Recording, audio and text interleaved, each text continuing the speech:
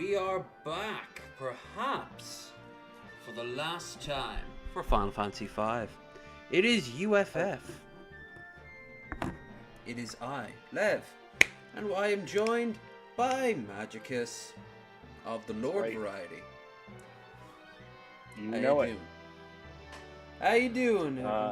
I'm here to kick ass and take names, and I'm all out of ass. Oh no, we got a hammer situation going on here. Curse you, office chairs! Curse you! So, how about we work off the standard shilling? This is U.F.F, the game where, well, the show where I play a game, and the person up there basically guides me through it. For the past God knows how many episodes, Magicus has been pretty much doing this. And it's been awesome. But I've been grinding like crazy, and we're near the end of the game, so tonight might be the night. If you want to be a part of this, please join the Discord, or say something down in the description where what type of game you want, and if you want to be on camera. But basically, besides that, like, share, and subscribe, and blah blah blah blah blah. Right, so I have been grinding like crazy, and I believe we are reaching. I found it. I'm gonna send you something.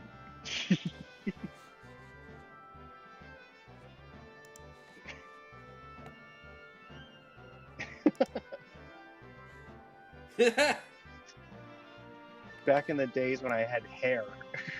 What a maroon! You look like grown-up Dexter from Dexter's Laboratory. Magicus once was Captain Hammer on a Halloween. Nice. Post that on the Discord. But we shan't show it on screen, for you guys need to be a part of this great experiment called low energy videos. So there's so many channels, I have to figure out which one to put it in. I'll just put it in fucking photos or memes or whatever. Help yourself. Right. There we go. Now you have incentive to join the Discord, because then you can see it. Oh, you'll see so much. By the way, feedback related to audio is welcome. Now, should I stick with Summoner for Krill? Yeah, you really want to at least. Oh, if she hasn't mastered, then no. You want to. Let's focus on mastering classes we don't have at the moment. Yeah, the top row are not terribly important.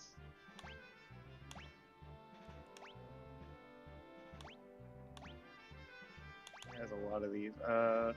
Yeah, we haven't really. This is not a playthrough where we've been worrying about Chemist or Blue Mage or Time Mage very much.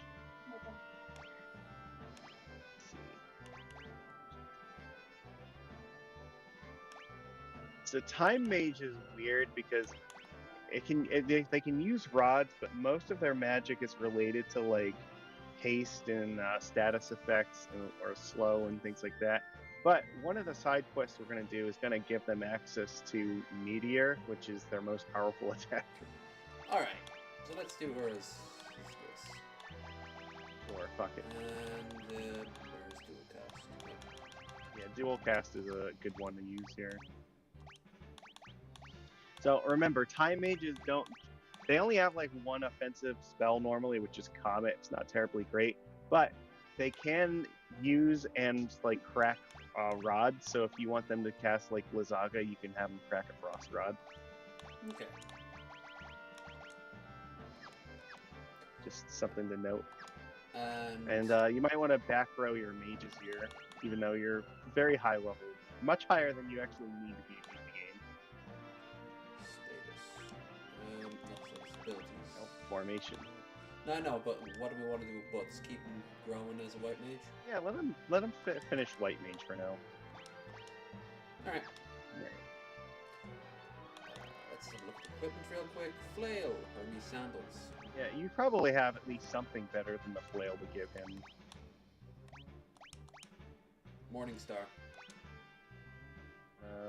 Sure, fuck it, why not? I mean, there's the power staff. I mean, if you want, yeah, fuck it. That's also fine. No, just let him use the flail. It's okay. He's fine. Alright. Okay, cool. If I recall, we are doing the Wind Shrine next. We got the first tablet from the pyramid. So Yeah. we're at this point, we could head to the end of the game, but there's so much stuff to do in this world. Why not? Actually, there are some other things we can accomplish first too. If you want, let's go get the magic lamp. All right. So for this, you're gonna need to go to your chocobo, which should be directly north of you, where that blue dot is. Not the black chocobo. No, that one. Yeah, you're gonna go to the Boko.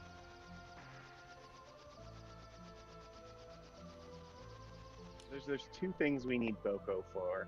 One of them, if you run around the world map and make a complete circle, you can get a free cool armor called the Mirage Vest. It's not terribly necessary, but it's really fun. I would say if I usually go in the other direction, if you want to do this, yeah, counterclockwise, it's easier to follow this path.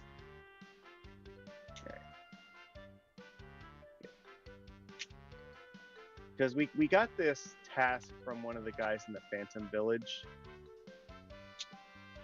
They said if we run around the world on a chocobo, go up and to the left, and then down.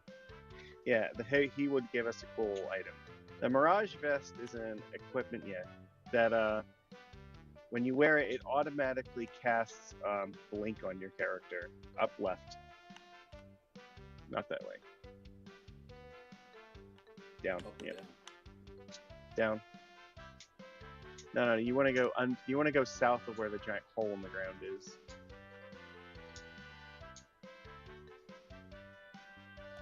So, like I said, it's not like a perfect thing, but it's not a terrible armor. Mirage Vest, I think it counts as light armor. You're going down. You're basically doing a circle around the map, so you're gonna have to go down and then around this thing.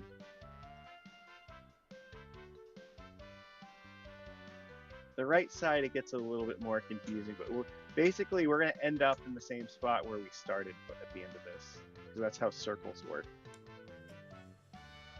Technically, so does squares. All these circles make a square. Or all these squares make a circle.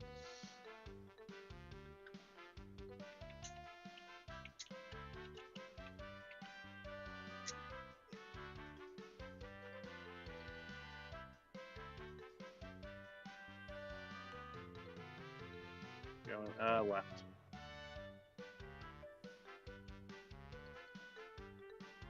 Left. Yep.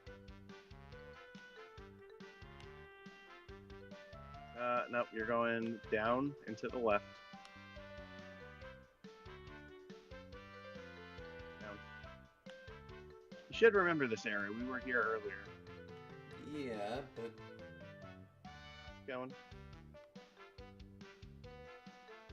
How do you think we got to this cave in the first place? There you go. oh, All right, beautiful. Go. All right.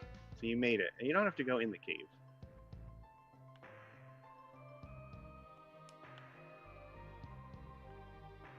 all right. All right. Now we're gonna go do the other thing. Get on your chocobo again. Oh, sure.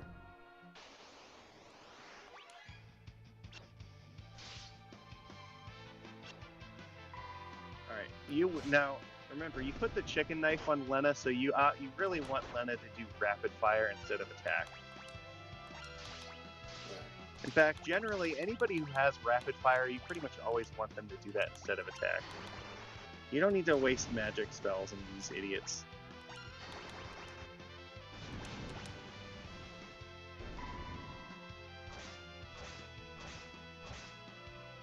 See how much more effective that is? Okay. Alright. We're going north now.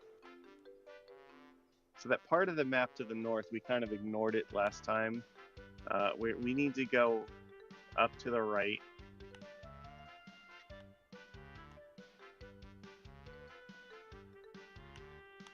Yeah, keep going. To the right. We're gonna go up and around. We're trying to get to a waterfall in the mountains. To the left now. We're heading towards that dot to the left. Oh, okay.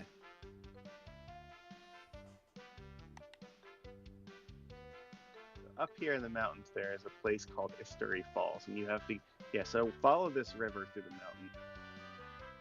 Go up.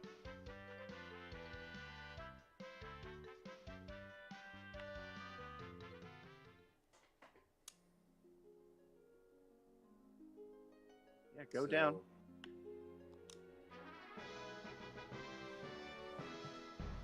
So we have now just picked up a new mouse tool, and this magic lamp is a. You now investigate the thing again, quick. Okay, so this is one of 2 spots in the game where you can do this. This magic lamp has a limited use to it. It summons every single summon in the entire game in descending order from most powerful to least powerful summon. Okay. So every time, the first time it will summon Bahamut, and then I think the second time it summons Sildra, or I don't know. The second time I think it summons Leviathan. The third time it summons Odin, and then I think the fourth time it summons Sildra, and then after that it gets to be useless. But like those first 4 uses of it are very good. And Odin in particular is very good because Odin will instantly KO a lot of stuff, even though normally it would be a random chance for it. He will just always use that attack and just Sanetsukins them. So we're going to actually need to use this against the final boss. Because it will instantly kill one of the 4 pieces of the final boss when you use the lamp correctly. And like I said, the lamp runs out of power. Like as you keep using the summons from it, they get progressively weaker until I think the last one is Chocobo. And then once you use that one, then it can't summon anything anymore until you bring it back to either this spot or the other spot, which we'll find much later. And it will restore its power to summon things again. So basically, put that in your bag. We're not going to use it for quite some time, but it's going to be there, and it's going to be extremely useful to have. Alright. So back to the airship. Yes.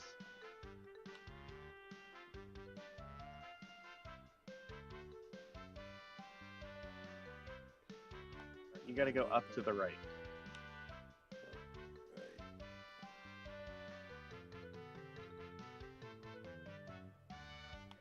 This does. Oh god. Yeah, now you can go down. Oh, ow. Ooh. What? Ooh. Stitch on my side here.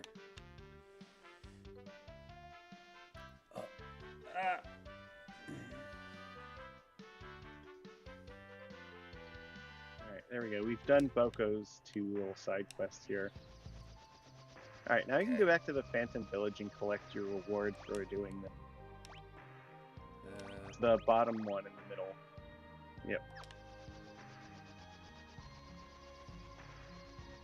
Here? That's where we're going next, but let's go get our free reward first. Alright. Park. Go in here.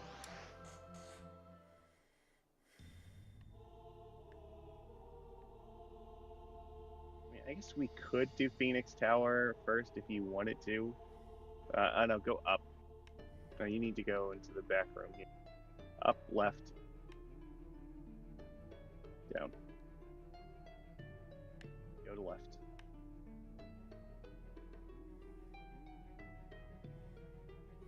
Talk to this guy.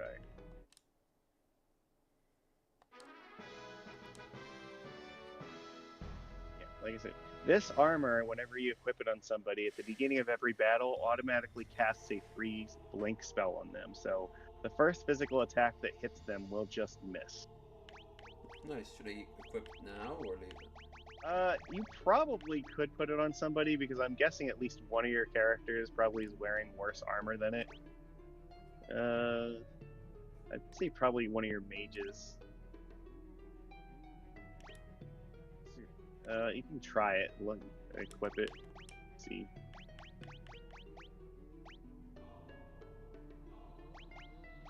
All right. I think or it might count as medium armor. So okay, maybe the Mystic Knights will have to be the one to wear it. Okay. So it's a little bit less defense, but again, the reason is that the first physical attack that hits them automatically misses. That's its effect. So you can try it and see how it or what it looks like. Okay.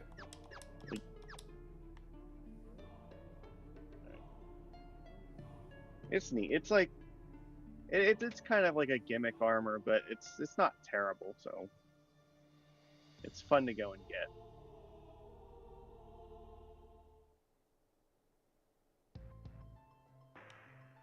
All right.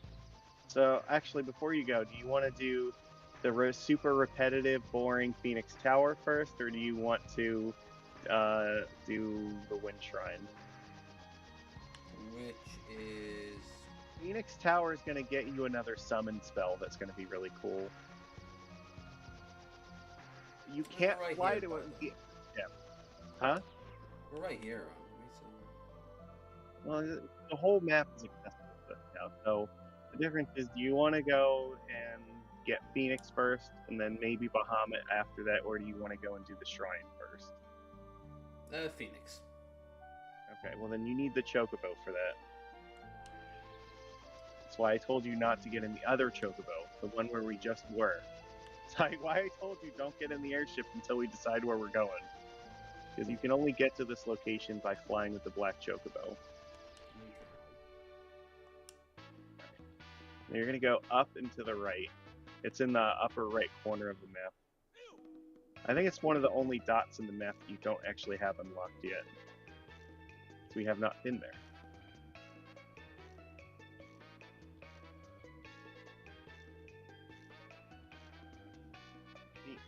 The trick is that it's in the middle of the desert, and the airship can't land in the desert.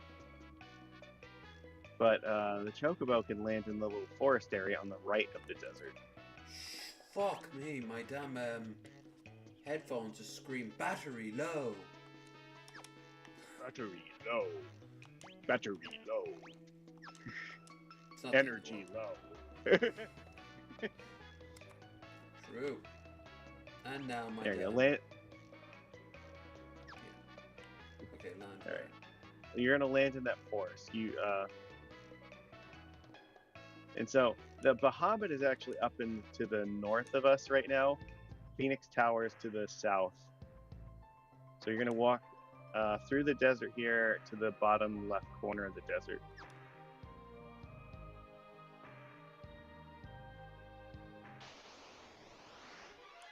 Land crawler. Oh yeah, the enemies in this desert are actually a little bit concerning. They can do that. Woo! Oh yeah, your Mystic Knights automatically cast Magic Shell when they're in critical HP. These things are very strong, and I was gonna say, if you were planning to grind, like, this is usually an area where it's pretty good to do that. Really? That would have been nice to know. You didn't tell me you were going to do that. These guys are tough.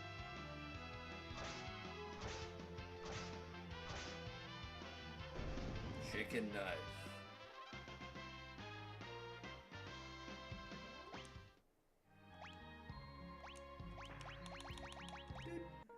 Slumlord Lev bought all the cottages.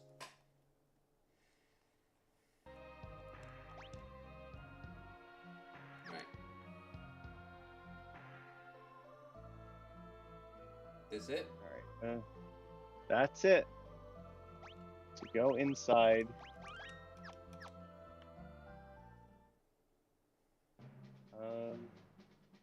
All right, so I am going to explain something here first. So this is what this map is 30 stories tall. Yeah, so in here there are in most of these rooms there are two passages, and one of them has a fight against an enemy, and one of them has a path that goes up. You are meant to guess on every one of these floors which one is the safe one and which one is the one that's going to put you into a battle versus a pretty strong enemy. Okay. Would you like to fight the enemy once so that you can get a feel for what they're putting you up against? Sure. First things first, though. I need to switch out the headphones. Yeah, alright. It's the problem of having headphones that are really good batteries, so when they do need a charge, you completely forget about it. Yeah, I actually had my headphones plugged in the last few days for that exact reason. I wanted to make sure that they didn't run out in the middle.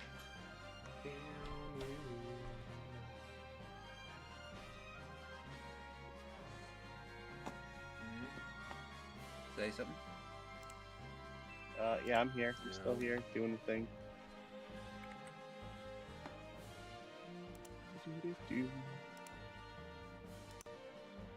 Nope. Nope. What about now? Nope. Still can't hear you.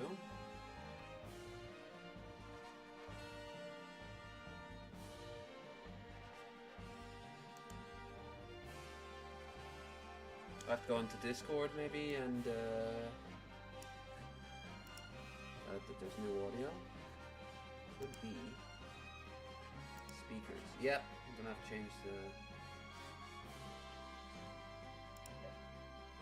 Say something.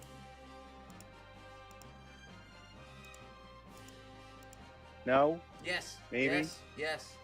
All right. Yes. Good. Good. Good. Good. Good. Alright. Gonna make a mental note to charge those fuckers up after the stream. Alright. So everything else is fine. Mic is fine. Desktop is fine. Right. So, left or right? Go to the right one first. Cubic Beast. Right. These are all going to be relatively strong monsters that are in these walls, so.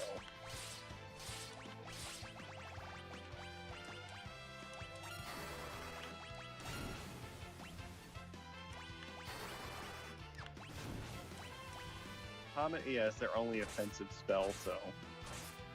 Until we get Meteor. Oh. One of the enemies you can encounter in the walls does actually yeah, you can go upstairs now. One of the enemies you can fight does have like an instant like just I kill your character attack, so.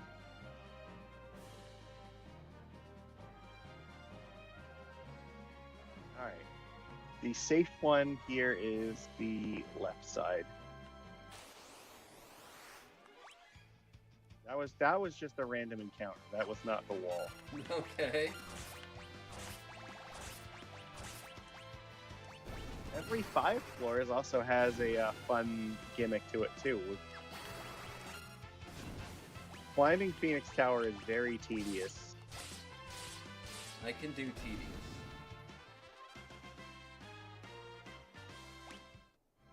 It's complicated. It scares me. Alright. The right one is safe.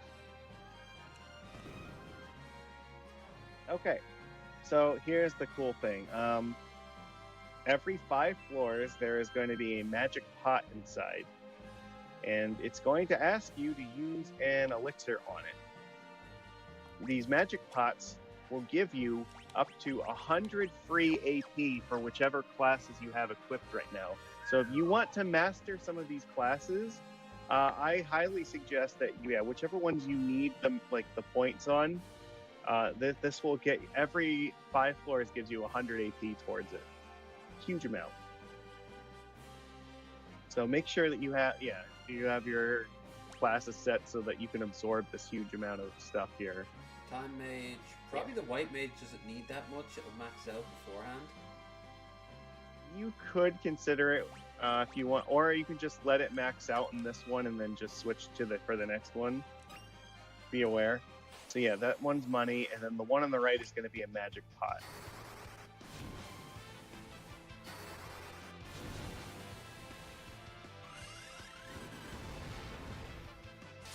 These are the only magic pots in the entire game, so...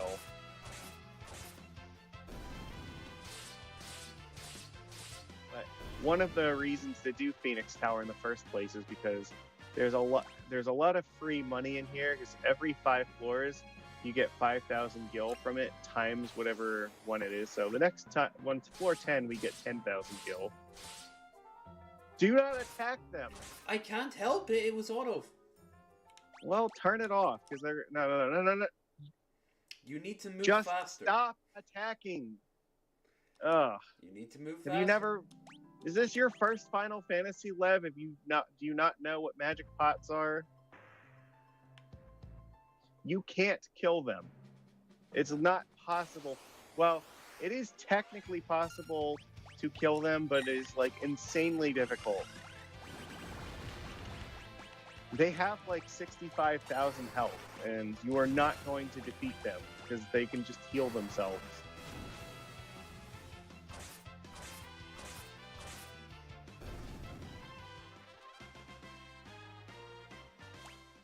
Okay.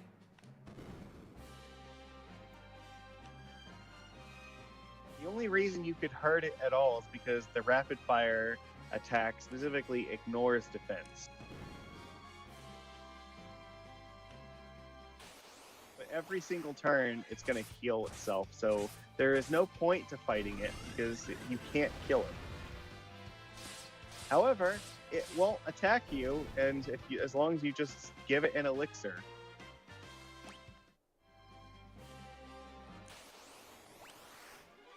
How many elixirs do you have? 30. Good, because you're going to need a bunch.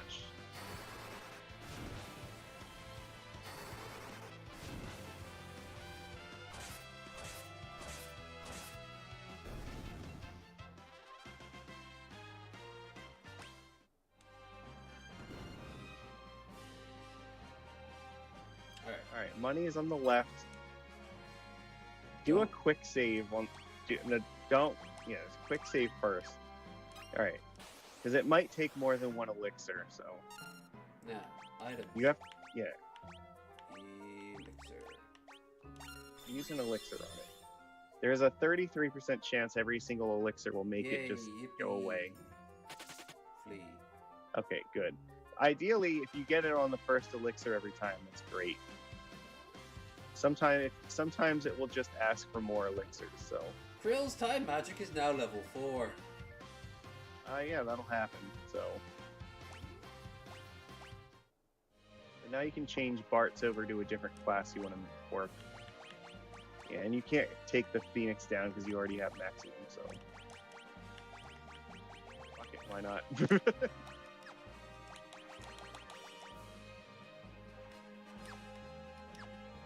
you're going to change him to Mystic Knight, you should bump him to the front row. You could also have him do Time Mage if you want, but I don't really find it to be super necessary. The only thing that the Time Mage really does that matters is Haste, which you already have Haste rings for, and Meteor, which you don't really need. Alright, floor 7. Floor 7, the safe one is the left one.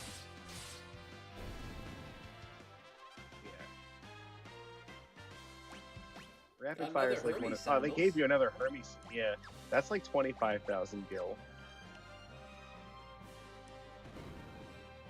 8th is going to be left. Right is going to be for 9. Just getting my tea quick. Okay. Or you could just guess and fight them. It doesn't matter. Really doesn't at this point now. I'm kind of... lunking them. And I got another elixir. Excellent, because you're gonna want them.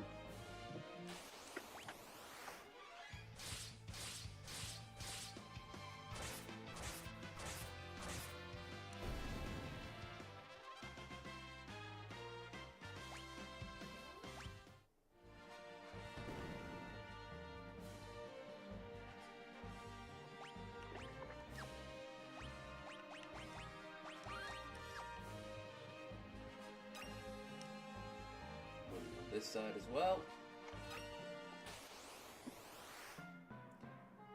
Pot item. It'll be the opposite for the next one. Elixir. Yay, yippee!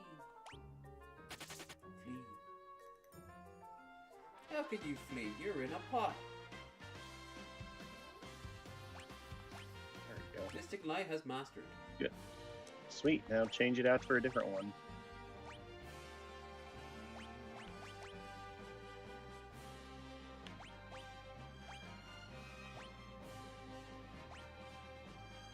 Summoner? I mean, why not, right? Yeah. Summon magic's good to know. Cast. You could still give her the chicken knife, or yeah, because you can put rapid fire on the summoner and just use it like that. True. There's nothing stopping you from doing this. No, you gotta go to abilities.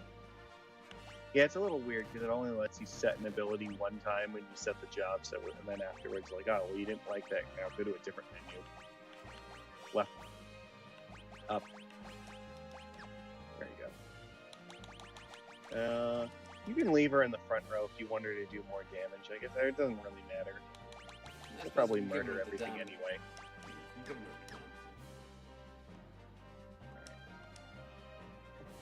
That, like I said, this is. It's tedious, but the rewards are really good because it just gives you like shit tons of free AP to master all a bunch of classes you might not have been using. So subtly convincing kids to put up with tedious shit so they can be prepared for the workforce. Yeah, something like that.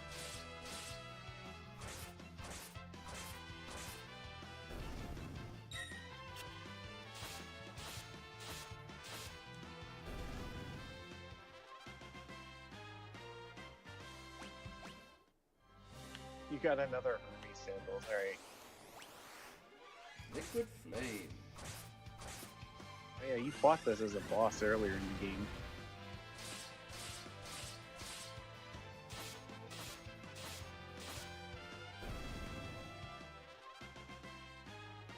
Just continue to just not give a shit. That's fine.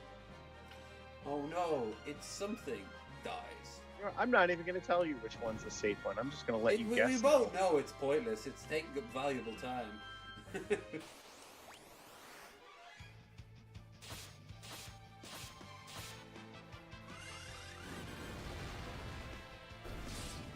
One thing to note about rapid fire is that which enemy it targets is random.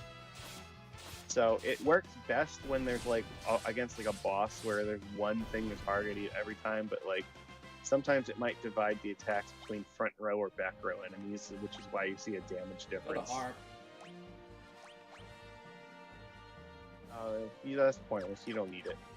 There's only one harp in the entire game that's actually worth anything, and it's the one you get from as a legendary weapon. Yeah. So the mimic is that one.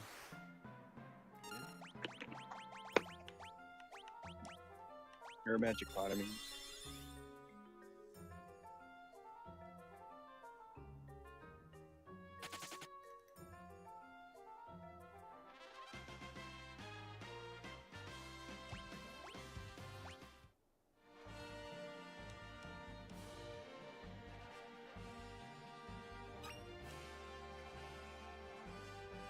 You're halfway up Phoenix Tower.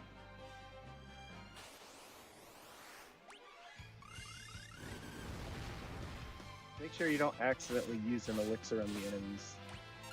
Yeah, that would have been bad.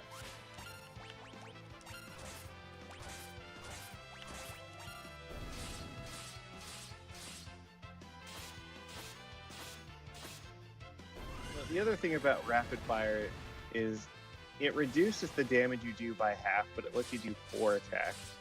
So effectively, it's like letting you attack twice until you reach the point where your normal attack would exceed 5,000 damage, and then it's letting you attack like more than 2 times.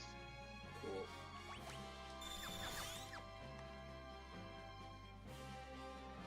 It's a really broken ability. This game is full of those. Yeah, it is. This is not a difficult game if you do it correctly. Just like me with Vegas. You can be the biggest friend of the NCR possible and still side with the Legion. It's all about getting that XP. Yep.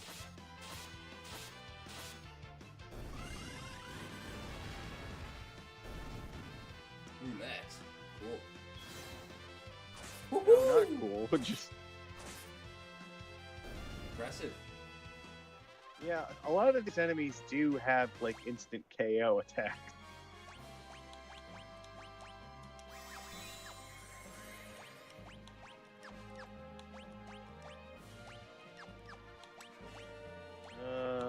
Yeah, you can just...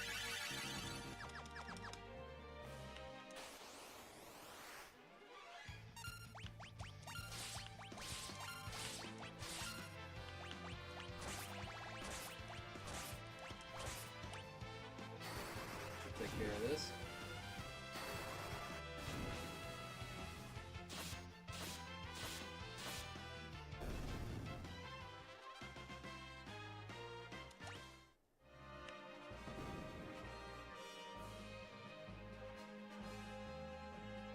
Hey, we're almost there.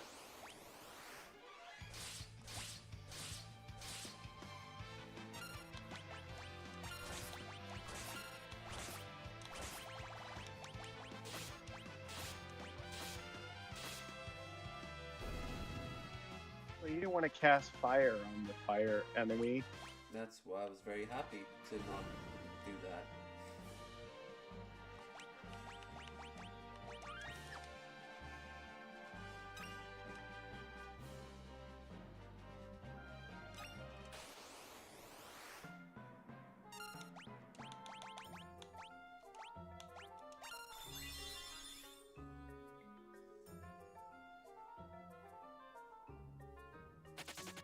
Very early cameo from Chesh there.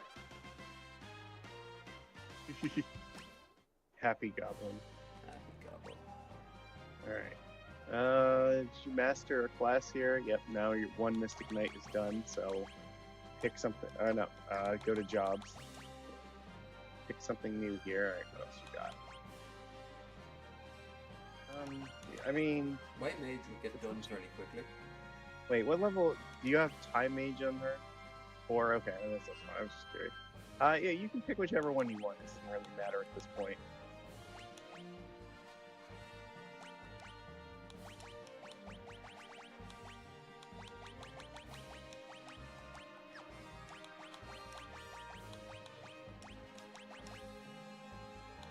Oh yeah, make sure you take off that Hypno Crown. The gold hairpin is really what you should have your magic users be, because it halves MP use.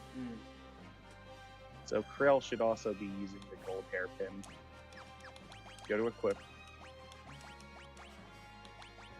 Gold hairpin's one of the best helmets, so yeah, you're good. All right, that's fine. You can back row your white mage. Yep, there you go. Perfect. All right. Onwards.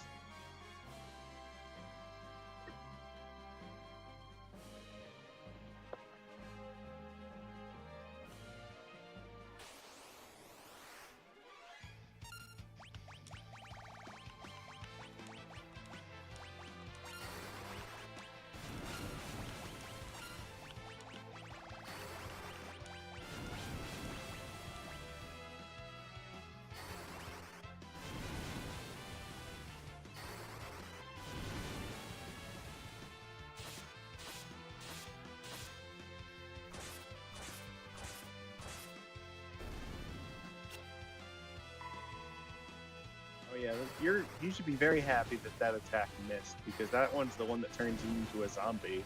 Oh god. Yeah, so not only does it count as like KOing your character, but your character will start attacking your other characters.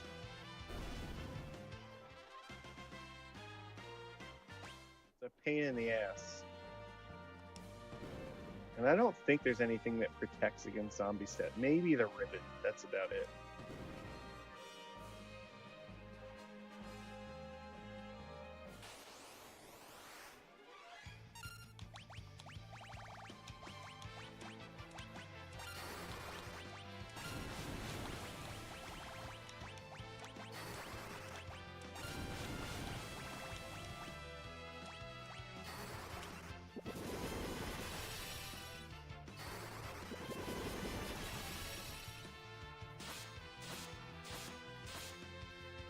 If you're gonna have your summoner cast Sildra, you should give her the air knife, because it will make Sildra's attack stronger.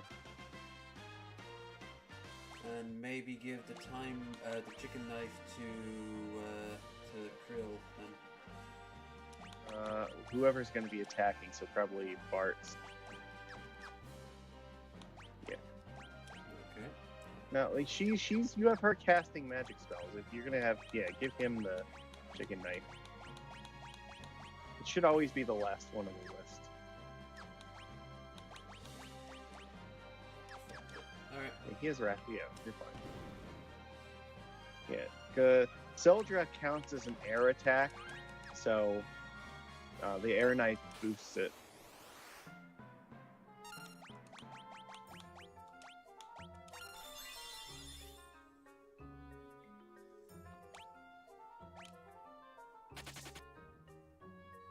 Just a little guy. Small bean. Just a Master, small master. bean. 2 more master. Oh, we got the Avis kill? Yeah. It's a bow and arrow that's really strong against, the certain kind of flying enemies. Alright, so yeah, change your guys here over to something else. Alright, what else we got? Fuck it, why not? Yeah, you can put rapid fire back on him and just use the chicken knife if you want to. I don't know what you're gonna do with the other characters, so. Or you could put an air knife in him and just have him do Sildra. That would be a good idea. Either way.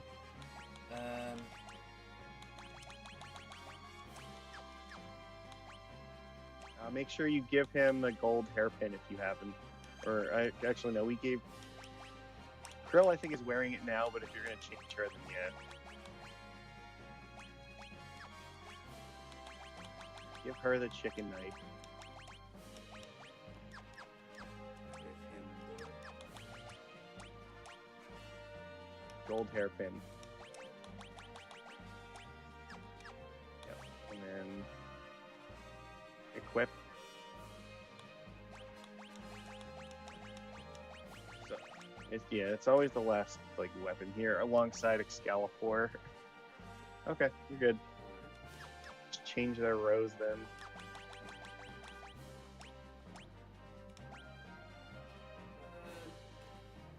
You can put the summoners in the back rank if they're just gonna spam Sildra.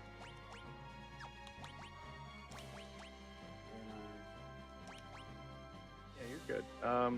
I think you gave Krill or the other hairpins. Yeah.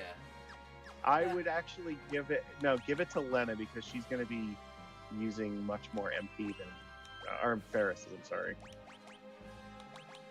Okay. No, you have to take it off of Ferris and give it to her, yeah, because you're gonna go through a lot more. And that's fine. Just put that on.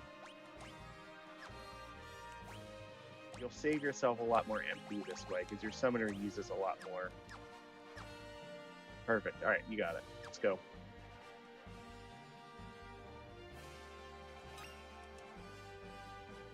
That was the last magic pot. Oh. It's okay. You got a lot of free stuff out of them. But I'm greedy and want more.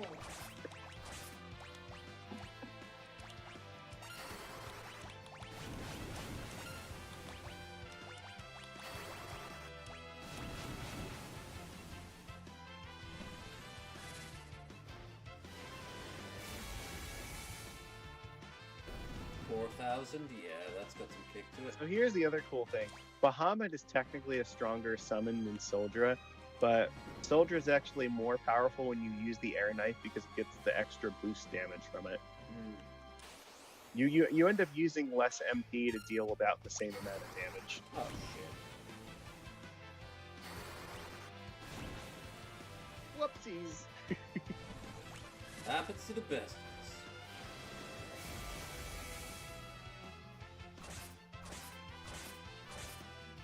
Alright, it's not going to survive this. I think it only has like 10,000.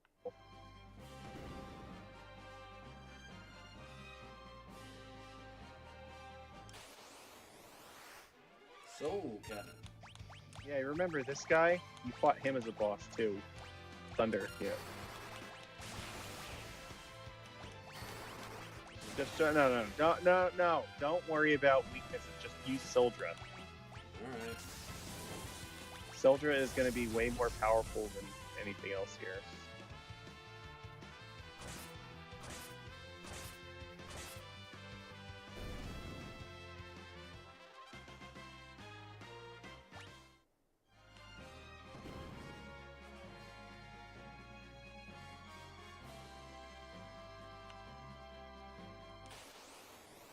You don't have a choice. You have to fight this thing here.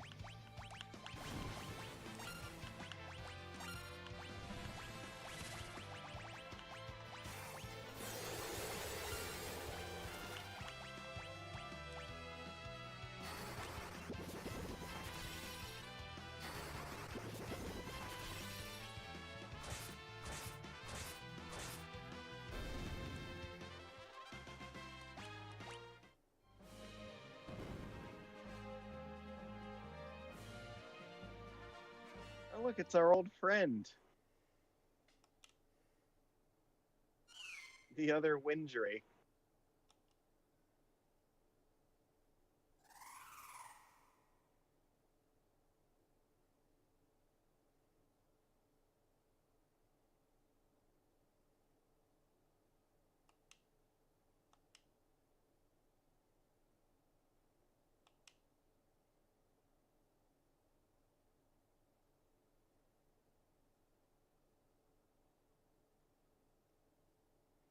Oh, that red filter's only ever been good so far in this series.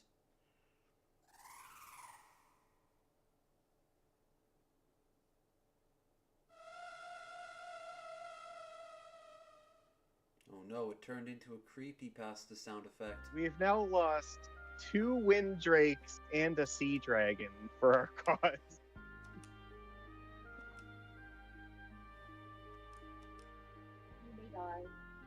He died! I think, I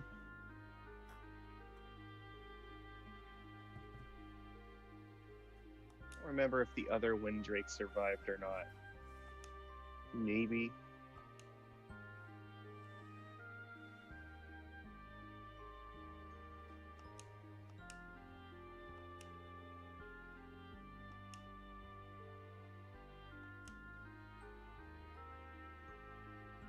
She's like, oh, I can save my mom by cutting out his tongue. Yeah, that's valid. They are in a medieval setting.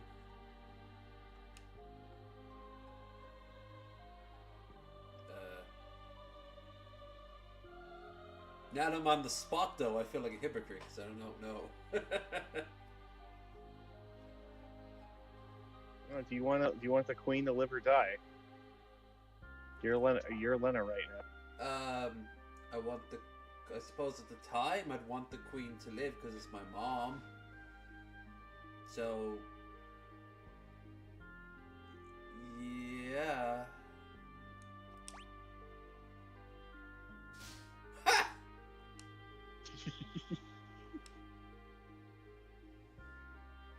You either do the right thing or the king comes and like beats her ass. It's like, no, Dad. Bad No, Lena. how dare my character have a human emotion? Right. So Phoenix is a fire summon that also, when you use it, it will revive characters that are unconscious or that got KO'd. So Sweet. Do I have to go the entire way back down? Guess what? You've got to go back. Wow, There are there's no shortcuts in Phoenix Tower. That's why this place is so irritating.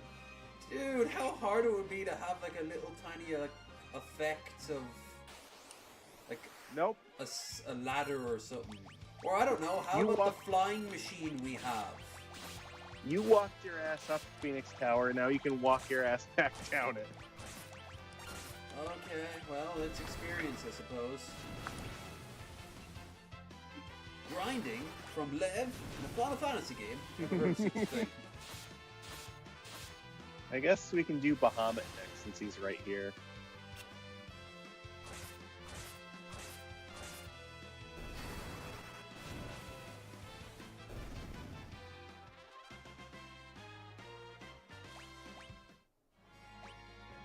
Yeah, now you have to earn all your experience or your AP the legitimate.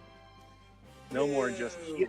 have a bunch of free classes handed to I you. wanted the AP equivalent of cryptocurrency, so I could do a rug pull. To the moon! We're gonna call it drop coin.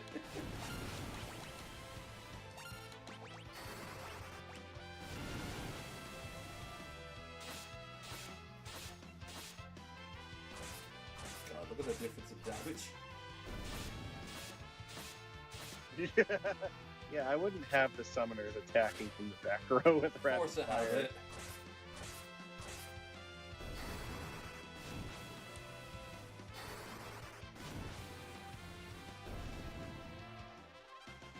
I mean, if this keeps up, we should get at least one more level up before going. Oh yeah, you will. Magic pot, save me. Enjoy the climb back down.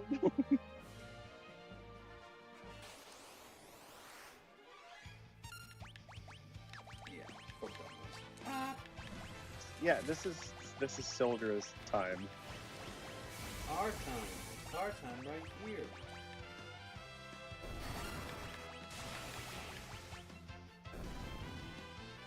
Now you can just auto battle this your way through the rest of this.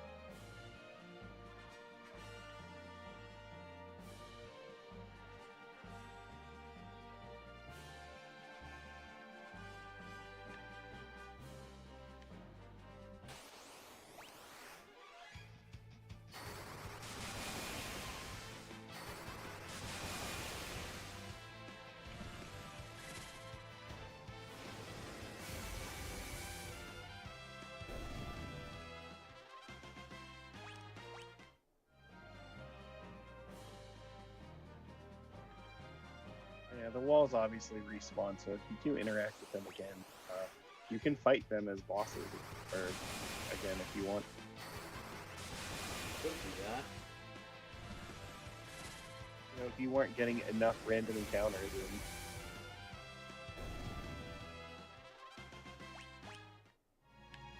Could I capture them like in Beastmaster?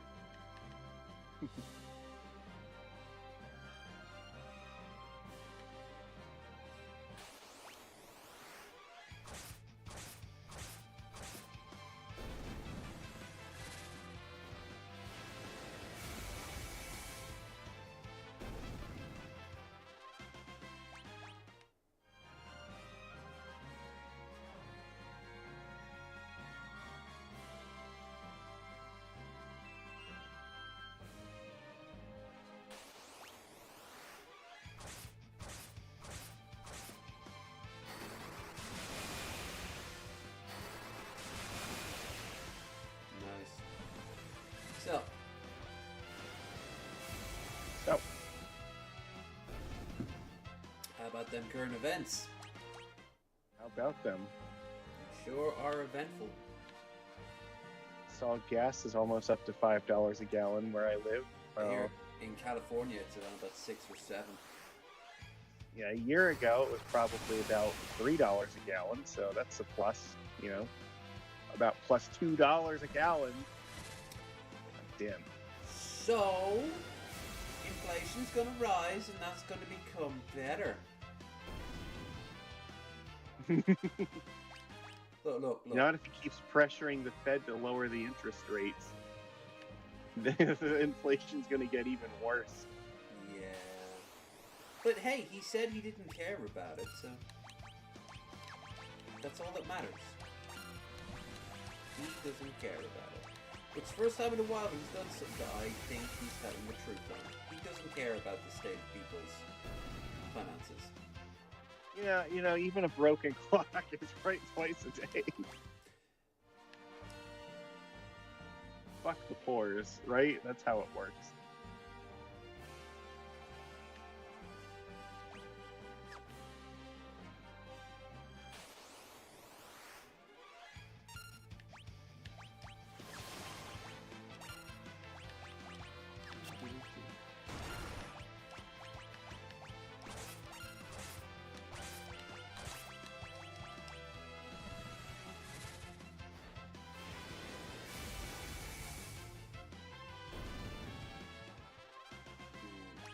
I'm not leaving here until I get that last level up.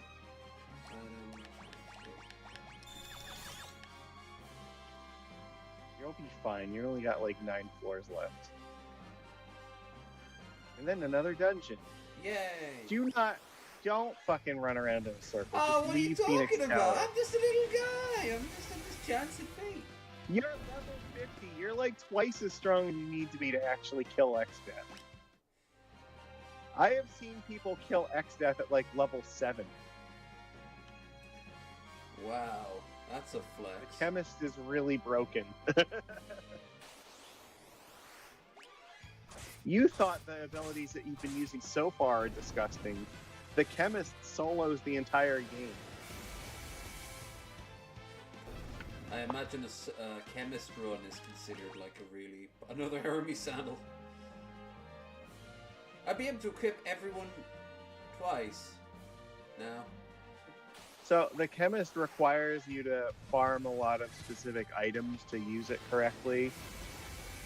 But it also has that one character has the ability to do basically everything that any other class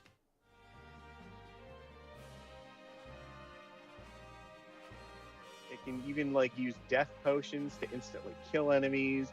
You can raise your own stats and level to like 255 for the remaining portion of a fight, so you can just overpower everything. You can make yourself effectively immortal.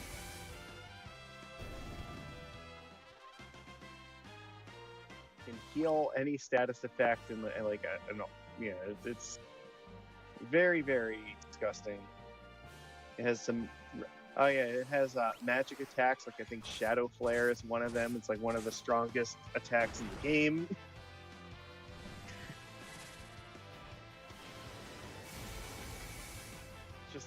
It's a matter of managing your inventory and having the right chemist ingredients, like the dark matters, the turtle shells, and the tortoise shit.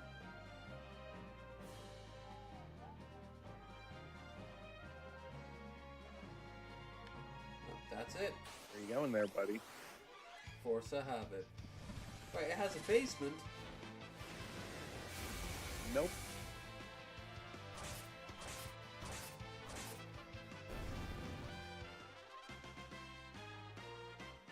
Hey Troy, good to see you.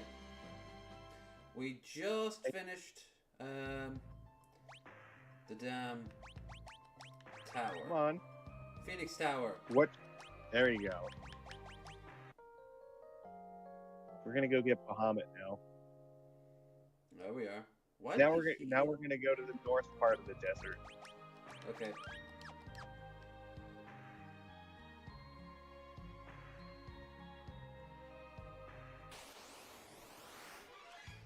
Land crawler.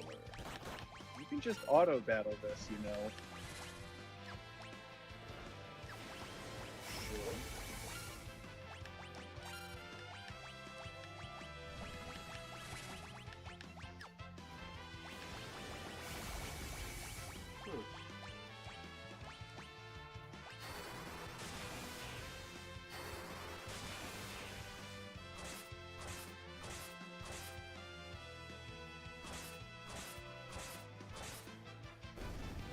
was that land crawler, I would be very pissed off at that RNG. Yeah.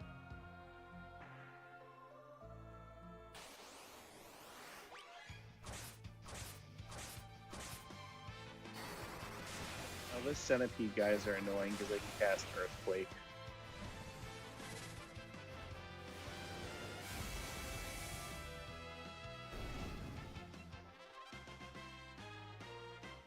Yeah, all the battles in the desert either give you 4 AP a fight or 7 AP a fight. Or actually, if there's 5 of the one, you might. I think it ranges from 4 to 7. I think there are some 5s in here. Well, we've almost maxed out our fingers. Oh, come on, no, it has to happen. It has to happen. We are not going to go with... It's like you're going to go to a big party, right? And then just at the person's front door, you spill something on your shirt. Oh, no. No. This has to Press be a... auto battle. You don't have to keep selecting this every time. They'll just let it go. They'll do what they got to do. There. Holy water. Alright, well, I don't think that maxes her out yet. She has one more level to go. Yep. But that's fine. We're gonna go kill Bahamut. So. Has The only thing you really need is this. Has money lost its meaning? Oh yeah, pretty well. The only thing we really need the money for now is buying elixirs. That's it. So there's no other real purpose. But they're expensive. They're like 50 grand a pop. So, all right, we've already been through this entire dungeon, so you don't worry about this like getting treasure chests or anything. We're just going to the end because that's where Bahamut is. Also, these are not worth fighting because they're only like they only have like 100 health apiece. Yeah. This is like the same area we were at like in the very beginning. I recall. Up or down? Not up. There's only one direction to go. Oh yeah, I remember I was stunned by the really cool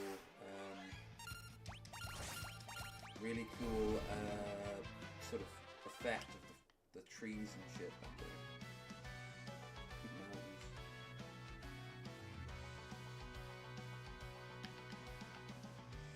There's nothing in here that you haven't already got.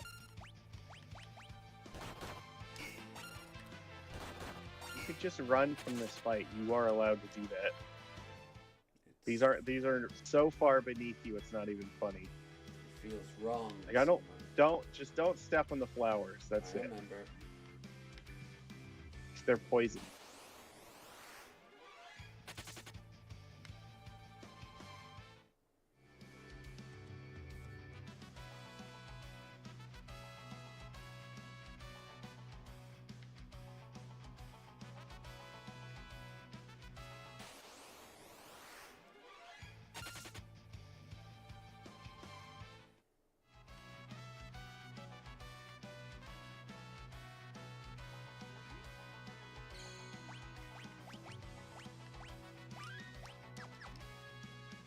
Well, I'm pretty sure you know Bahamut's deal, right? Giant dragon, probably hardest core of the game, or any of them. He's Yeah, usually... what is his signature? What's his signature move? Meg Flare, some variety. Mega Flare, Ultimate Flare, Yeah. Flare. Mega Flare, which will probably kill you instantly unless you use Reflect. Okay. So, what are you gonna do? Gonna instantly cast Reflect. Well, you don't. Put the Reflect rings what- on. What I would recommend you do first is equip somebody with Time Magic so that you can use Float. So you can cast Earthquake. You don't have to change to a Time Mage. You can just put Time Magic on someone. Abilities. Yeah, Sure, give Bart's time magic. It's fine. Make sure that time magic, go into magic for him. Alright, yeah, he can use float, that's fine. It's level 2. Because you're going to want to use float on at least, some of your characters here. Because he can cast Earthquake, which will probably hurt you a lot. Otherwise, you're going to cast Carnabuckle and then just Sildra on him until he dies. Alright. That's it. That's your whole plan.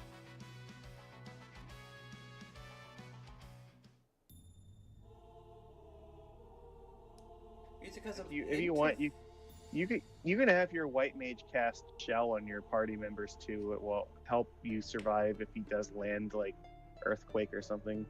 Music gives me a vibe of some 7 music. Yeah, well, remember when we went to the pyramid, Bahamut came out of the ground just like, "Yo, I'll wait for you here, and you can fight me if you want." Right. So don't use Carnabuckle yet. Try to cast Float on at least one person, and then try to use your white mage to Shell, or dual cast Shell on at least 2 people, and then use Carnabuckle. So, time magic, float.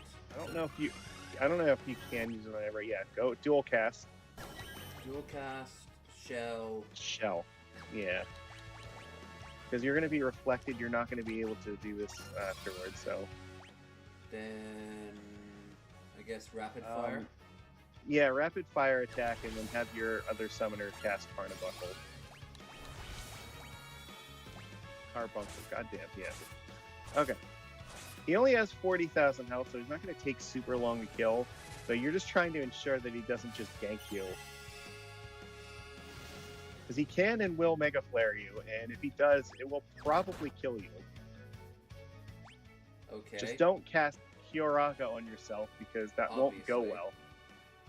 Just beat his ass as hard as you can, as fast as you can now. Hopefully you'll do it before he, or before your reflect runs out. Thundaga work on him? Sure, fine. Whatever. Yeah, use your summon magic. Summon Sildra. Summon Sildra, and then just put on auto battle at this point.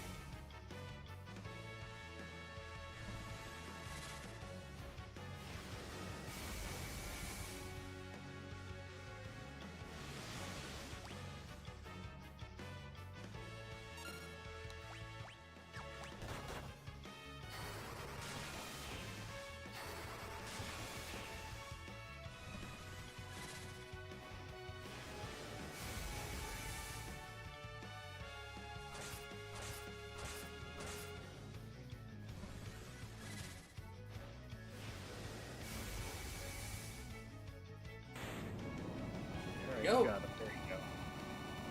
You got lucky. He didn't Mega Flare you. But if you have Reflect in your party when he does it, then you actually end up Mega Flaring him instead. Yeah. So. Yeah, technically Bahamut is a little bit stronger than Sildra, but Sildra costs way less MP and it does about the same damage with the air knife, so we don't care.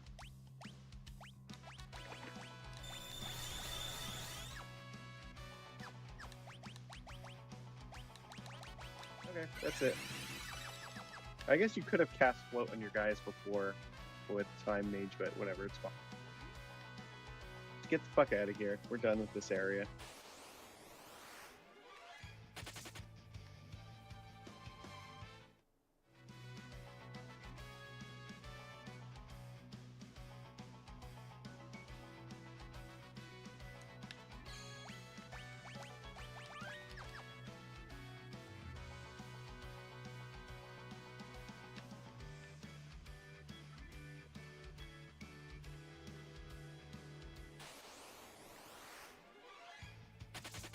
So where to next?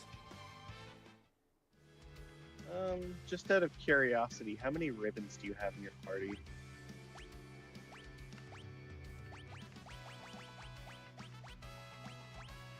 You don't have your items sorted because you're an insane person.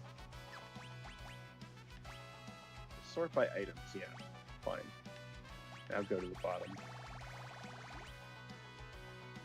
Going.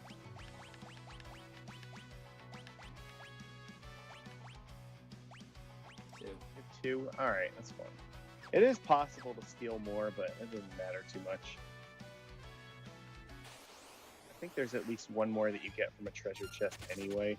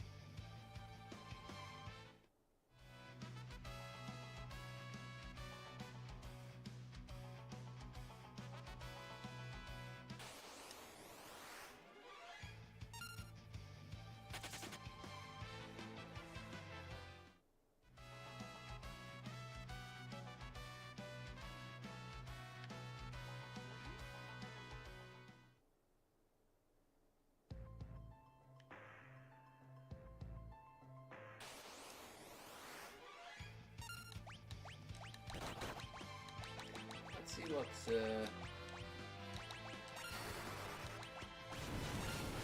if he survives. Bahamut looks like.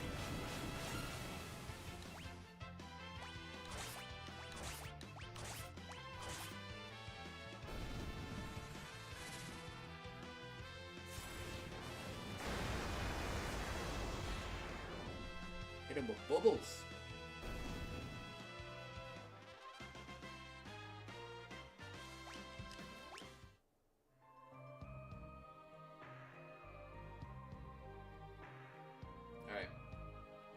Okay. So from here, probably the Wind Shrine is the next place we should go. So go back to the Phantom Village, go to your airship.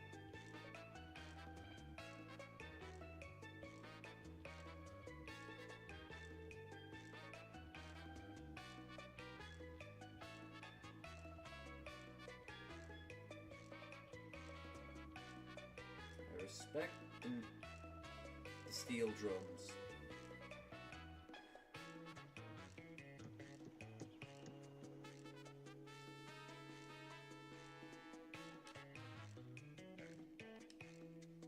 Yep, there you go.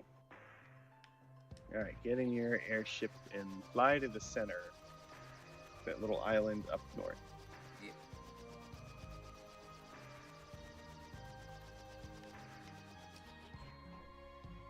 You can land in the water. Your airship is also a boat. A ship, if you will. Yeah. It eventually it's gonna also become a submarine again. Convenient.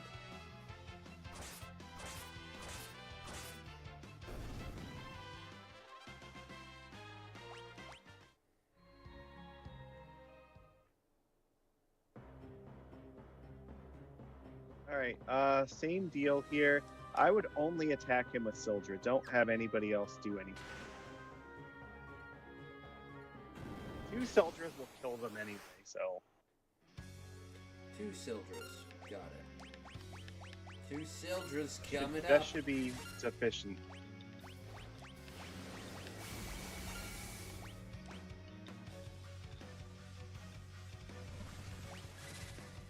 And again, if you kill one of them before the other one, that'll just revive the first one with its full health.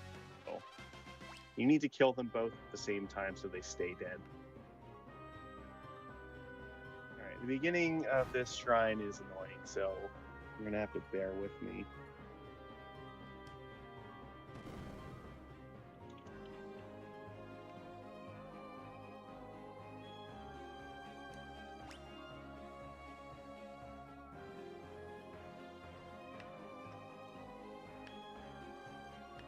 Alright, yeah, there's a secret passage in the wall to the right.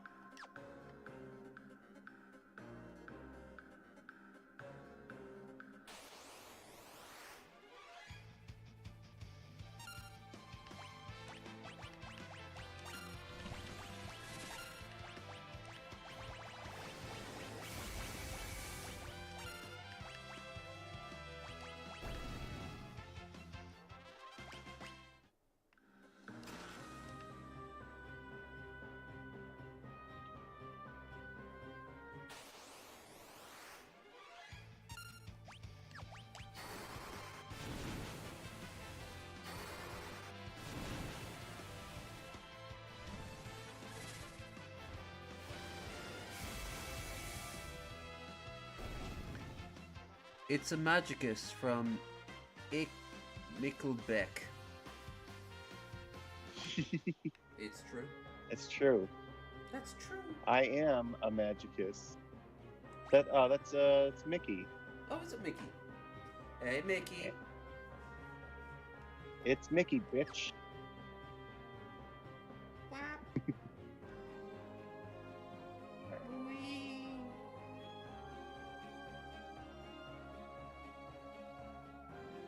Blonde. Okay, so this is the part that you're gonna have to work with me on here for a second.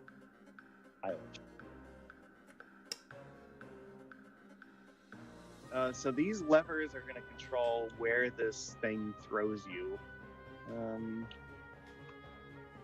It's me, Mickey. There's Lev. It's low energy video. I've come a long way from New York, haven't I? What? Oh no, not that Mickey. It's the other Mickey. Come on. What? That ain't Richards? No. There's more than one Mickey in my life. Okay. Lies, lies and slanders. Oh, all right.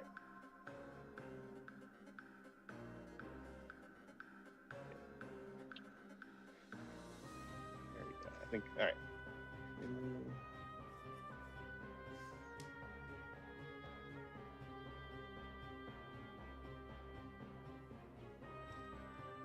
Buckle up. Extreme All right. guide watching. Okay, so take the left one and put it. All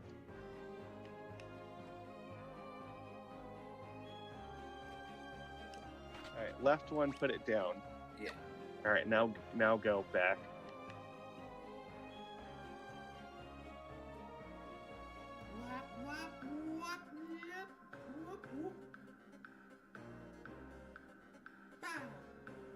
Alright, so this treasure chest is neat because there's 2 possible enemies that you can encounter in it, and you'll get 2 different treasures depending upon which enemy it is.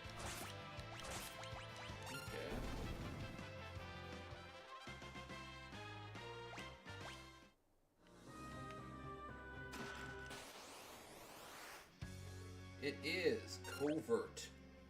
So, yeah, just kill him, that's it. He's gonna give you the rising. It's a ninja weapon.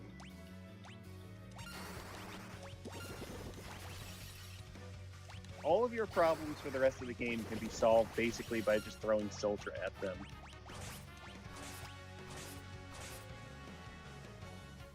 Illusion. Now there's 2 of him, but guess what? Soldier hits everything.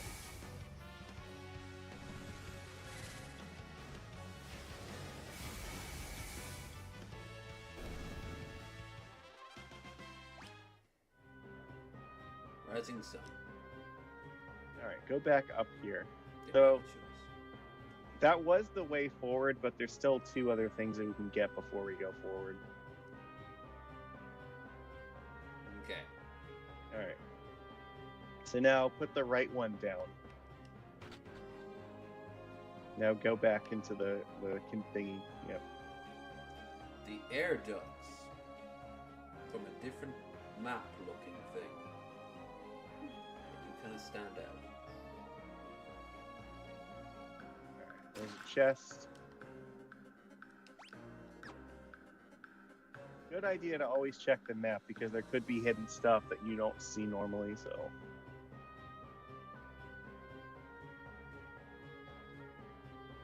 Alright. Now put the left one up. Now go back.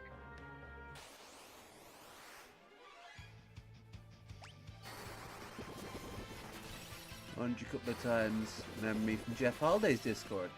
I might have seen you. I don't go nearly as much on Jeff as I used to. Sounds like I go after the motherfucker. Love Jeff. I watch Wingnut from time to time, but I have been due. Just getting back out there. I hang out mostly with Chesh these days. and obviously do my own shit. Just check the map here. Yep. Okay, you're good. Now go back, and now we're gonna flip both of the switches again. Okay.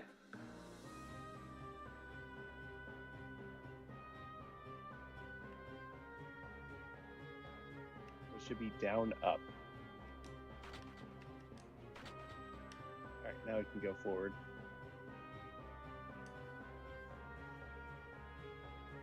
See how this is sort of just kind of slightly a pain in the ass. It's time intensive. Hold on, just go back one room for a second and just check the map to be sure. I know some of these rooms there are actually hidden things. All right, you're good.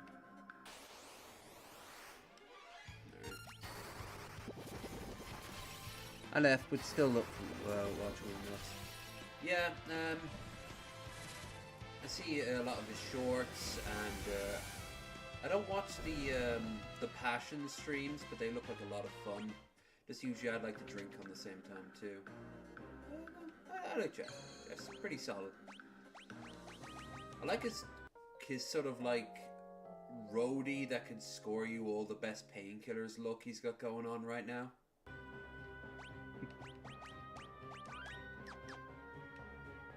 His leather daddy vibe. Alright, yeah, there is. So, to the top on the right, there's a hidden path that can take you to that treasure chest, and on the left, there's just a path. So go and stay in the middle here. See where that pillar is in the right, in the middle? Nope. No. Keep going left. Up. Left and up, yep. Keep going. Okay. Oh yeah, be aware of some of these enemies also do have some annoying instant kill attacks too, so we just need to murder them first, that's all. Going up. To the right. So in that little, one of the walls here is, you can pass through it.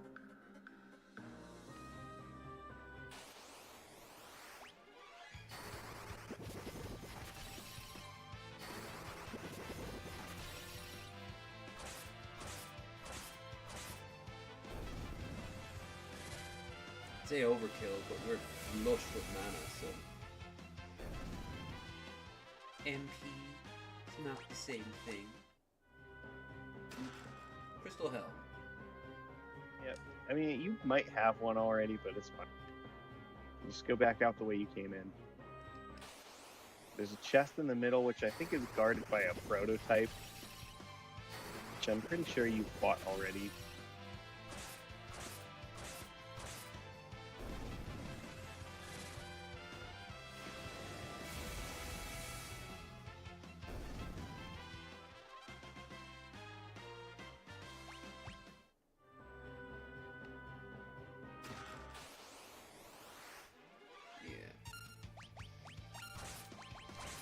I think this is a protect ring that's in here, which, again, you don't really need it, but so why not take it? Dark matter. Protect ring. And then there's one more chest that you can just walk over to the left and get.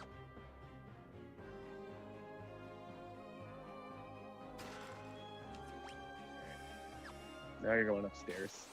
Alright. Floor and these enemies.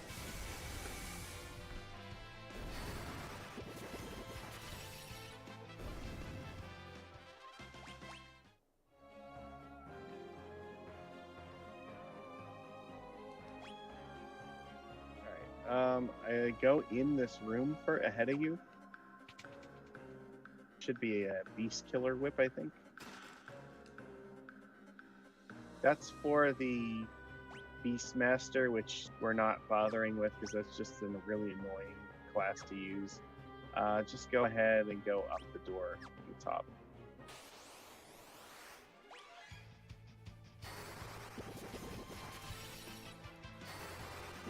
The Beastmaster is basically the Pokemon trainer class in this game. Yeah.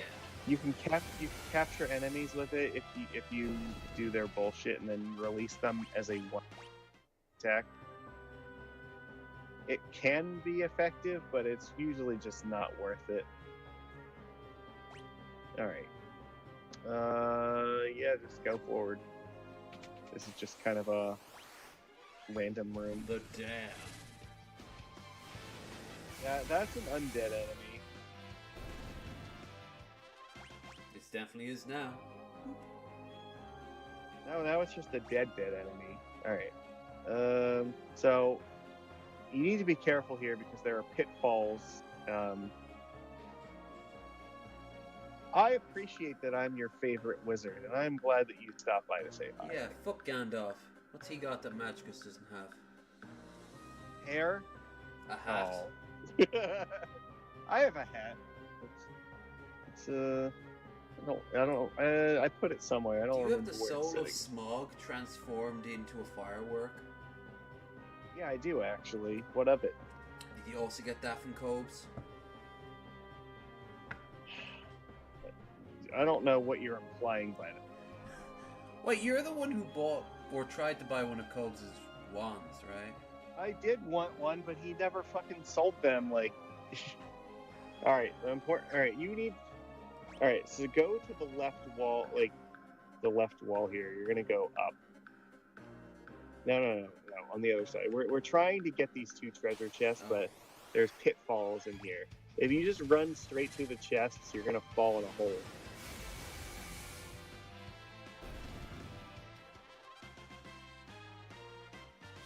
Smiting enemy, see ya. Take care, man. Don't be a stranger. I do this almost every week now. Oop.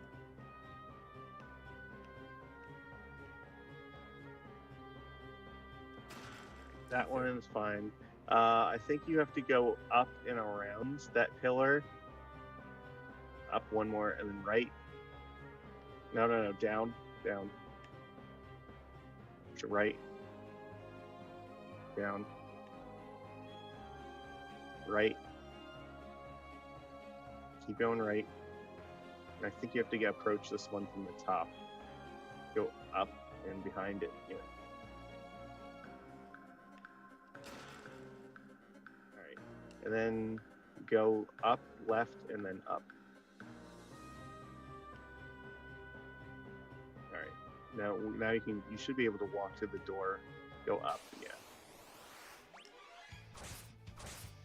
Because if you fall in the pit trap, it just throws you into an empty room underneath here, which has nothing. There's nothing in it. It's just annoying. That's all. Lev has a problem. All right, he doesn't need to be fighting any of these battles, but he's doing it anyway. So who am I to stop him? It makes me feel good, like a drug habit or a drug habit. Feel good. Busting enemies makes me feel good.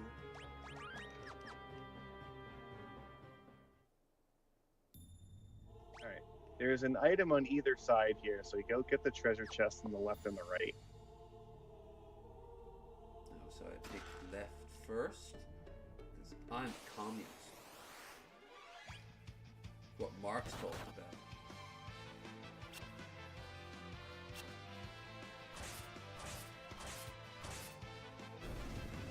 Fucker tried to insta-kill me.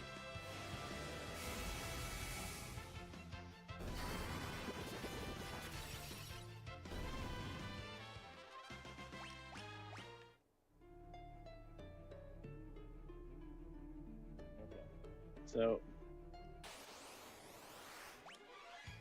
I think we both know that it's not going to be as simple as just walking up and taking a tablet. Fair enough, eh? How can I flex if there's no enemy to kill? Circle it. So the gimmick with this enemy is that it's going to make 3 fake copies of itself.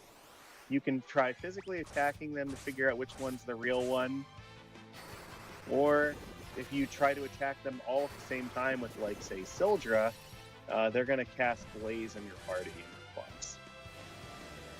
It only has 20,000 health, so I mean, oh yeah, this thing absorbs wind damage. So yeah, Sir Robin runs away.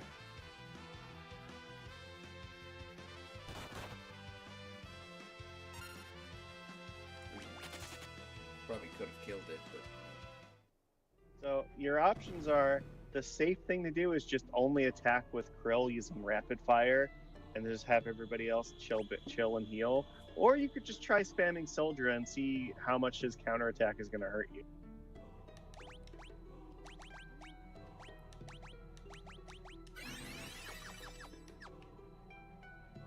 Sildra, you say?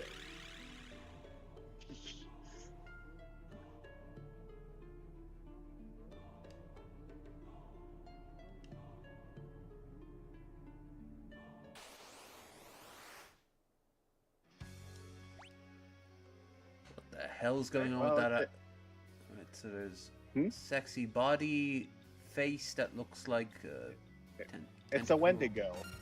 Huh. So like I said, you can either try Sildra or just physically attack them to figure out which one's the real one. But just remember, anything that targets more than one of them at a time is going to be met with getting blazed in the face. Okay. Then why don't I just use Shell on everyone? I mean, you can. If you want to dual cast Shell on your party, that's an option.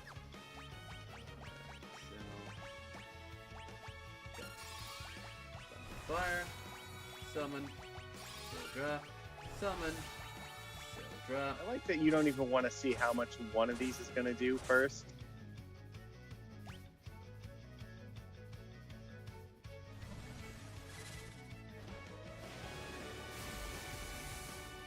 Yeah, so that told you which one was real. Okay, well, I guess you're high enough level where it's not going to make any difference to you now, so... Oh no, I'm terrified. What are they going to do about it?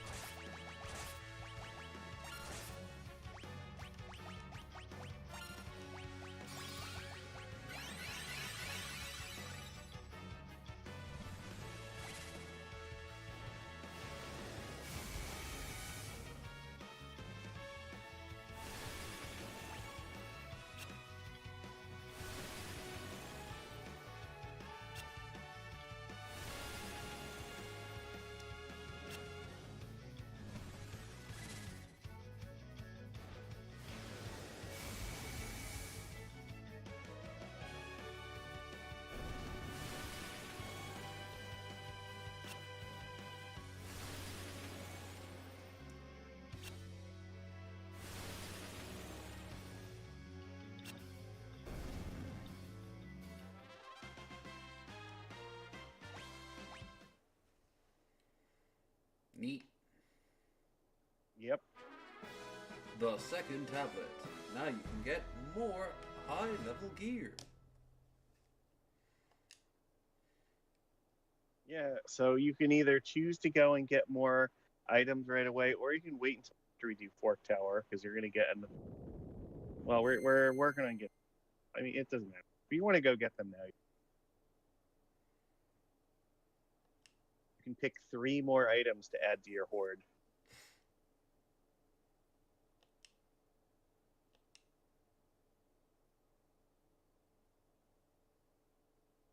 So yeah, the next area we're going to do is Fork Tower, which is a really interesting dungeon. You're going to have to, I think... Oh, yeah, you can teleport out here. Can I have done that on the tower?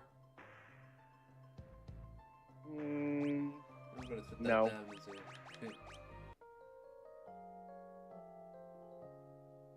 Okay, so...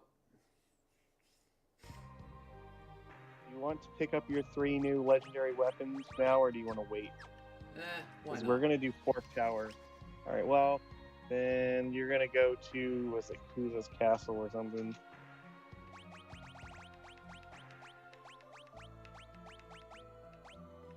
Which one? Keep going. It's just the castle. Keep going. That one. The sealed castle.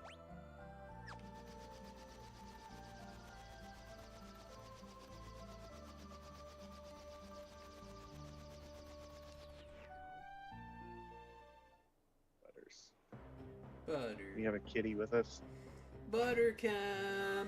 Can't be a Magicus oof without Buttercam.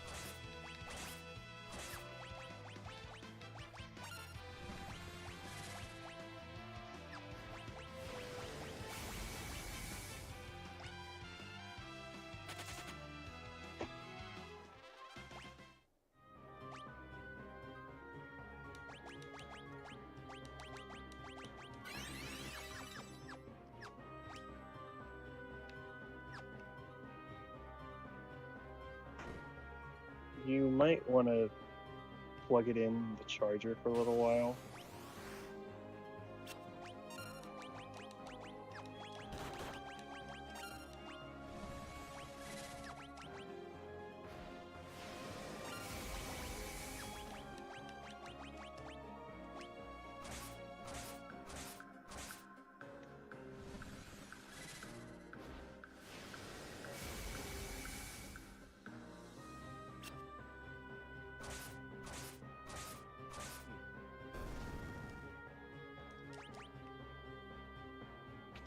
Yeah, you can pick whichever weapons you are most interested in. Alright. So, let's have a gander. Fire Lash. Yeah, you don't need that. Sage's Staff. You can. That one's for the white mage. You can take that if you want, but you can look at the other ones first. Magnus Rod. Harp. Like bothering with the harp. No, don't bother with that. No. Bell. Excalibur. Excalibur is a really good one. Okay. That's for the knight.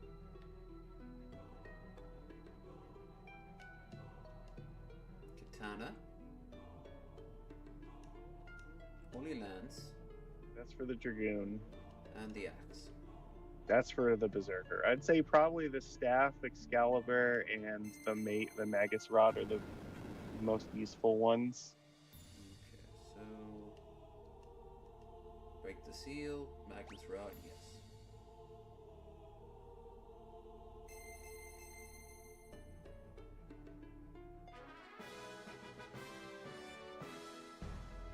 Bomb, bomb, bomb.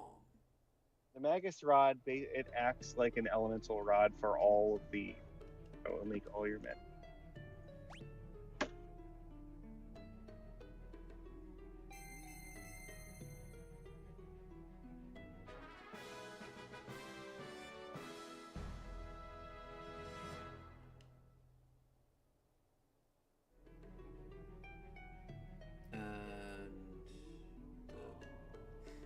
Sage's Staff. Yes.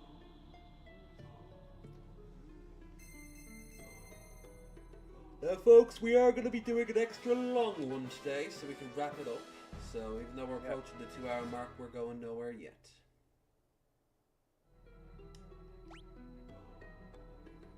Okay, equip.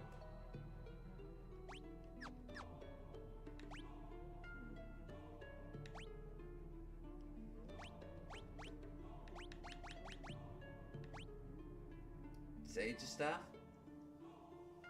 Yeah, you may as well. Okay. She can't, she's stuck with the chicken knife. Guess that's fine. For now. Right.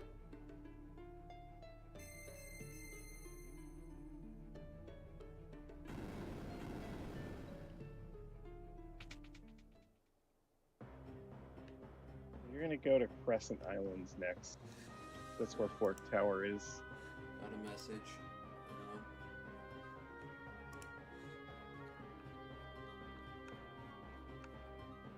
Nothing unusual.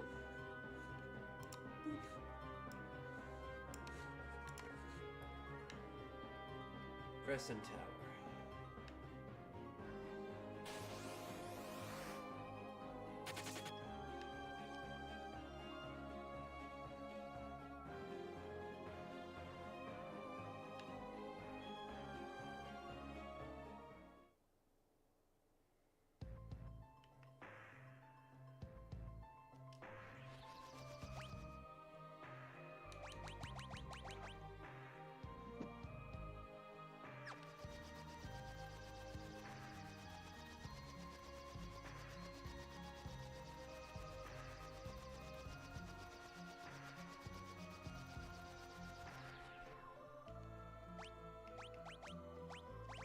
Okay, so the gimmick with Fork Towers, you're going to split your party into two parties. So two of your people should be using only physical attacks. Two of your people have to use only magic. So you're going to figure out which classes you want to use here, because you want two mages and two people who can physically attack. Mystic Knight is fine to physically attack. Okay, so Krill's fine. What about the rest? I mean, that's up to you. Pick who you want to go to each side.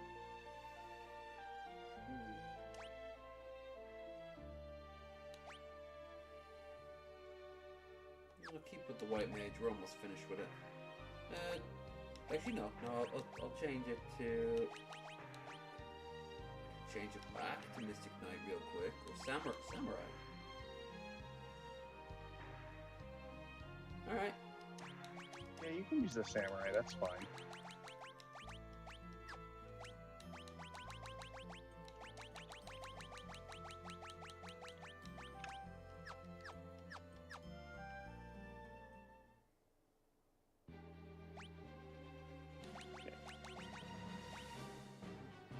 Yeah, the Samurai gets the mezzanine, which is really awesome.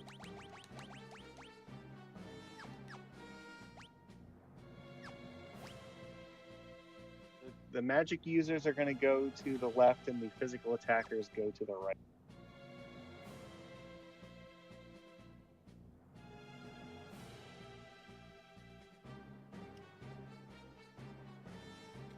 Which side shall Blitz go to? He is a summoner, so he goes to the left, correct? Yes.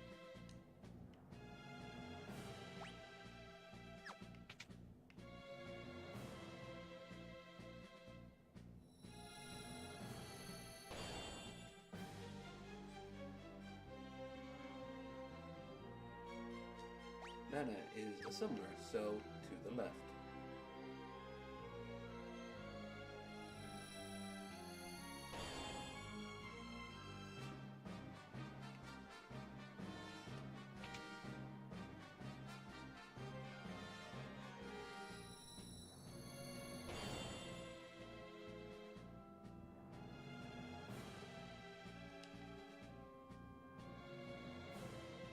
Real. Alright. So here's the trick with the tower. There's a magic half and a physical half, and if you use magic on the wrong half, then the enemies will cast Meteor and kill you, and if you use physical on the wrong half, then the enemies will just like attack you for like 9,999 damage. Oh, fuck that. Yeah. So basically, do not attack this guy with physical attacks. Rapid fire would be a physical attack, so avoid that.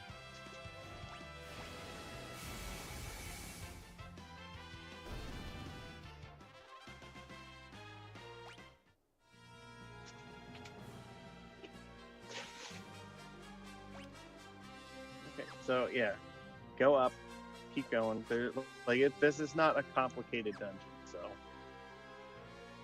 there's not really any secrets or anything. There's just a few treasure chests that you'll pick up as you come across them. Tiny mage. But the important thing is, do not physically attack the mages, and do not magically attack the berserkers, or whatever. Makes sense. They will not respond well to that.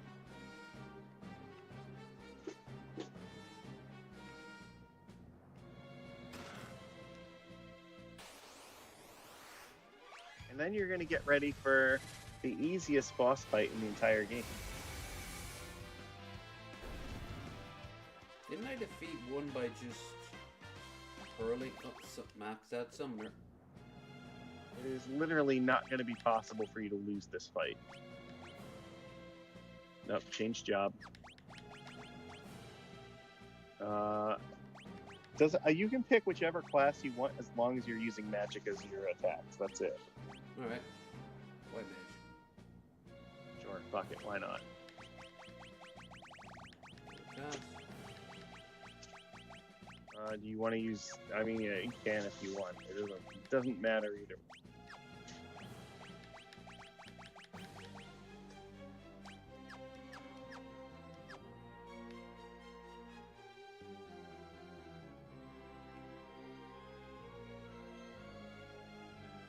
Music's just ripped right out of Warcraft 2, The Tides of Darkness.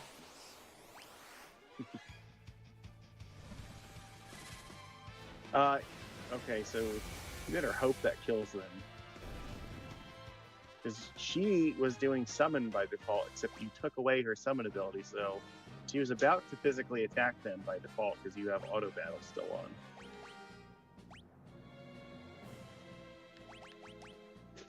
Dual cast. You changed her job, so she doesn't That's have the ability right, to summon. yeah. So, no, you have to go up to the left. So don't let her auto battle and fight things. No auto battle. No, just don't let her physically attack things, that's all.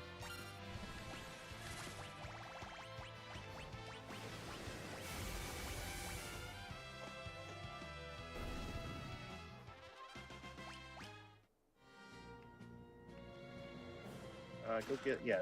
So the Wonder One is a really, really weapon. This wand cast, when you use it when you attack with this wand, it will cast every single spell in the entire game. There is a specific list in order of which spells it casts in which order. And it cycles through them every single time. That seems really confusing. Yeah, it is. You don't need it for your playthrough, but if anybody's ever doing the 4-job fiesta, the Wonder One becomes actually incredibly useful because it lets certain classes cast spells like Reflect or Float when they normally would not be able to. Okay,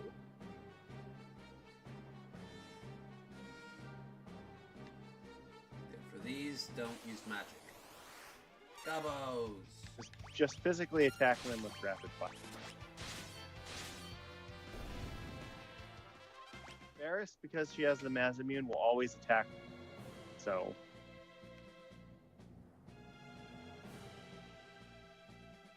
you have nothing to fear here. No, not even fear itself.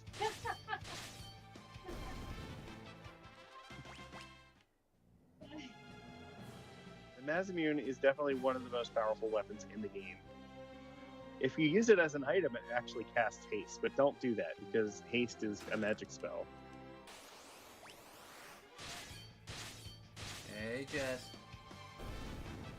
Yeah, Camjack sent us the little crocheted squid buddies. Aww. I'm Jack. We love these. They're so cute.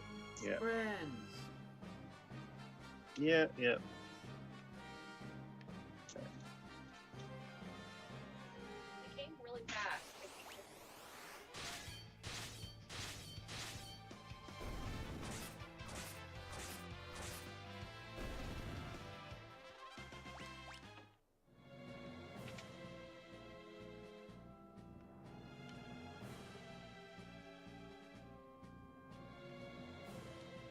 That treasure chest has the defender. Yeah, it's a knight sword. It's really powerful. Yeah, attack. Also, very similar to the main gauche. When you have the defender equipped, 25% of physical attacks will just miss you. So if you had the defender and the main gauche and the elven mantle, that's 75, right? Yeah, or you could use a shield with it too. That's also an acceptable option. Yeah,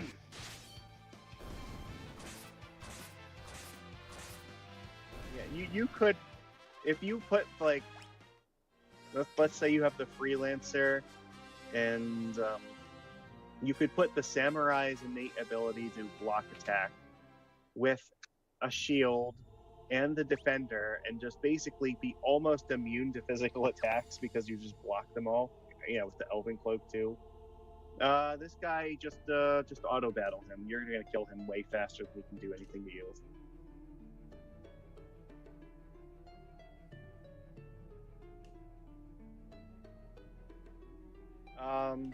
Okay. So after you fight this guy, you're gonna have to equip reflect rings in the other two characters before you go into boss battle. So I This guy killed just this guy. just auto battle him. He's rapid fire him until he's dead. He's gonna die immediately. Like, he's a bitch. He ain't gonna do shit to you. He doesn't have enough mana to actually cast Holy. Funny story though, if you use an Ether on him before he dies, he actually will cast Holy, but then he'll have enough mana to do it. But for whatever reason, he's not programmed to have enough mana to use it, so... Okay, so we got the white magic holy. Yep, so now your white mages can have a very powerful attack. Alright, you have 10 seconds. Go into your menu and equip the reflect rings in both your characters.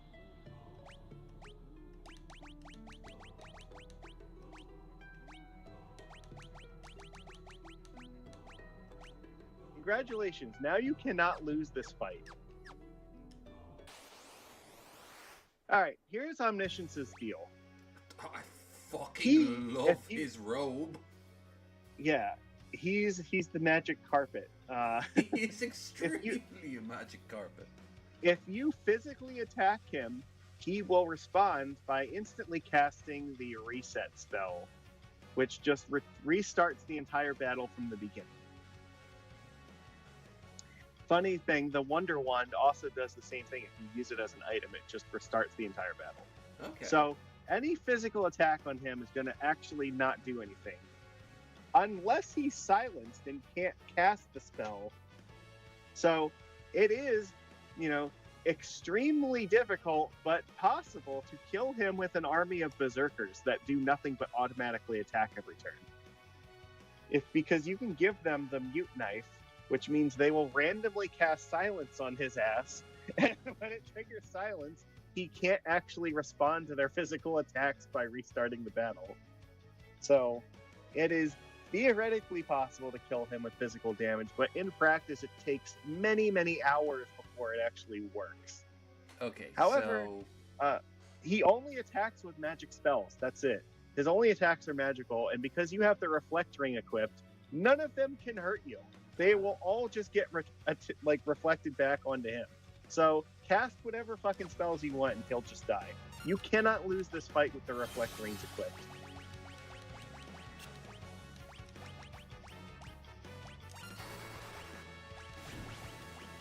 Yeah, this is it. This can either be like the most miserable fight in the game if you try to bring in berserkers to do this, or it could be the flat out fucking easiest fight in the game because you literally can't lose when you're.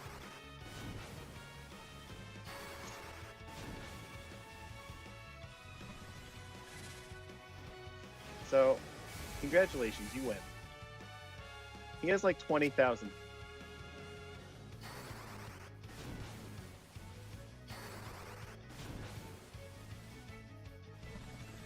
When he dies, he's going to try to flare you, and instead he's going to accidentally fuck up and flare at himself.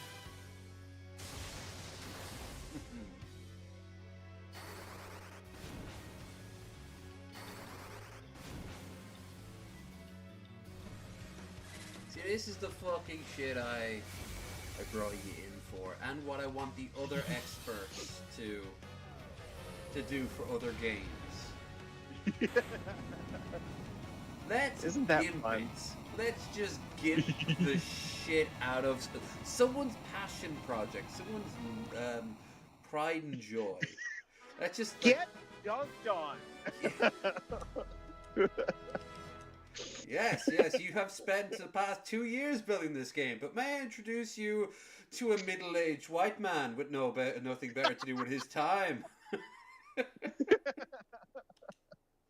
Oh, yeah. Oh, well, I guess we don't get to see it fall. Okay. No, but what you do get to do is take your airship and fly over that hole in the ground.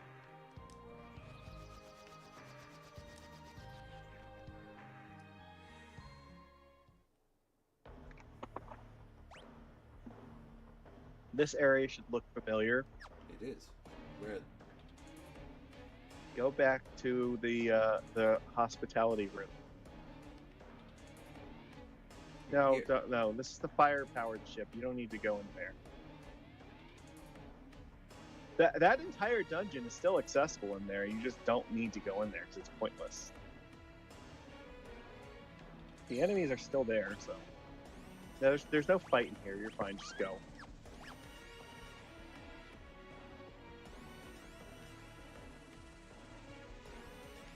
Stairs? Yeah, go this way.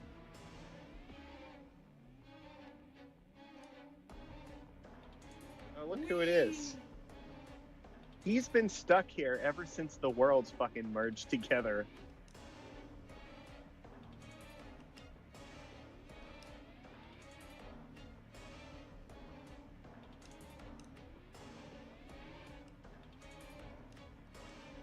Mid.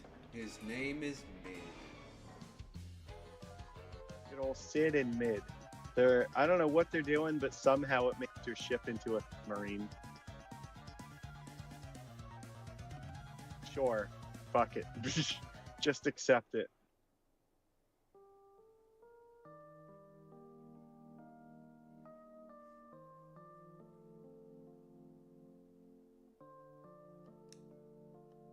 Alright.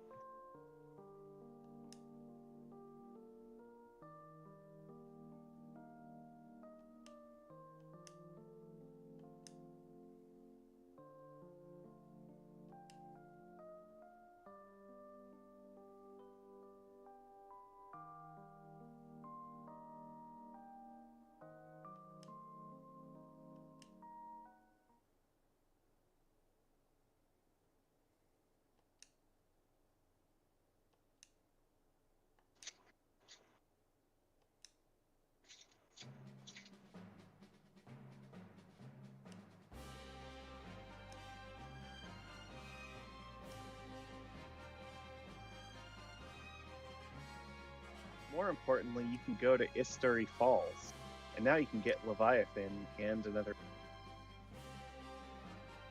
That extra Aegis shield is going to be super important for fighting X. It's one of the. It's actually, I think, yeah, one of the only items in the game that makes you immune to petrify. All right. So now, if you land in the water, you can actually go underwater with your ship. So. You don't need to do this right now. We got to fly up to the upper left corner of the map. We got 2 of the 4 tablets so far, so let's go get number 3. Because the third one is good because it comes with other stuff that actually matters. The 4th one is not super important, but we can get it if you want. All right. Go over to the left here. Yeah, we're gonna have to go touch down in the water here somewhere outside of the continent. Yeah. Go underwater.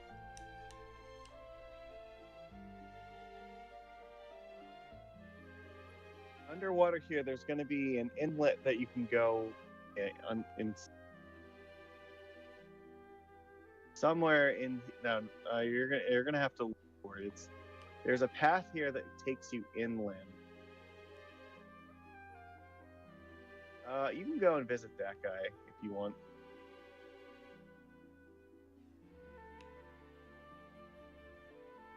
Downstairs is just for, it's a free inn. So. I've grinded using this before, so. Yeah. We should also change the characters, I guess. You don't have to if you don't want. Like, it doesn't matter. Whichever one. All right.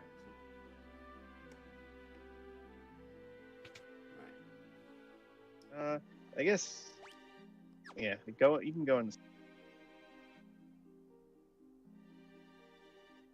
Yeah, this should be the way forward. So.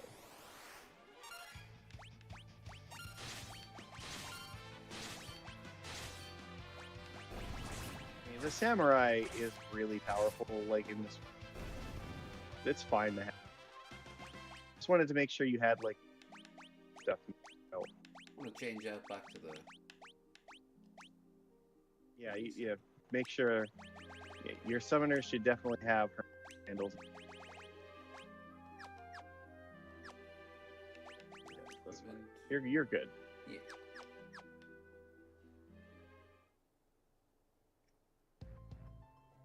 All right.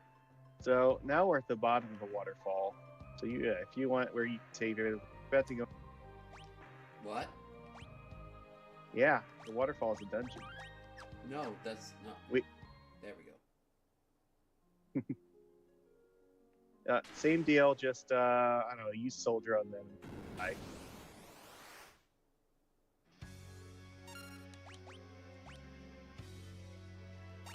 That's very dangerous. But that should be fine. Don't you're playing with fire here. No, I'm playing with ice. Now I'm playing with swords. Okay, you're lucky that you got to take your turn before that one did. He would have just revived them. And then you would have been... It becomes... When they're at the same health, it becomes really easy to make sure you kill them both at the same time. When they're at different health totals, then it's a huge pain in the ass. There's a couple treasure chests here scattered about, but you're going up this platform to the left here. Question mark.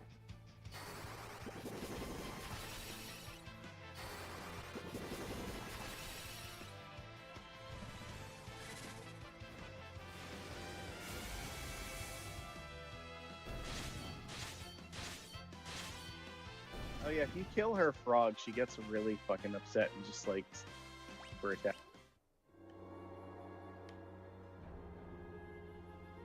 Yeah. You can actually slide down the little water thing to you.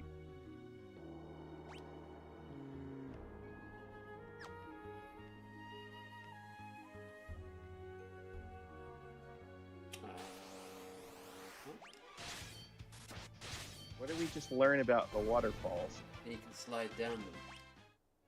Yes. What is right next to the chest there on the left?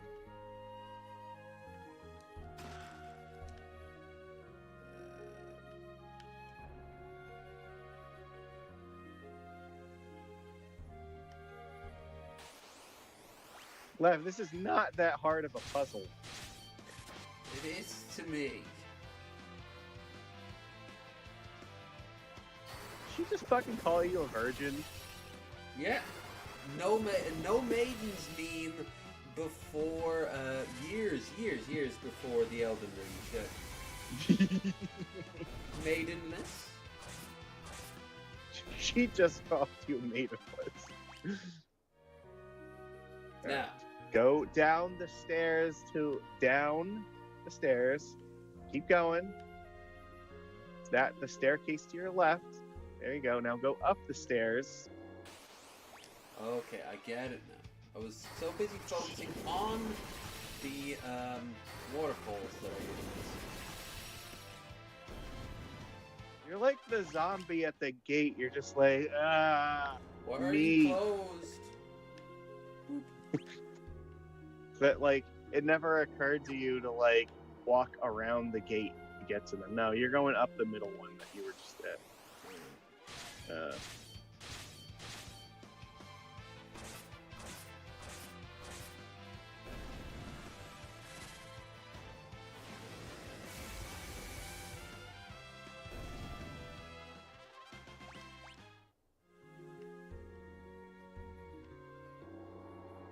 No, you need. Yeah, you're going middle path.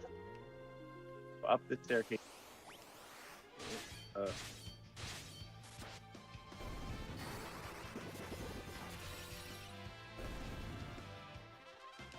Look at your map here for a second. The big long one. Yeah, you're going up to the right here. Yep. Yeah, there's one chest that you can go get there on the.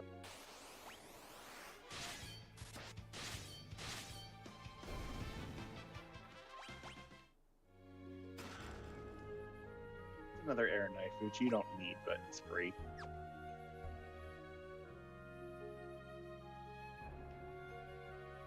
Does not matter which side you pick, they're the same.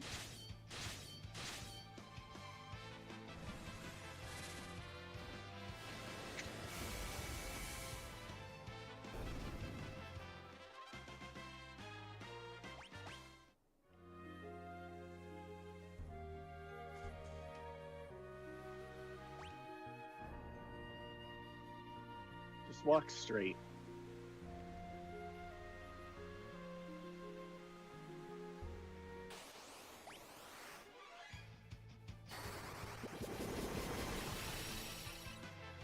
What is this?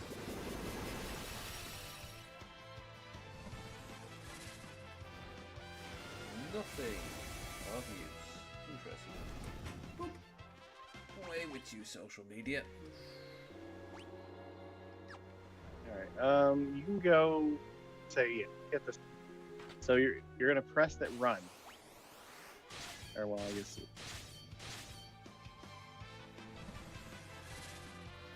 open that chest quickly because the water will come back on and push you down again. Deck raid. Alright, go on the stairs to the right.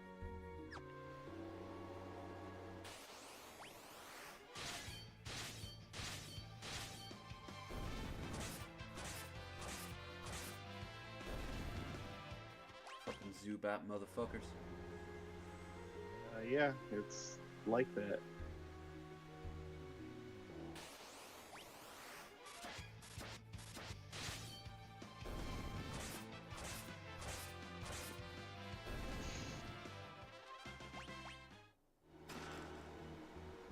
And then, I don't know, can you see the other chest in your here? Just the corner there, yeah. Yeah, if you, alright. Go down in the water.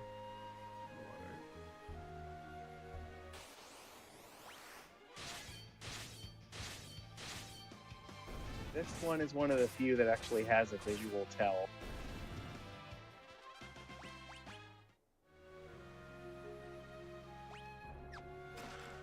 Moonblade. That is a really good weapon for the red maid. It's considered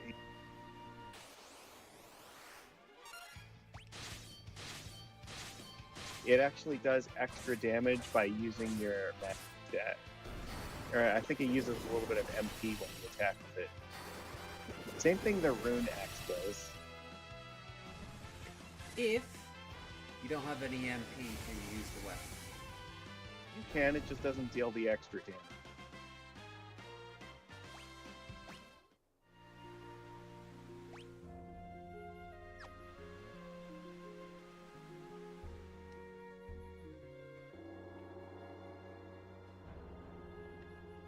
Okay.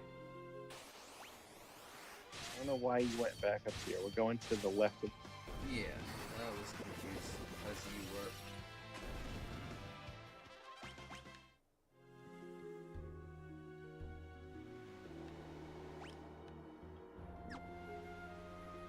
Alright. Now go up the stairs on the left. You know what? Oh yeah, he's actually learning now.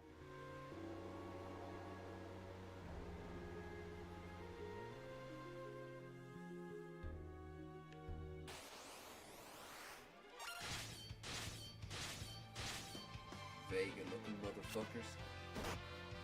Yeah, their air fist it inflicts status on, and they also have an attack.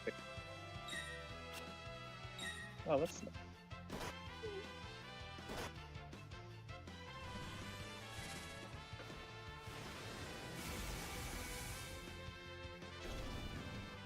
Jess is back here making.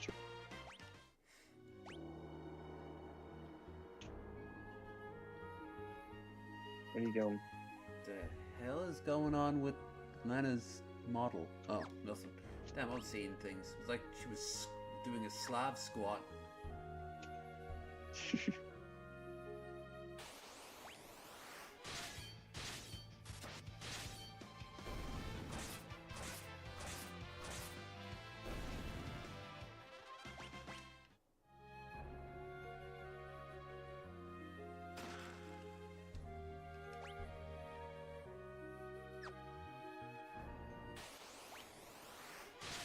I think that there's a scroll ring in here, or I get one. I think this chest.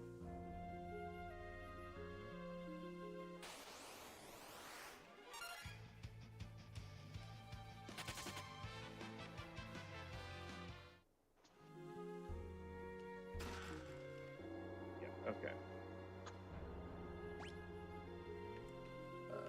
Guess Yep, that's you're just it. going down. Yep, go south.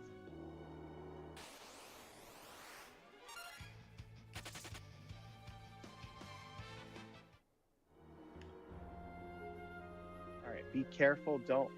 All right, so this is a save room. So cover. I'll just whatever. Okay. The room right below you is going to have a. There's going to be hidden holes in the floor.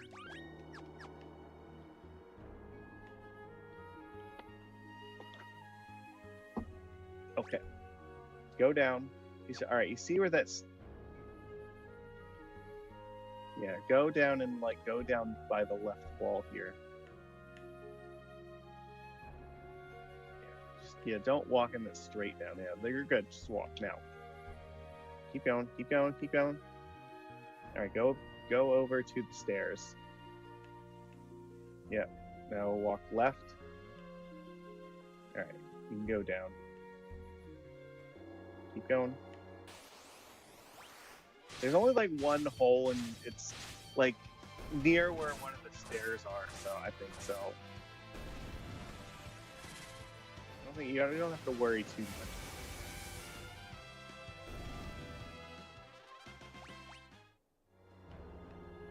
Yeah, you can go up the stairs in this room. I think the hole is actually. You know, you're cutting out sometimes. You might need to... Oh, no. Fuck. All right, well. Yeah. All right, fine. Might as well.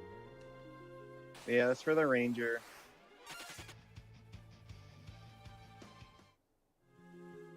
Go down.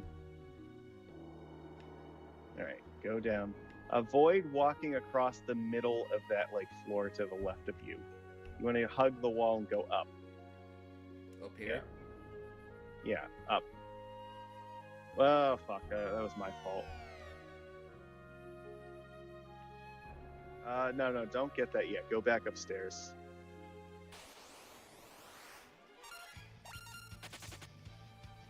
I thought it was on the right side. It's on the left side.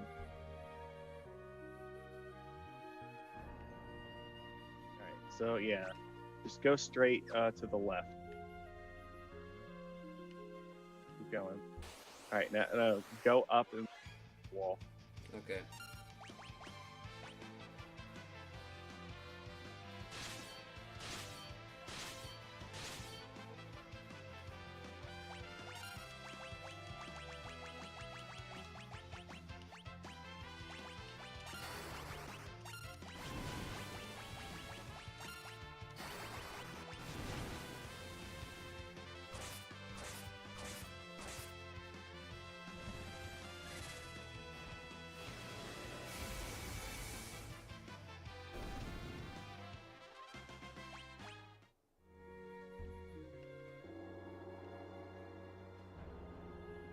Good.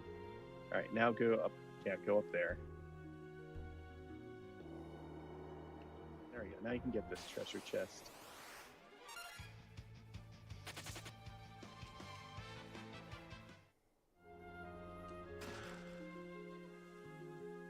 Answer is another really good. It actually boosts your magic stat by a little bit, so any class like the red mage or the Mystic Knight. the mystic knight actually benefits a lot from that.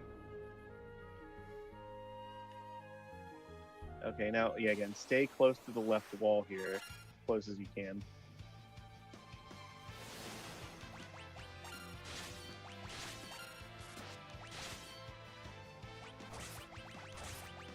I wouldn't bother with dual casting things in them. I think you're better off just having your hit me.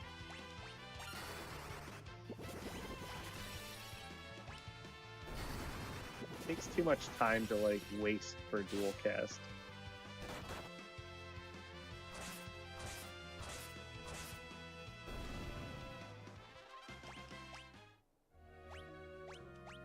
Stay to the left of the wall. Alright, you're good. Now go get that treasure chest. Alright, now you can go. You can either fall in the hole or go down the stairs, either way.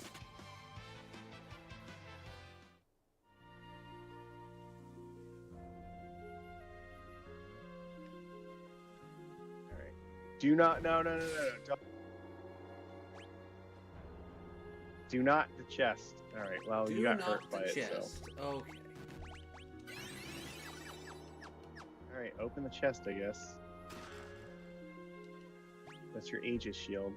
Alright, go.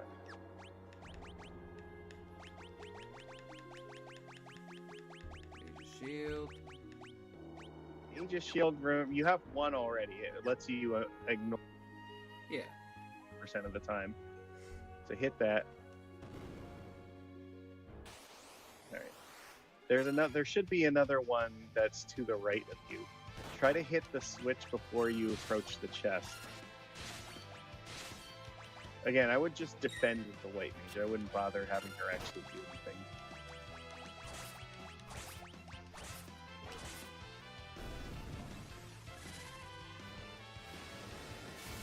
We're actually just about done here. There's only like 2 more things.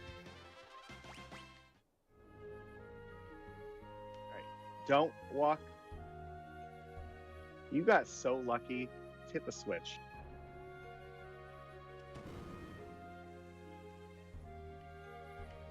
If you try to open the chest and you're standing in one of those spaces, it will deal a bunch of damage.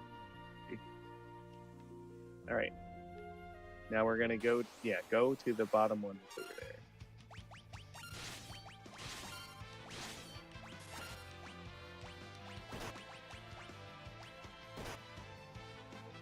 And you're gonna have to be careful with this bottom one because you don't fall in the hole before you open the chest.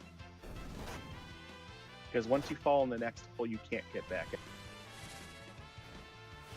Wait, game over? Now I'm saying you're gonna have to walk through the entire dungeon again to get to the chest. So. Hit the switch. Go and open the chest from the right side. Do not walk in the holes. Go down. Open it. Good. Now you can go in the hole.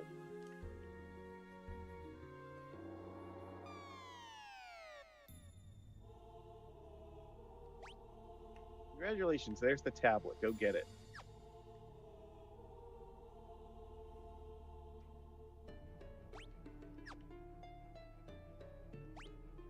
What's the boss gonna be like?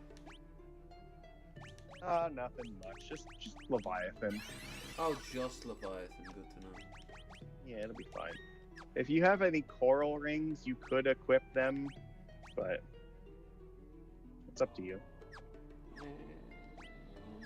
I'm gonna chance it. You'll be fine. Like, you'll probably murder him faster than he's gonna murder you. So, again, you're way over leveled for this. So, technically, though, the coral ring means that his tidal wave would actually heal you instead of hurt you.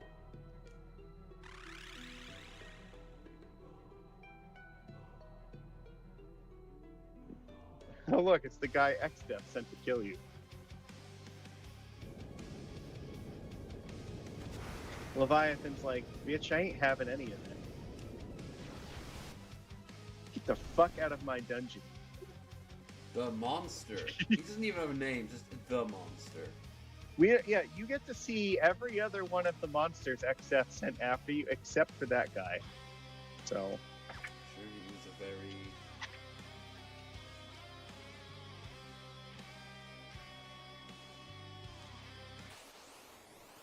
All right, just kill him. That's it. Leviathan. You know.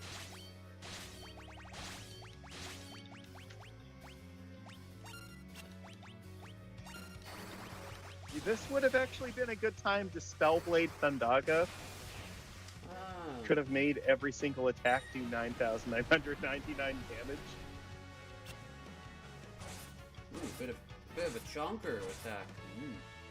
Yeah, no, it's not a joke. Like, it actually, if you normally only have like half as much health as you do right now, so.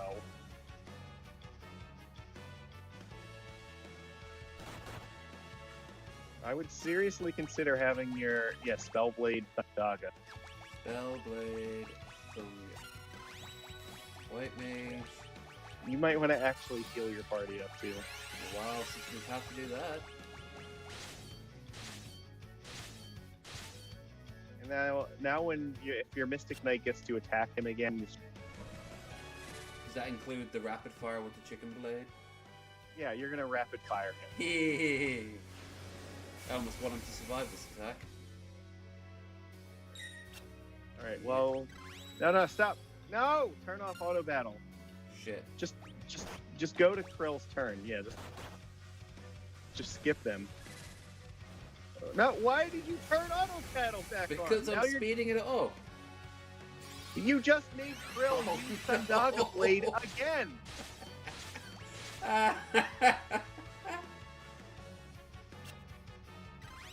Well, now she has 3 times. Just at rapid fire, and look, this could have been done with this battle 2 minutes ago. We did it.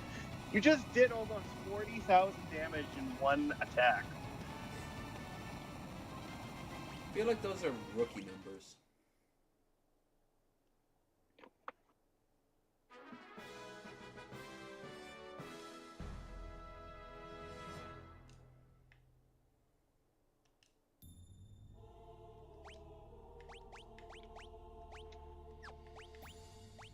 No, can't teleport out of here.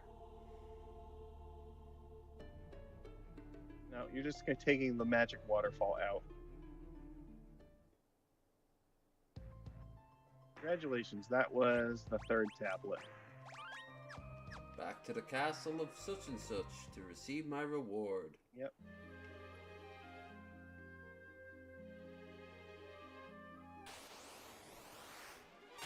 Time for you.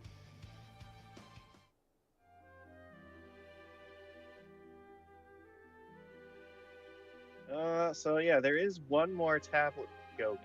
Oh, it's a kind of a pain in the ass. Well, we're gonna do it. The last one gets you the meteor spell as well, so. We could also go fight Odin if you would like. Thundaga Blade is actually very good against Odin.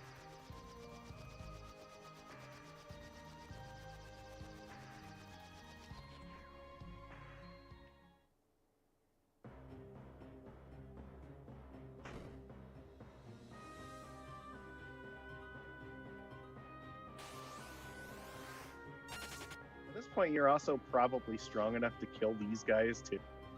Oh yeah, I've killed them already. Yes.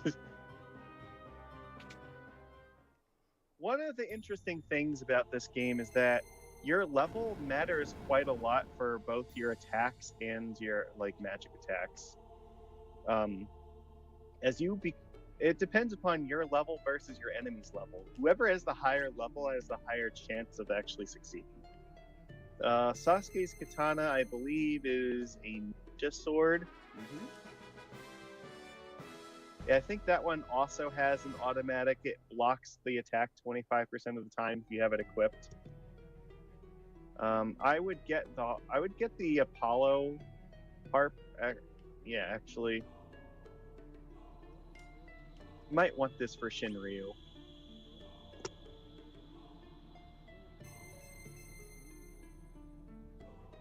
Let's see, we have the bell, the axe, the lance, and the. Out of all of those, they all kind of suck. Yeah. I guess you can get the lance if you want, like for the dragoon. It's fine. But none of these weapons are like terribly good at this point.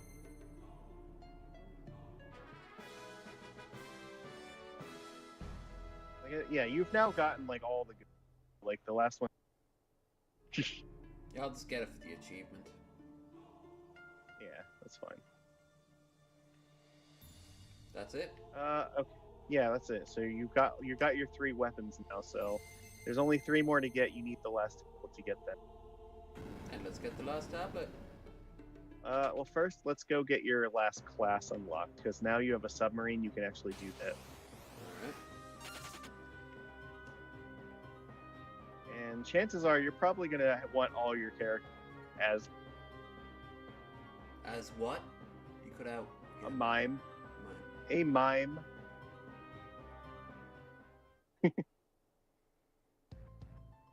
So you remember way back in the beginning of the game when we were in the one tower and the crystal broke, but there was that one shard that like went in a Remained. spot we couldn't get to. Yeah, well, it's actually in Walt's Tower, so we're gonna have to. It should be to the right of where you are. Go up. To the right. Yep, keep going. Alright, stop. No, you go back to the left. You gotta go underwater for this.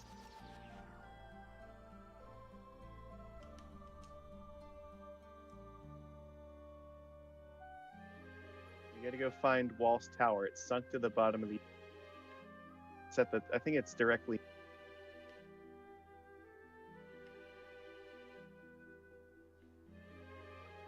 What fucking direction do you think north is? I didn't hear north because once again someone's voice keeps cutting out. It's north of where you are. You don't have it on your map because you haven't been to it underwater yet. There it is. Like seriously, you gotta speak clearly into your mic or find out why it's not picking up as well. Oh no, Alright, well, go into the tower.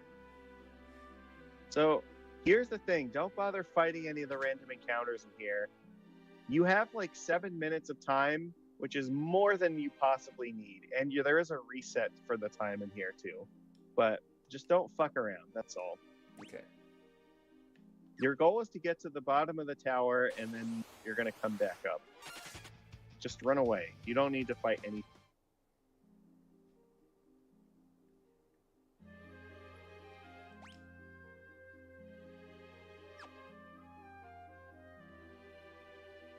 I don't know how exactly one falls underwater like this, but sure, why not? How does SpongeBob do it? You know, it's a mystery. I don't know. Just go down.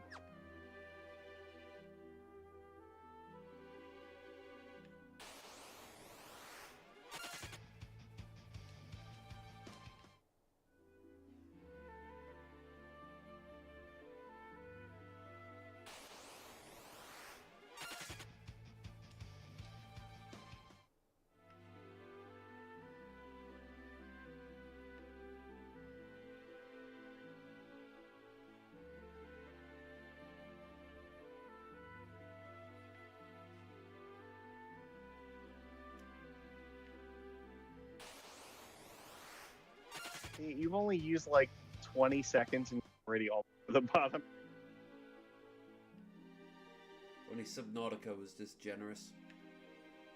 Yeah.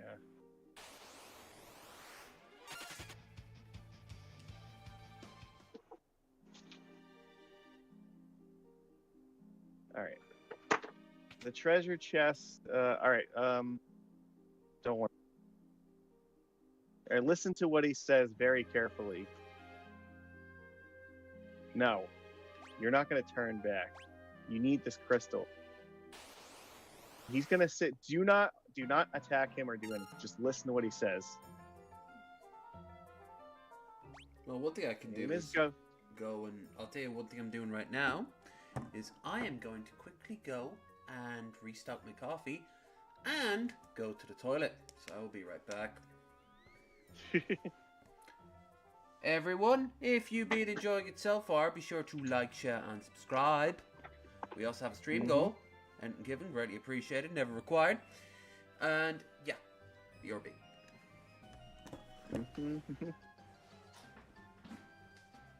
How mad do you think he's going to be when he comes back and that this entire fight requires? He could have started it before he walked away. Mug.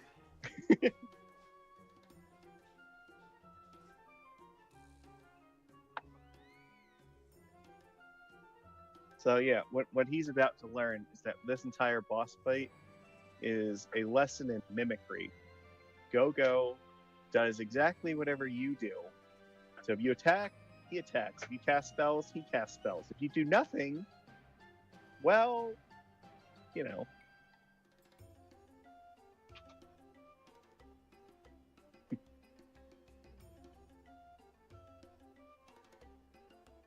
We'll see as soon as he's back. If you make the mistake of actually attacking, he's the most powerful enemy in the entire game. Because he's got like 30,000 health or something like that, and if you get him below a certain number, he will actually just triple meteor your entire party, which will deal about 20,000 damage to every single character, or something like that. So yeah, I don't recommend attacking. Not a good plan. It's not gonna go well. But you know.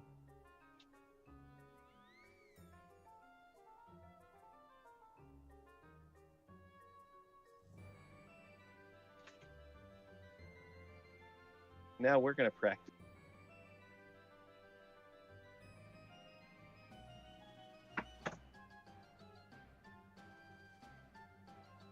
Yeah, and his attacks, by the way, when he attacks, he automatically hits for 9,100.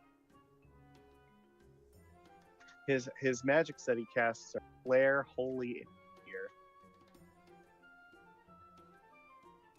Yeah, and if you deal, I think it's about 40,000 damage to him, then he casts Meteor 3 times in a strike.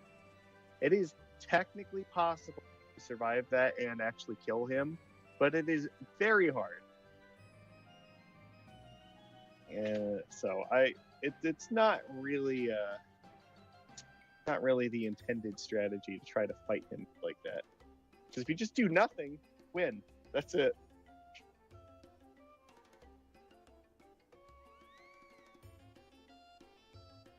That's the gimmick.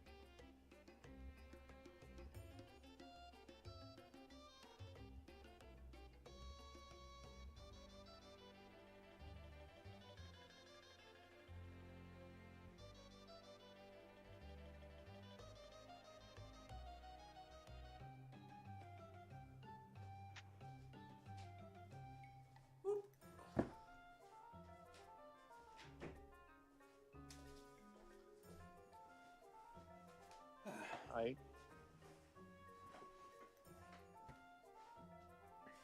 All right, Lev.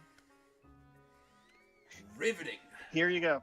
So you're fighting famed mimic Go-Go, who might actually be the same one 6. Because there is a mimic named Go-Go in there. Your goal is to learn the essence of mimicry. So listen to what he says. Go ahead.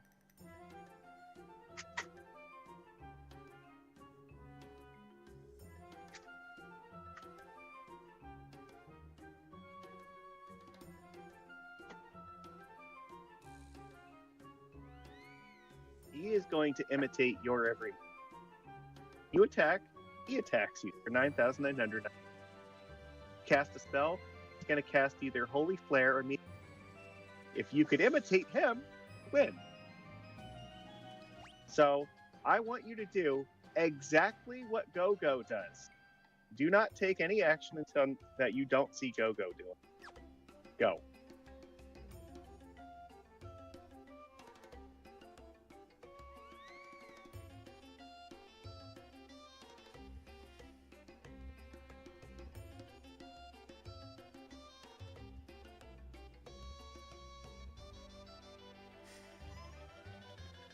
Please tell me this is it. Did you see him do anything? Nope. Okay.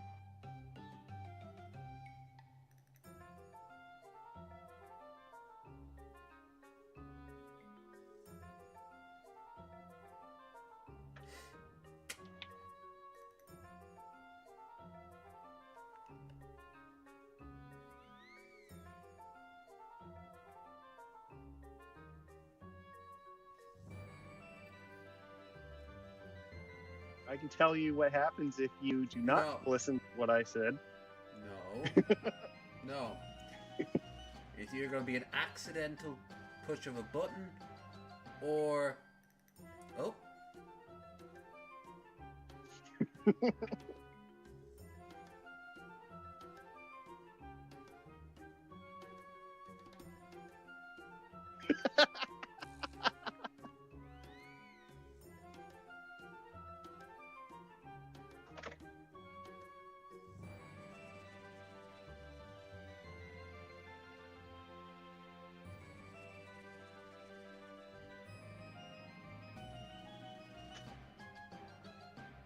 Yeah, you don't say Yeah, good luck in the theater of history, it's bad luck. If you actually start attacking him, he's gonna cast spells and attack you that murder you. And if you do enough damage to him, he will just triple cast Meteor on your entire party. Can you beat him that way? It is technically possible to beat him, but it is extremely fucking difficult. Actually, the hardest fight in the entire game. Nice. Harder than the final boss. But that is a Final Fantasy trope, you know? Yeah. Because he will literally just start spam casting Meteor on you until you die. Alright. But good job.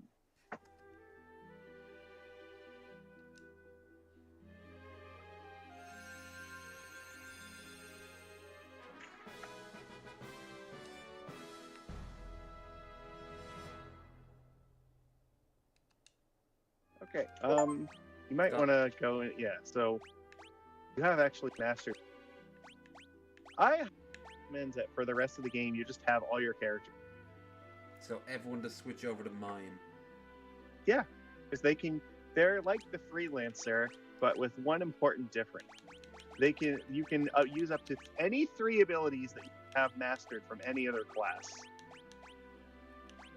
And they can equip any equipment from any of the classes on them as well. Okay, so dual cast, rapid fire. No, you want so listen. If you're gonna put dual cast on it, you probably want to pick 2 different kinds of magic because you want your mage mimes to have access to the most number of spells. So you want, like, if you pick dual cast, you might choose like summon and black magic, or like summon and white magic, or white and black, something like that. Okay. That lets you say like dual cast like Sildras or dual cast Fyragas or something. Or dual cast like Kiragas or whatever you want. So worry about the equipment when you're done, because you can literally have anything. So I would set up your jobs first. The mime is like it's the best class here.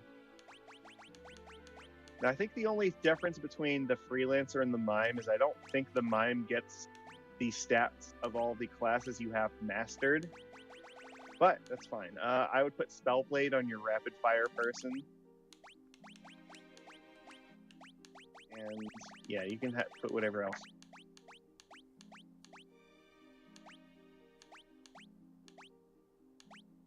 First strike? There's so many good options. You don't really, First Strike's not really that good. Yeah, there's a lot of really useful things that you have at this point. So That's the ability of the samurai that lets you sometimes randomly deflect physical attacks.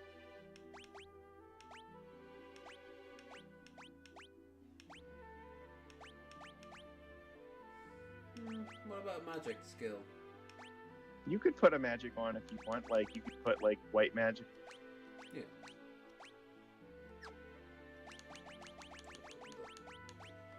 Do the Hermes sandals at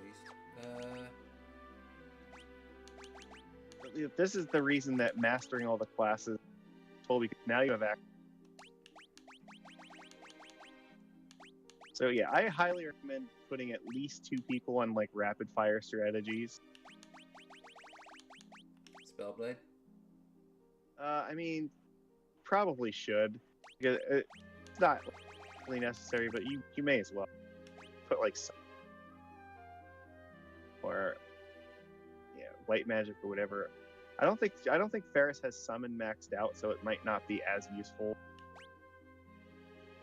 I would say maybe white magic like is fine, but whatever. Don't worry about it. Just we'll deal with equipment in a second.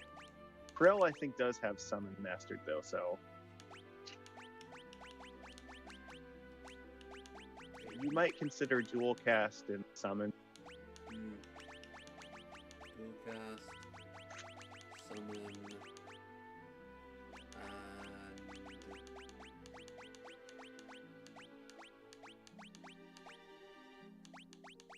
yeah, if you actually had blue magic maxed out, you could do that too. You could pick time magic, but you have an offensive. So, like, white is never a bad thing to pair with it, but it's fine. I already have someone with white though, don't I? Yeah, it doesn't really make a difference, like, because your offensive spells for them are just gonna be dual casting soldier probably. So, just go into your magic for a second. Check Krill's magic. I was gonna say check Krill. Yeah, go to summon. Okay, well, yeah, all right. Level 5 is the highest one, so yeah, you're fine. Okay, so they have all the stuff mastered, so they can dual cast like shit. All right, so now, I would say, usually I have Bart's and Ferris being the rapid fire. It doesn't really make a difference that much, but like, you have two guys that are physical attackers and 2 guys that are like, summoners or spell casters or whatever. So you just remember which ones you have as that's all. Okay, so Butts is summon and black magic. Lena is Spellblade white magic. Spellblade summon, Right. and summon white magic. Okay, so yeah, so you have Krill and go to it. Yeah, let's equip them with their stuff. The other cool slime is They can Different- equip anything. Yeah. Okay, so he is the. so your summoners probably want the air knife so that because your primary attack is going to be Hydra. Yeah. He is. You can use a shield with it, or you could also just dual wield. So I recommend that for your summoners, you probably put the shield in them. Okay. Then it's Aegis and Yeah, fuck it. Hermes. And for And give the hairpins.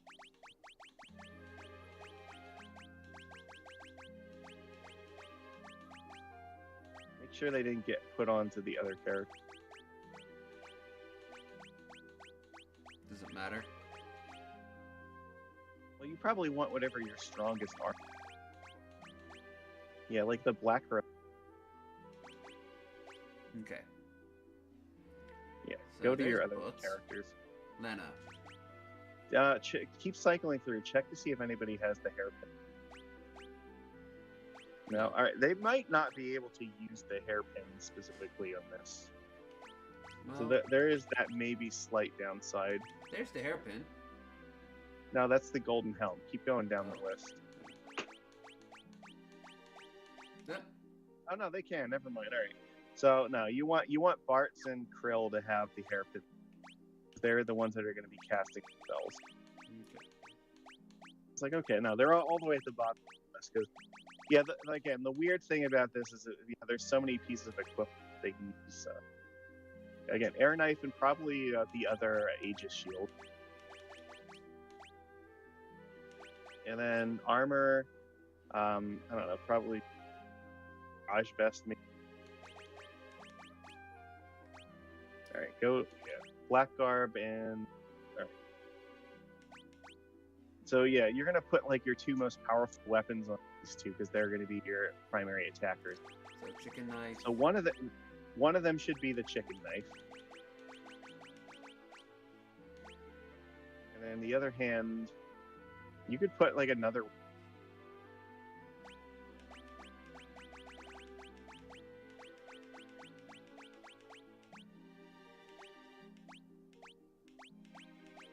Usually the weapons towards the top of the list are the here.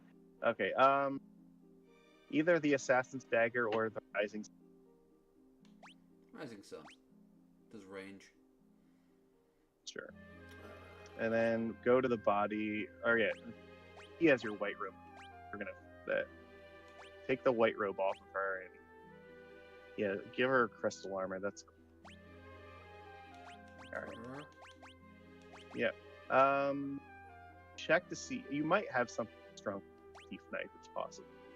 Oh yeah, Assassin's Dagger, and then yeah, probably Thief knife is going to be your second strongest one. I think maybe the air knife might be a little bit stronger, but I'd say Thief knife is a good choice to pair with it.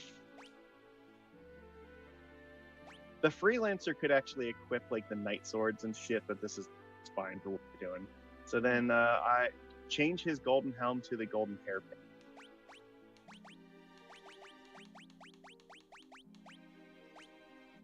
Yeah. And then go over to Krill.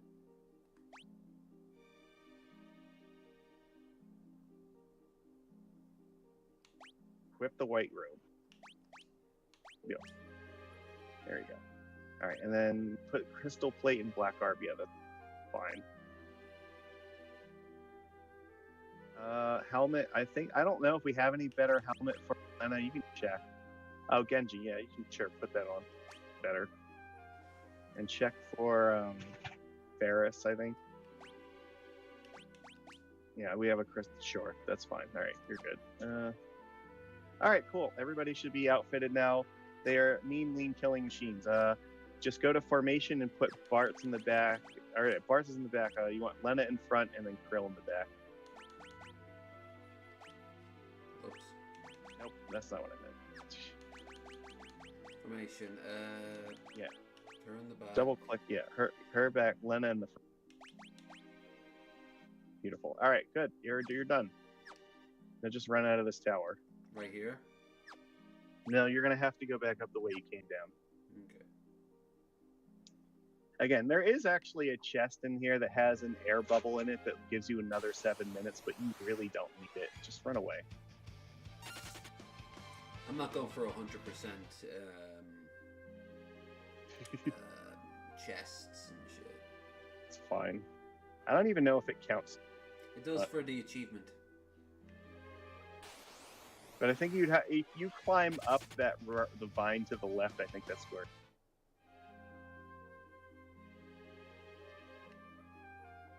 Yeah, that's the one.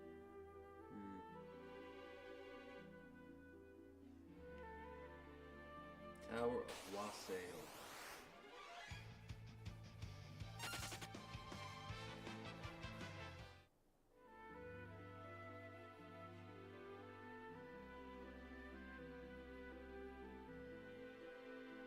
The one on the upper right.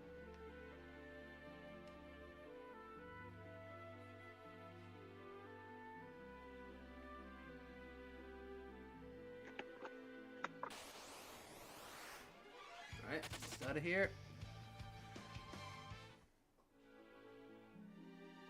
Now, where to? All right, well, congratulations. You've now gotten like the most powerful. Oh,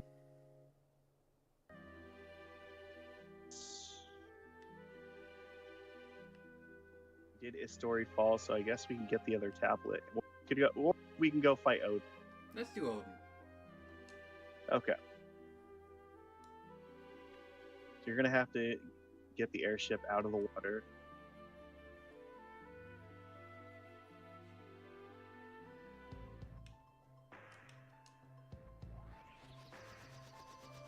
The bottom left map.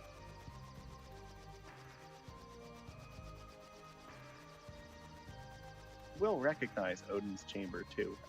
Left. Up. There you go, that key. Alright. Save roll. Yeah, we're going through here now. We've been through here before, but now hit the skull. Now, when a lot of times when you're gonna give me advice, like just be sure you're speaking clearly because otherwise I have to infer. Like if I'm not seeing the little thing around you, you're gonna need to speak. Yeah, go down to the bottom of here. You're gonna have to run to hit the.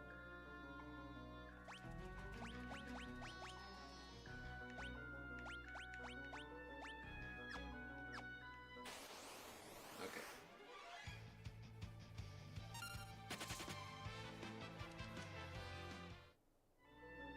So which one? It flickers. Go run. Yeah, you have to wait until it changes every time.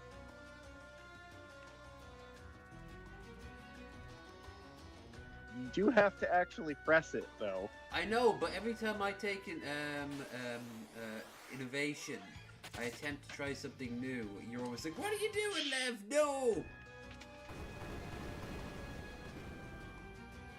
All right, go up. Going.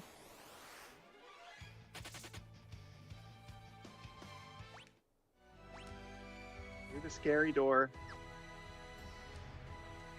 No. Oh, you got to go in the chest first. Sorry, that chest. Yeah. All right, now through the scary door.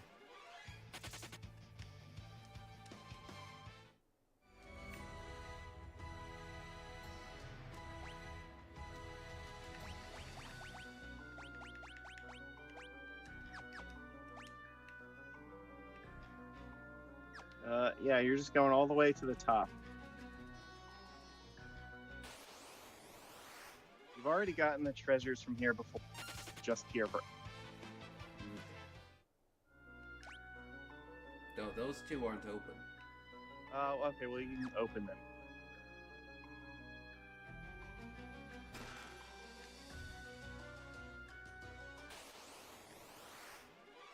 I think it's like a tent and the other one. Ah, screw it. This late in the game?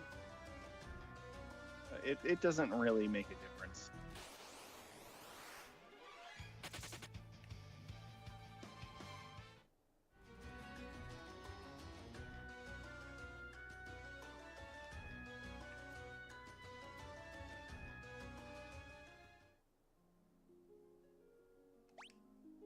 Good.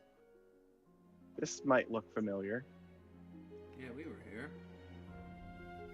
You are on the other side of this broken fucking door. Go up. Object to art. Down there. Yeah, that's exactly it. That's the room. But we're going up this time.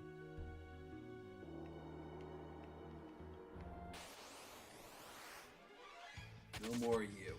Past that scrub shit. Butterscotch. Sorry, Butters, walk across the fucking page that's going right now. Sit your ass in the middle of this. Butters! She's you just doing? sitting in the middle of the page she's working on. Dominance. Trying to do this. You can't look at You can't be looking at things that aren't butters shaped. Those are the rules. Where's yours at? Hmm? Where's yours? I had them sitting up there until you moved them. That's where they were. Butters. Might have knocked them off. I know. All right, yeah, go fight Odin. You've got to kill Odin in 1 minute, so. Otherwise, he will Zenitsuken you and you will die.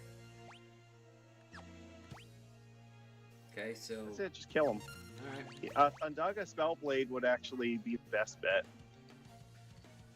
Alright, so lightning. You can dual cast Sildras and Thundaga Spellblade. Sildras.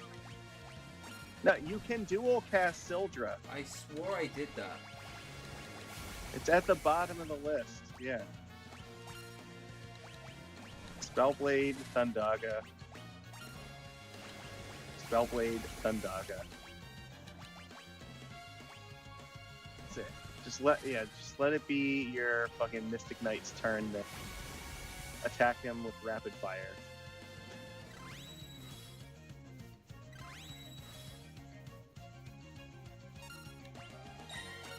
Rapid fire his ass.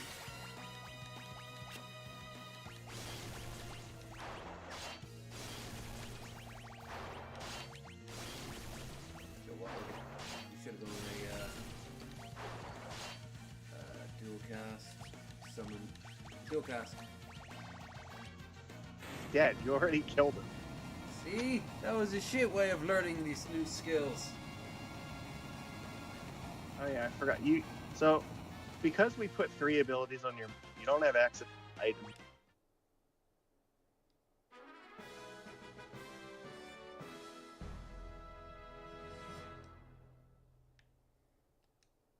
So that's one of the reasons why I suggest white magic.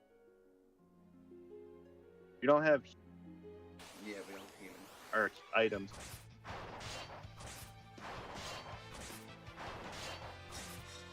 Oh yeah, because you're wielding 2 weapons, you get to rapid fire with both of them. Nice. You could probably change. You might have something better than the Rising Sun in the other slot.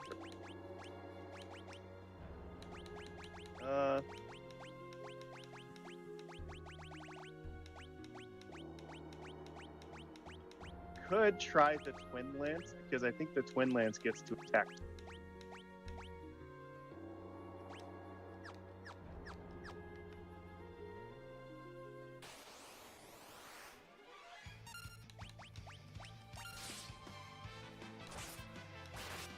What's mimic?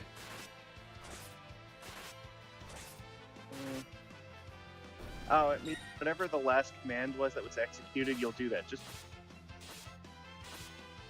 because it'll make if you mimic after a rapid fire, then that will also do rapid fire. Which means if you mimic after dual casting Sildra, guess what? You're also going to mimic dual casting Sildra. I think the Rising Sun was slightly better. Yeah.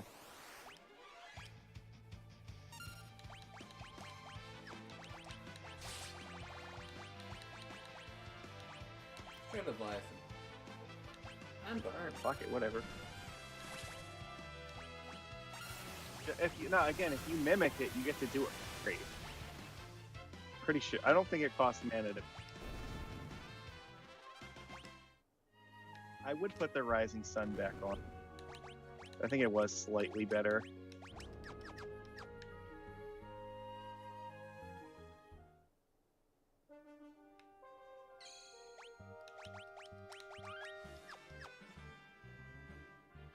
Yeah, rapid fire with the chicken knife and on the mimic.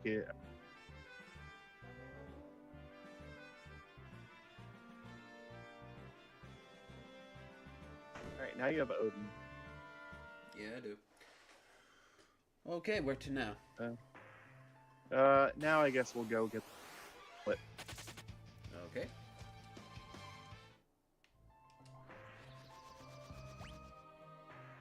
It's gonna be, I think it's in the ocean to the right of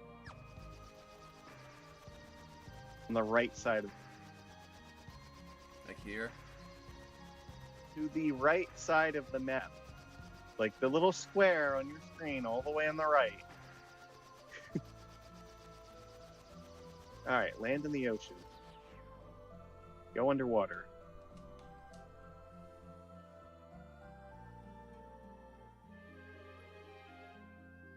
Go right north of you. So the little circle stones going around instead of going towards it. To the right and yeah. Go slightly to the right and slightly down. Yeah, there. That's it. That's where you're going.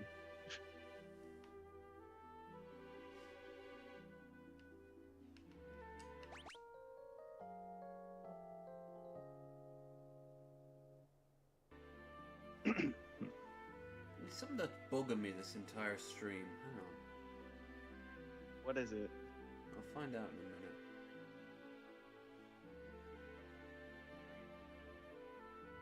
No, it's good. Ooh, for some reason I thought I wasn't streaming right, like it was buffering every 5 seconds or something.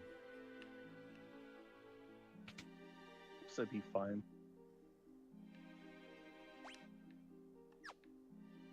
So be aware that like a lot of the here, yeah, dual cast so guys know. Dual cast.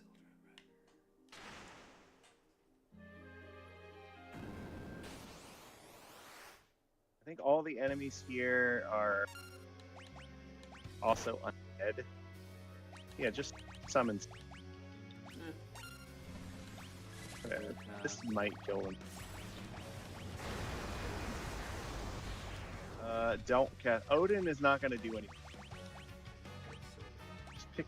Soldra is going to be your best bet for your summoners who have the air knife equipped to specifically make it stronger.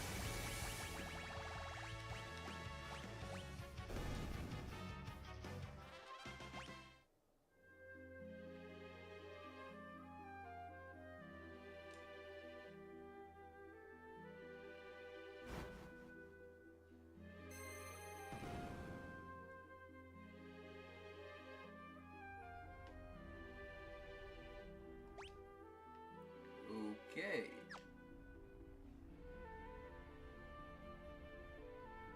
So yeah, again, this is an area where there are lava pits here. A rapid fire. That's what you're You have your guys set up to be warriors for a reason. Let your 2 summoners do the summoning, and let your 2 rapid fire guys do the rapid firing.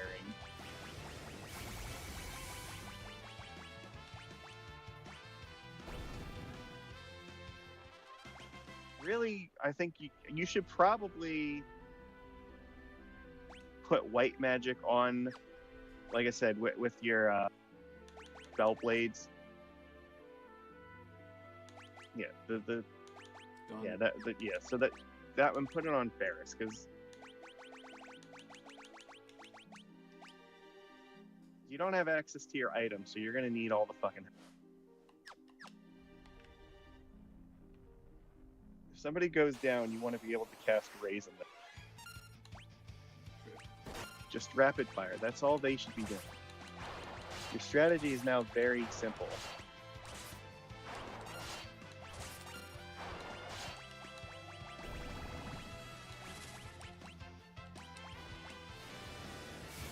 Summoners dual cast Sildra, and the other guys fire into. If I see rapid fire, I click on rapid fire. Yeah.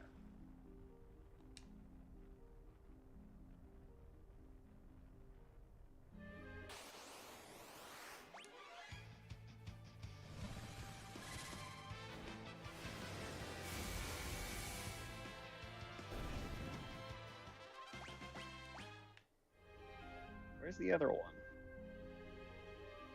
Jess. There was a third one.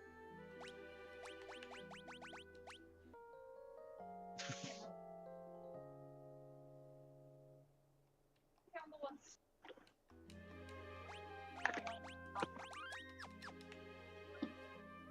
Where? Yeah. Yep.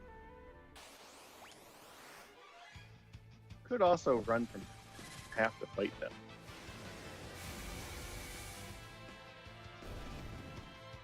Good.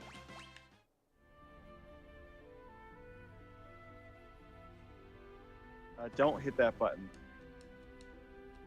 That Okay. button was... That button was clearly not what I had to do, but I did it. Oh yeah, that's right. These enemies are probably... No. Don't kill him. Turn on the auto battle and kill them.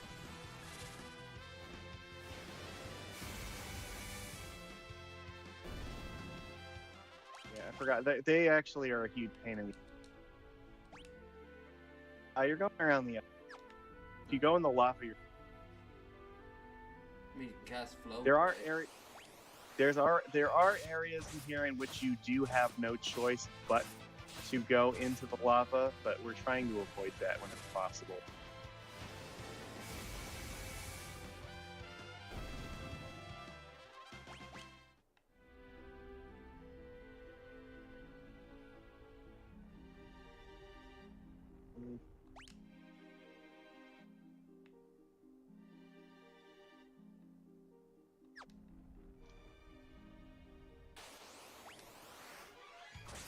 I'm gonna say also, potentially, if you're gonna have your fire guides do more damage, you could consider switching one of them over to like samurai even ninja. Actually, that would be fine because you could put some better weapons.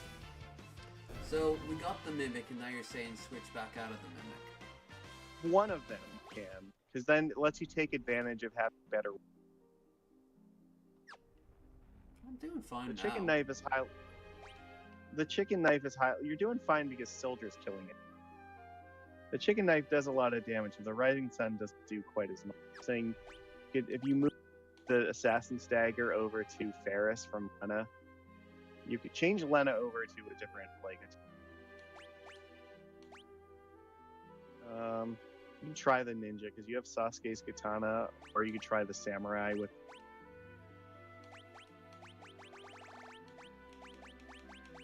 Yeah, I would put rapid fire in there. I would put anything other than the Assassin's Dagger. Okay. So just because I think you have the Rising. all right. Anything. Lance. Sure. You can check your other pieces of equipment if you want. But... No, that's probably fine with the Tiger Man. You might. You're gonna have to repeat yourself a few times, or else it'll... All right, change your armor. Okay. The body armor. Okay. Yeah. All right. You can leave it as. So all right. Go to equip. Put the Assassin's Dagger onto the instead switch the Rising Sun. There you go. And now put the Rising Sun on your ninja. There you go. Beautiful. All right. Give that a try. This might be a little bit more effective. Hit this. You can press that button if you would. Oh wait, yeah, that's my fault. One of those buttons actually opens up the way forward to treasure, and one of them, the rest of them just fuck you. So there is a treasure chest up at the top of this ring.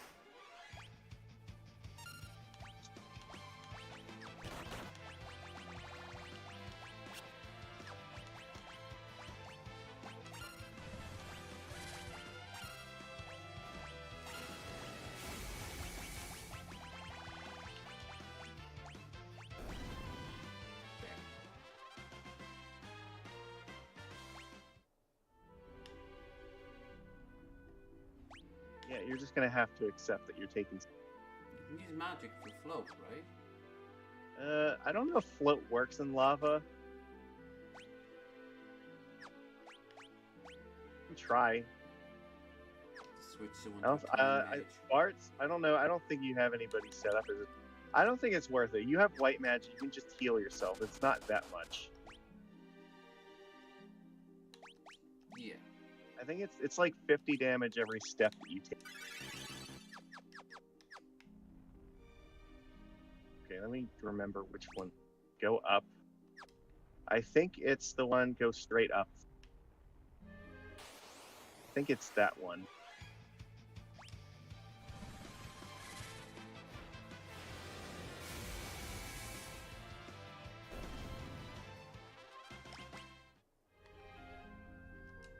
That did it. Beautiful.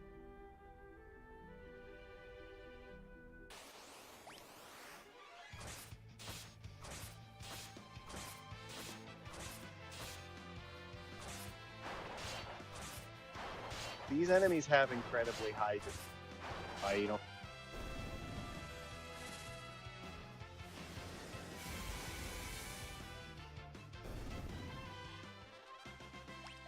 They're very annoying.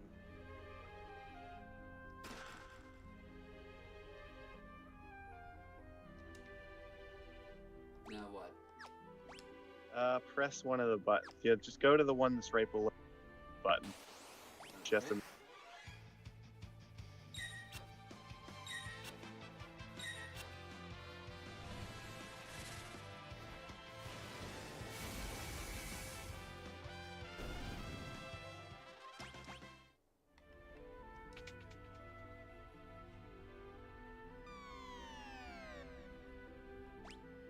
go to the right and up.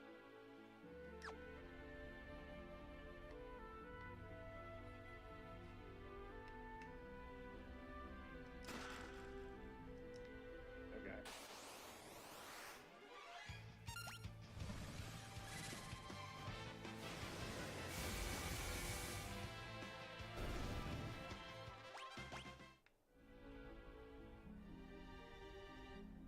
Yep, that way.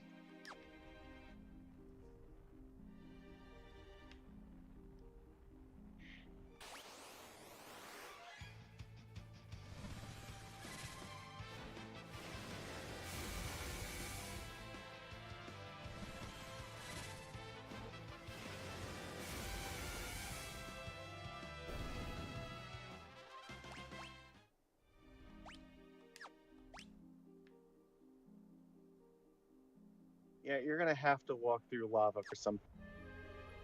Oh,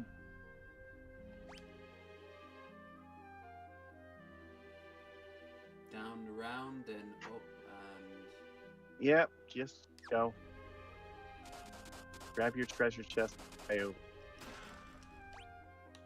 keep going. You're fine. Don't worry about it. You're gonna take more damage in like 20 seconds anyway. Just keep going. And again, auto battle is the fastest way to do this.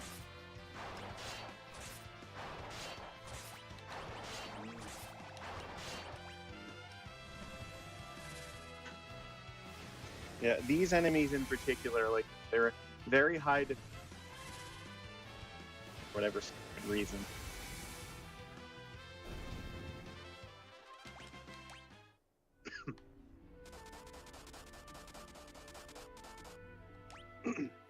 All right, yeah, we're gonna go to the right and then back right down the. All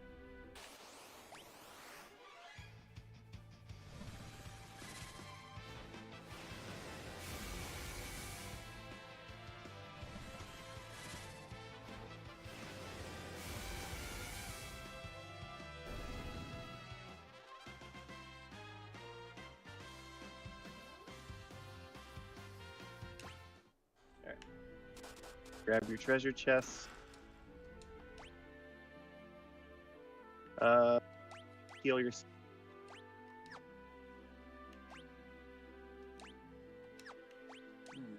there.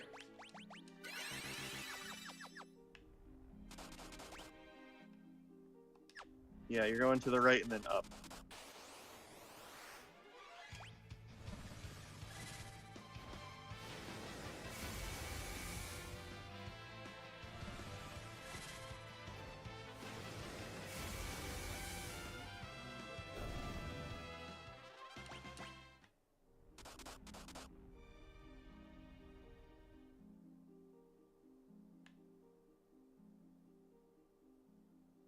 Cool. You found the dwarf village. I don't think there's anything really here, but the dwarves a hint that there's a phantom. It's like right above. Yeah, that passage to the left here.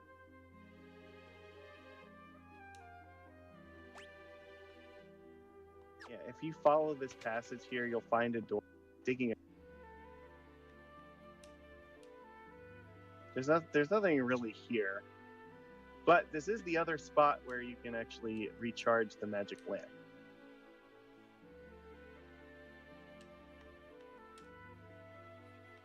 I don't think there's any hidden items or anything.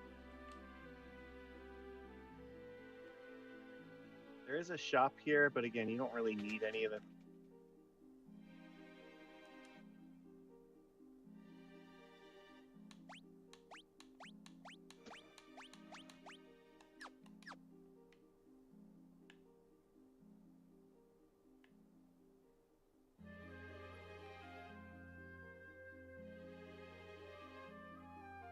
So this lake here, go down.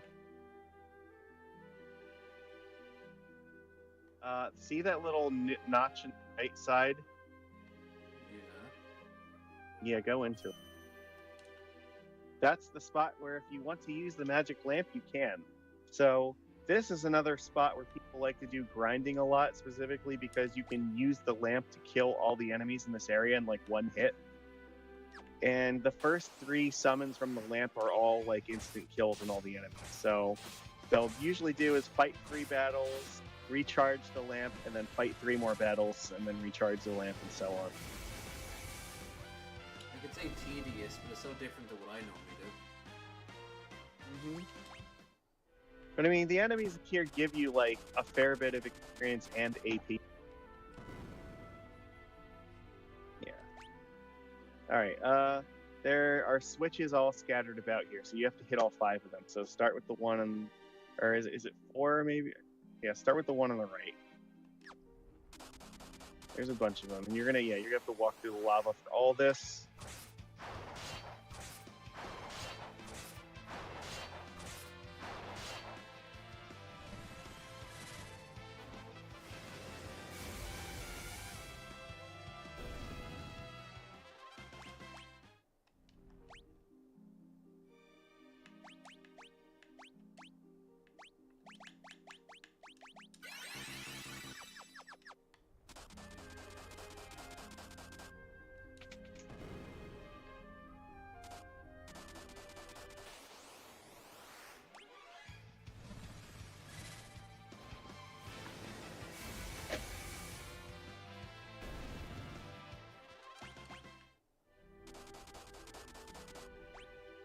Nope, not there yet.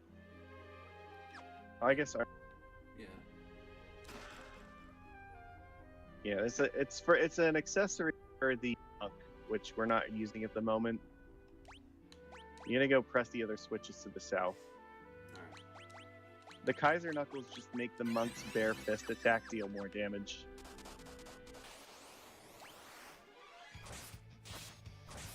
Generally, they're not better than the sandals.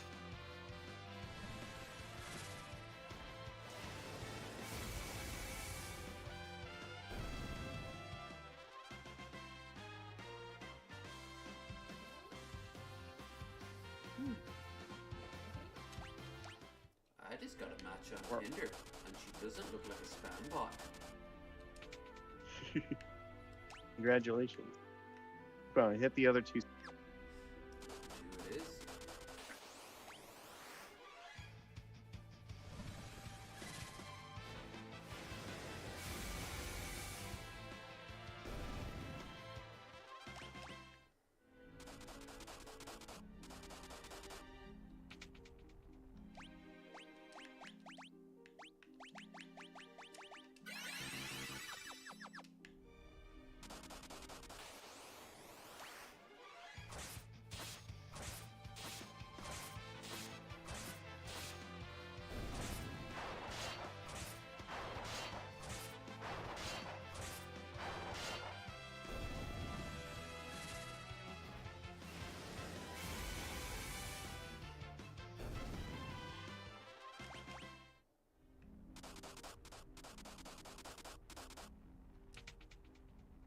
All right, now go back up to where that chest was.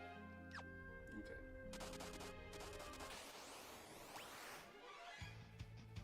You know, every time I check to see what my health is, I get into attacks. So I get to see what the health is and nothing else, but... You're fine. Like, nothing's ever gonna hurt. Going.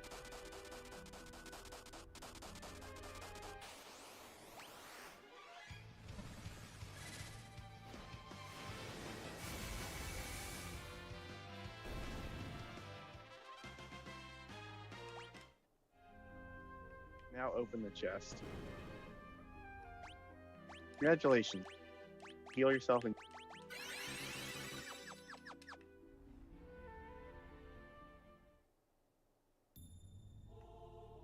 Alright, stop. Okay. When you're gonna get into a boss fight here, and I'm gonna tell you, not rapid fire the boss. This is another one of those you have to kill them all at the same time, because if you don't, your life is gonna be living hell. Just cast Sildra or Bahamut on them until they die. That's it. Okay. Don't use rapid fire. So, Butts, dual cast, Sildra, Lena, That's fine. defend, Faris, defend, Krill, Bahamut twice. Yeah. Only use attacks that are going to hit all of them. That's it. That's your only instruction here.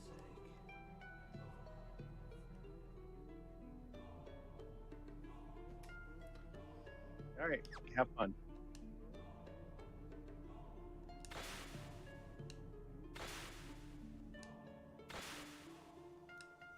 The three little pigs of death. Yeah, pretty much. Cabbage Patch Kids meet the Toxic Avenger. What the fuck? Yeah, something like that. Ladies and gentlemen, Jared Genesis in his first on-screen appearance. But if you don't kill them all at the same time, they will revive each other. Okay, so Dual cast. dual cast. Soldier, sure. Or whatever, Bahamut. You can just hit Mimic. Just hit Mimic for the rest of them. Oh, okay. Well, no, you hit Defend on that person, so it's not going to work now. Now they're going to Mimic Defending. You have to do it, like, whatever the last command is, they got executed. So if the first person just dual cast and everybody else just mimics, then they're just going to dual. If you dual cast and defend and then mimic, then they're going to mimic defending. Okay, so This person just have them defend. Defend. Dual cast.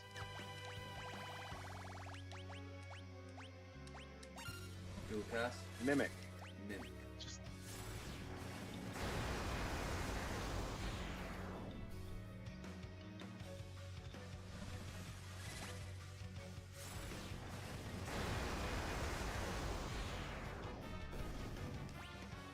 beautiful. That's it. That's all you had to do. Now your time may... I think this is technically the third tablet in the Story Falls is one, but you can do these. Make any... Okay. All right. Now would be a good time if you want to use, if you want to set one of your guys to Time mage. Okay. get the fuck out of here. Just change Lena. Fuck it.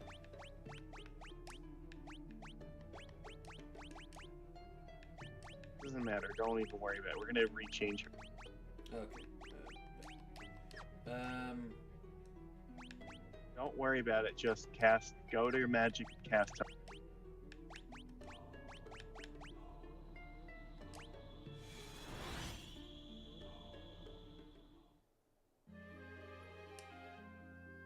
Beautiful.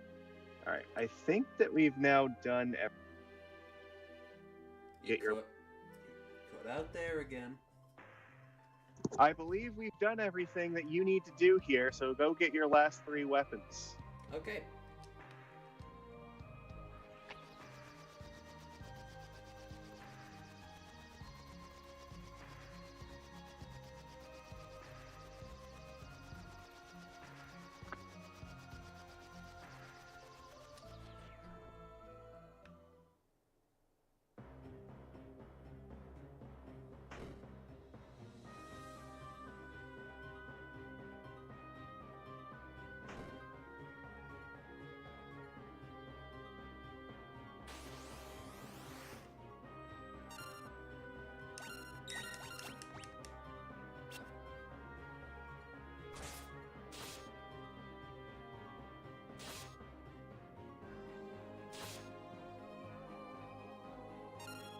Really?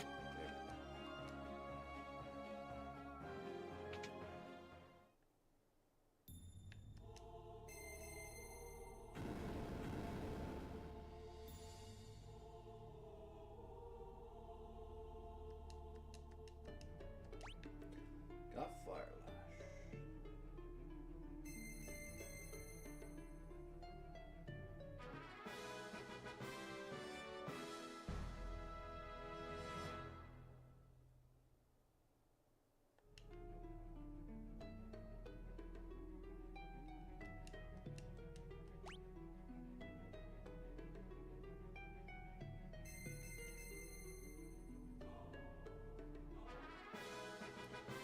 Luna.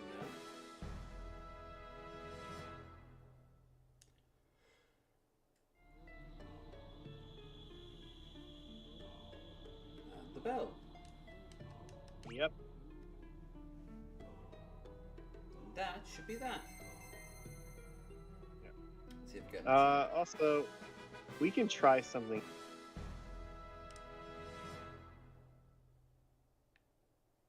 Let's set your 2 rapid fire characters.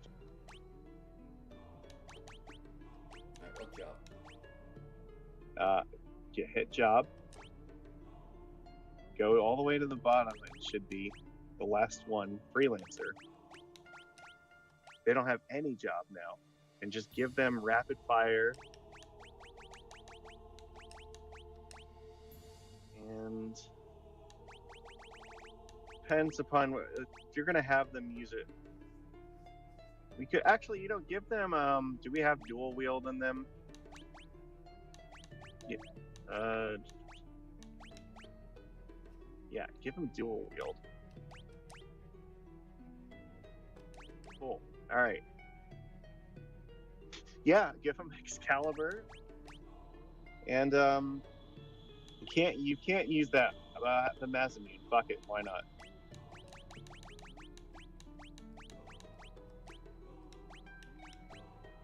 Okay, those are fine. You can use the ribbon now. Put that on. Okay. The freelancer is one of the can use any equipment from class. Crystal armor is fine. Don't worry about it. Now we're gonna do the same thing with Ferris.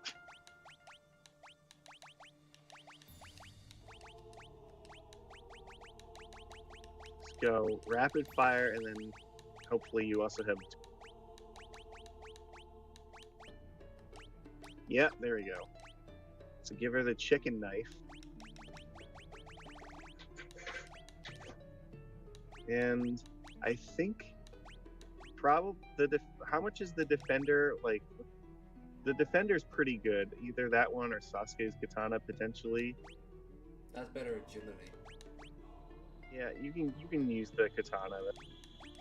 The Holy Lance I think is slightly more damage, but it doesn't give you the defensiveness.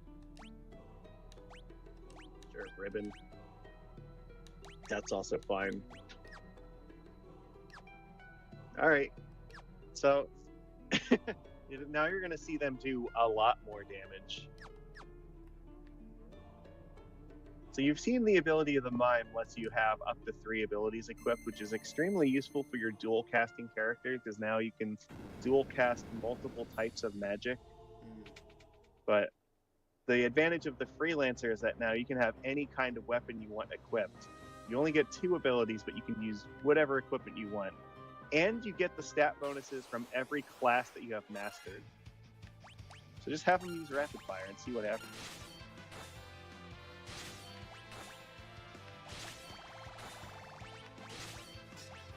Keeps on going. Well, because they're using dual wield, they get to do attacks.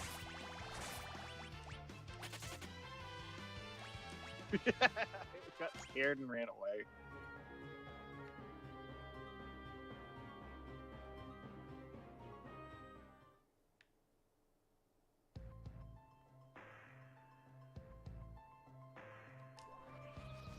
All right. So I think that we've done everything here in this.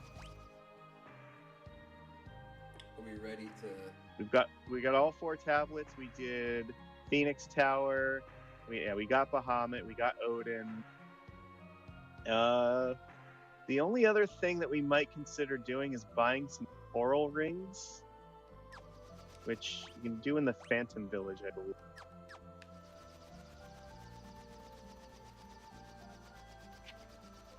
You should have, I think, 2 of them already, and you'll get a third one in the dungeon, but we might want one more.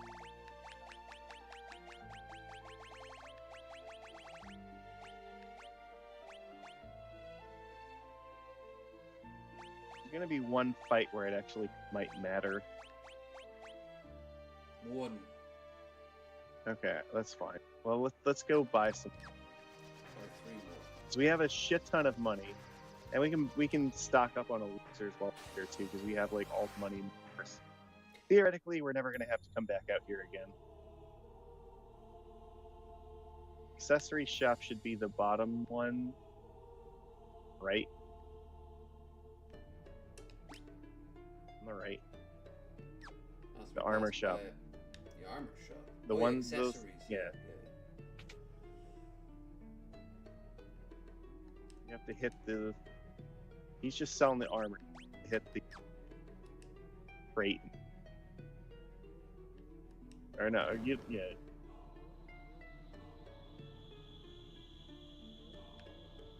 Yeah, go talk to this person.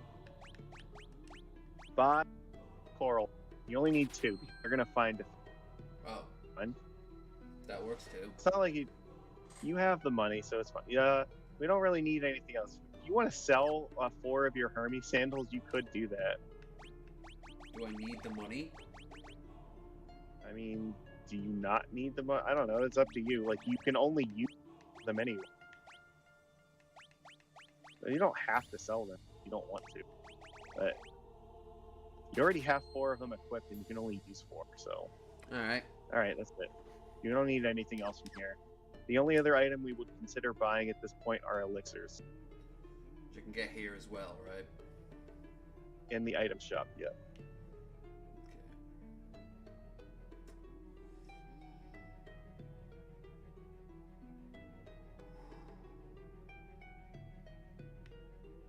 Okay. Magnetized motherfucker.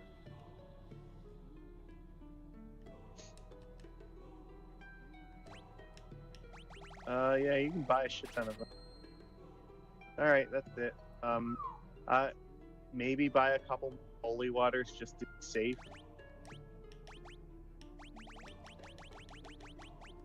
Sure, that's fine. You're not gonna need that many. Check the other item shop. Just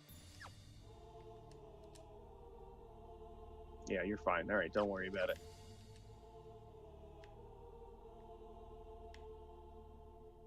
All right, let's go kill X-Death. Yay! And also maybe the optional bosses too, because we can. Yay!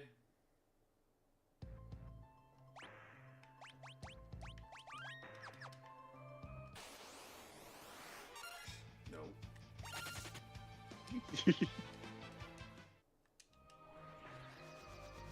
All right, you're gonna fly up, basically straight up from that. To the right a little bit. That hole. No, go down. You're gonna fly into there.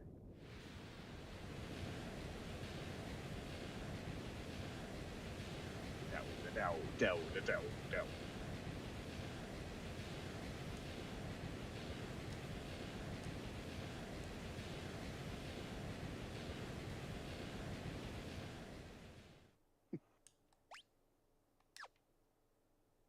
No music, never a good sign.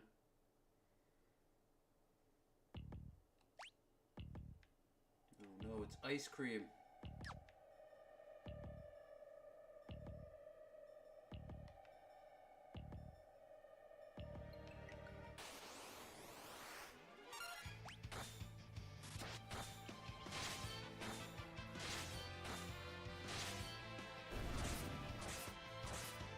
Kids, I think we're gonna be okay from now on.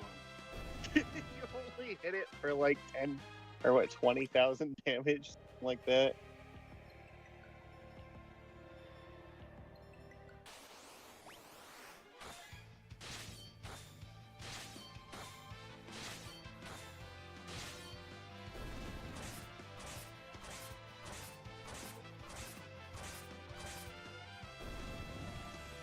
why not? Just show dominance.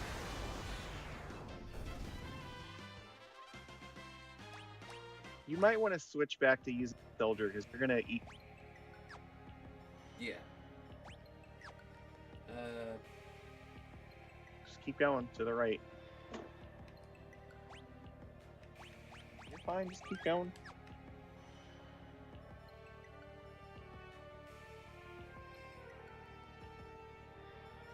Now this music makes me think of Final Fantasy XII when you're out in the desert.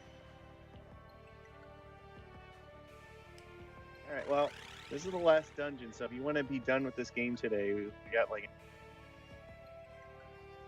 Say it. How many hours left? About one. Oh, okay. I can live with one. Yeah. But I know, like, that you usually are done around, like, an hour from now at the latest, so... Well, we started pretty early for this We very did. reason. So, this is the literal end of the game, so... That's what we we can drive push- me forward. It'd be a bit crazy to end. we can push through this, but yeah, we gotta not dick around, that's all. Okay. We've done all the side stuff at this point, so there's 2 optional bosses left, and then a shit ton of, like, bosses between us and X-Death. That's it. We're just walking our way down X-Death lane.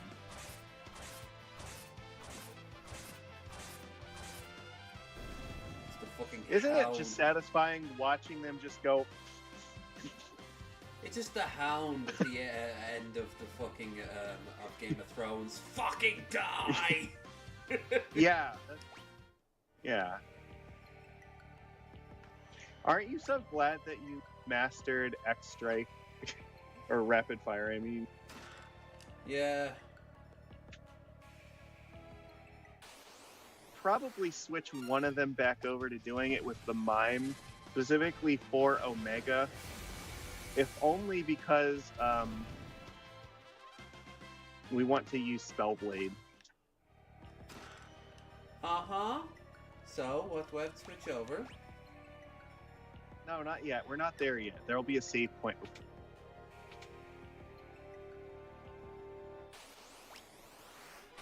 It's just specifically for that fight, you kind of need Spellblade because your regular attacks never actually hurt. You have to have a Thunder Element weapon to deal him damage. Right. Oh yeah, you probably again Yeah, I shouldn't need be to using switch Buffet. Yep. If it ever gets to be their turns again.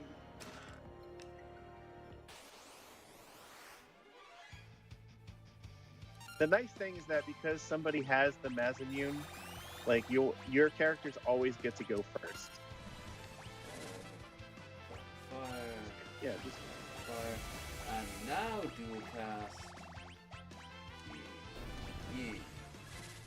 there you go. Now you can. Level checker. The fucking scouter from Dragon Ball. It does certain attacks like level Graviga or I think even level 5 things of that sort. Flare. So just watch out for that. Yeah, go down the chains. The one on the very right goes to the treasure chest.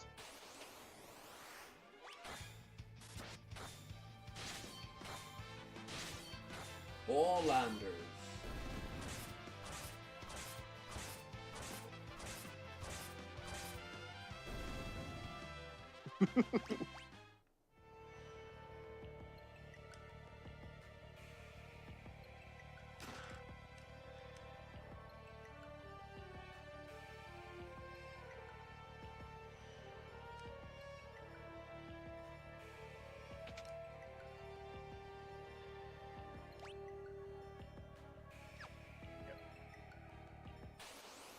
I think this is a blood sword.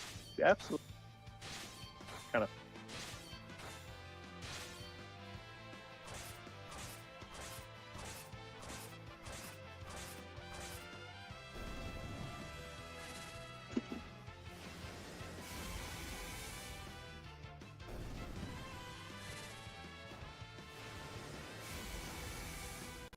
This setup, you would probably auto battle X-Death and win.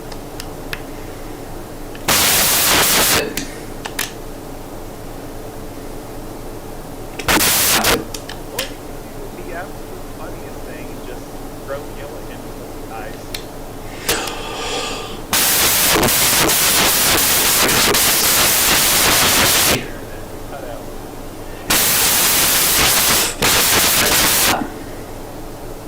Nope, didn't hear that either.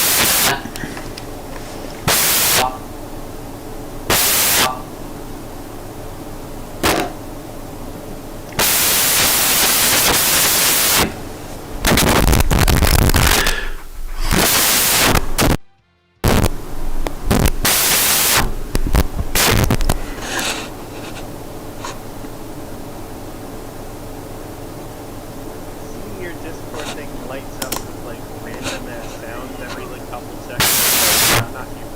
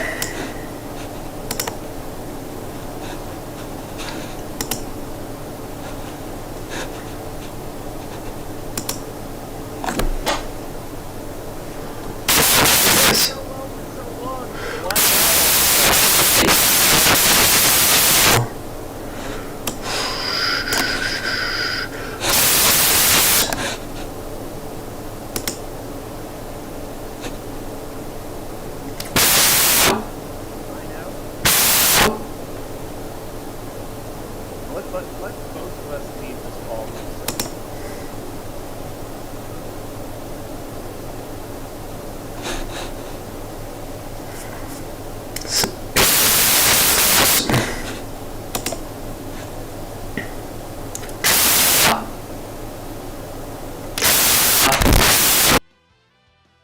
It's trying but failing.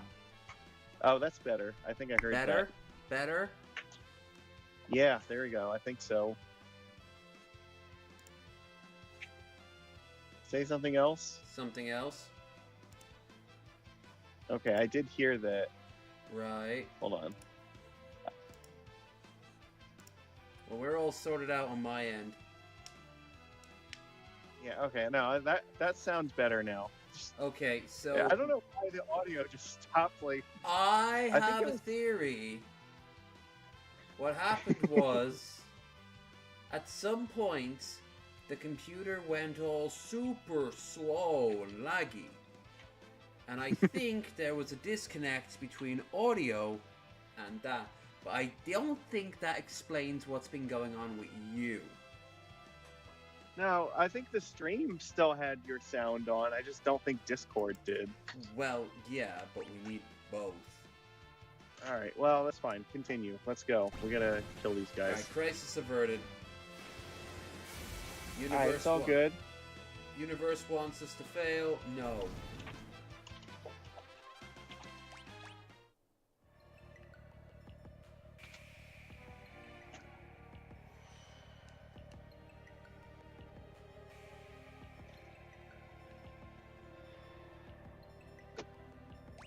Oh yeah, here, we end up in the room in the Phantom Village that we could not go into before. Left So, or yep, right? you're gonna go up to the left. You're basically walking out of the village now. You can use the healing pot, that still works.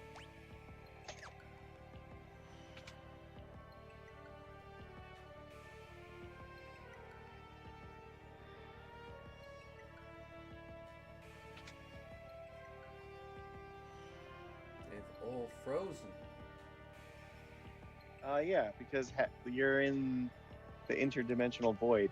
The Phantom Village is half stuck in the void and half on Earth. Like, it's really fucking weird.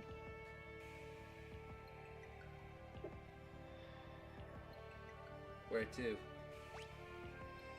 Just leave the village like you would normally.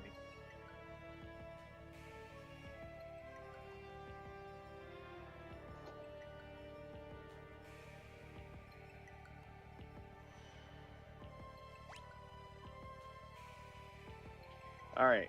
So there are a couple treasure chests to collect here, but stop before you touch the tree vagina.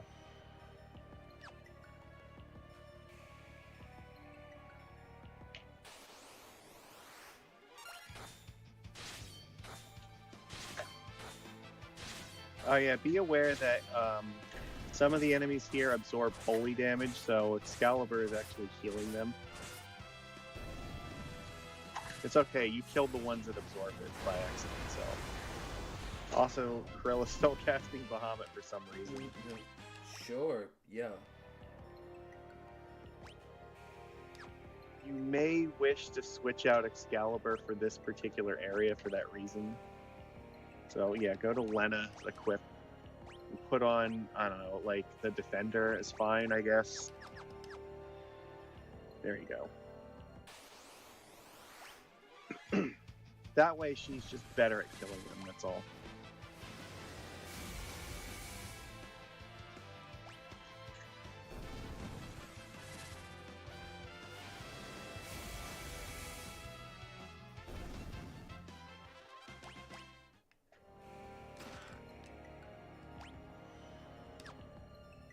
Kind of weird how the demon is using holy magic.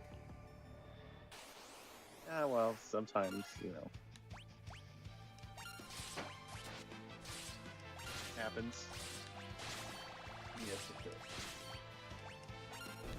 And do a cast.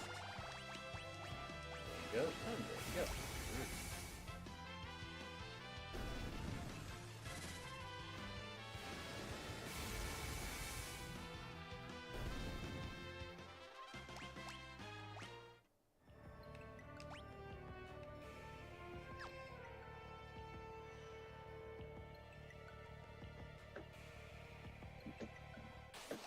Right.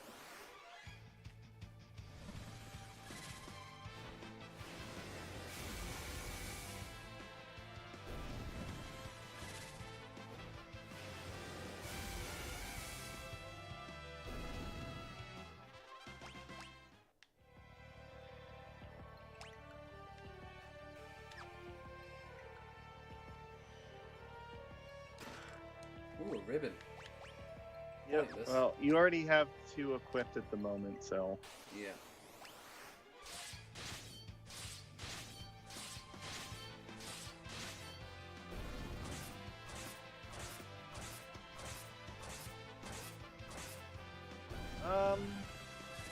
Actually, check and see if the mime can. I don't remember if they can or not. I have a feeling they can't, because I think that their equipment is limited to not that. But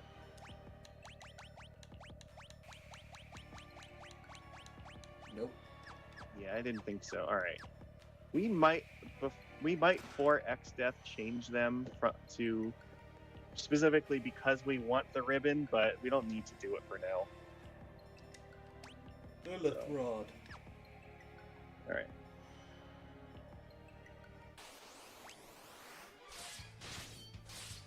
Again, I'm hearing more and more of the soundtracks sounding very similar to later games.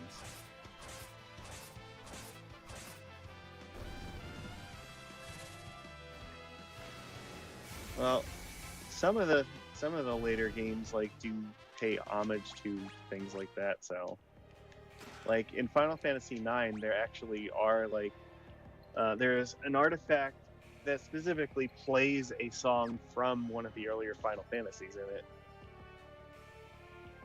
Remember in 9 you can also have Rufus's theme play at one point. Yep. Oh yeah, it does in one of the cutscenes. Actually, right near the beginning of the game. Yep. When the ship crashes. Yep. I changed you!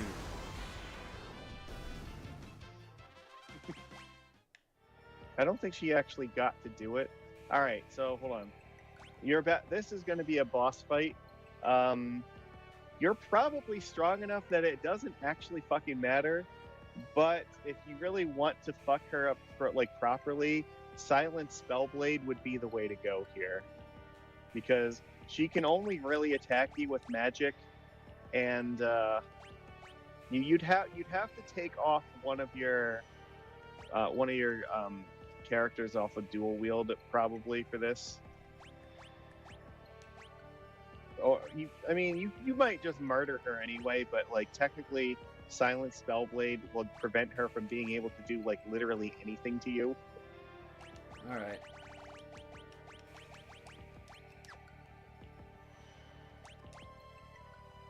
Yeah. I don't think she has any elemental resistances, so you should be fine to put Excalibur on for this. And you can equip a shield if you would like as well, since you can't use a second sword.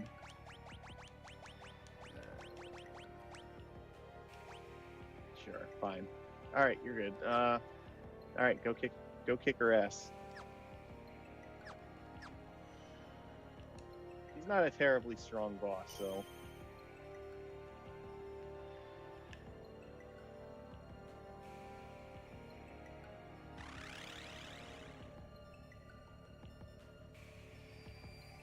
For all eternity. Get some coffee. Yeah. So, She's weak to silence because she counterattacks with drain, so that's it. okay, So literally, I just would not attack her until you silence her. So just like do silence Spellblade and.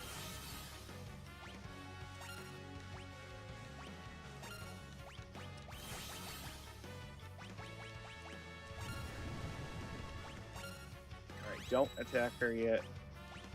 Make sure that your Spellblade person attacks now. okay, rapid fire.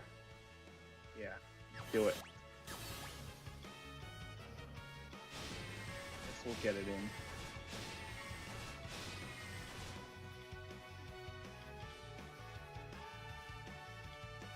Yeah, so now you can just have everyone else mimic. That's fine. Or rapid fire, that's cool. Sure, mimic, because you're just rapid firing anyway. And again, rapid fire. Alright, auto battle. Success. That's it. She's dead. She doesn't have that much health. It's just that if you silence her, she doesn't actually get to counterattack with her drain effect, so, yeah. If you want to put dual wield back on, you're safe to do so. Actually, you know what? Don't bother yet because the next area is going to be Omega, so we might fuck things up again anyway. This area is going to be where the hardest boss in the entire game is. Well, except for Go-Go when he's mad.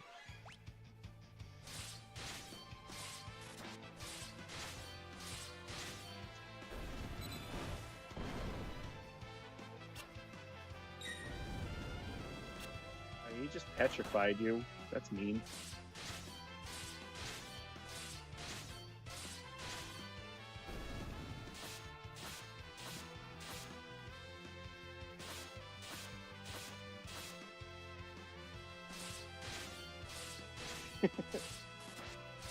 Just fucking go into town on this thing. Yeah, alright, you gotta heal. Alright. Okay. Don't go in there at first. See where that waterfall on the right is? Well, don't go down the waterfall. 'Cause remember, you can do that, but don't. So, you're gonna go up where the waterfall is. 'Cause there's actually a hidden cave behind it. Yeah, just dual cast, I guess. That's fine.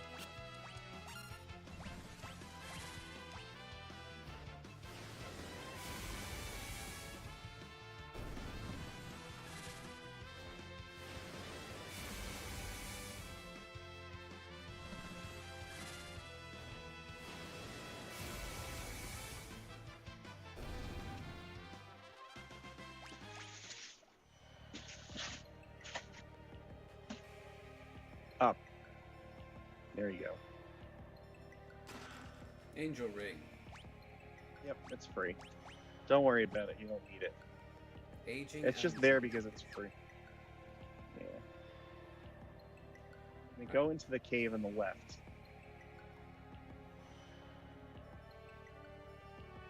And go up and get that chest. That should be the coral ring. I don't need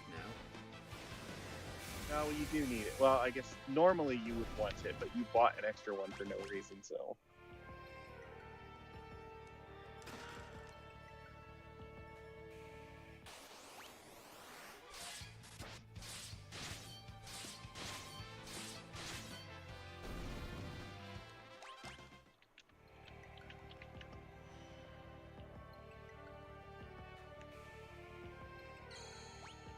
Okay, so we are right before the harder of the two super bosses in the game.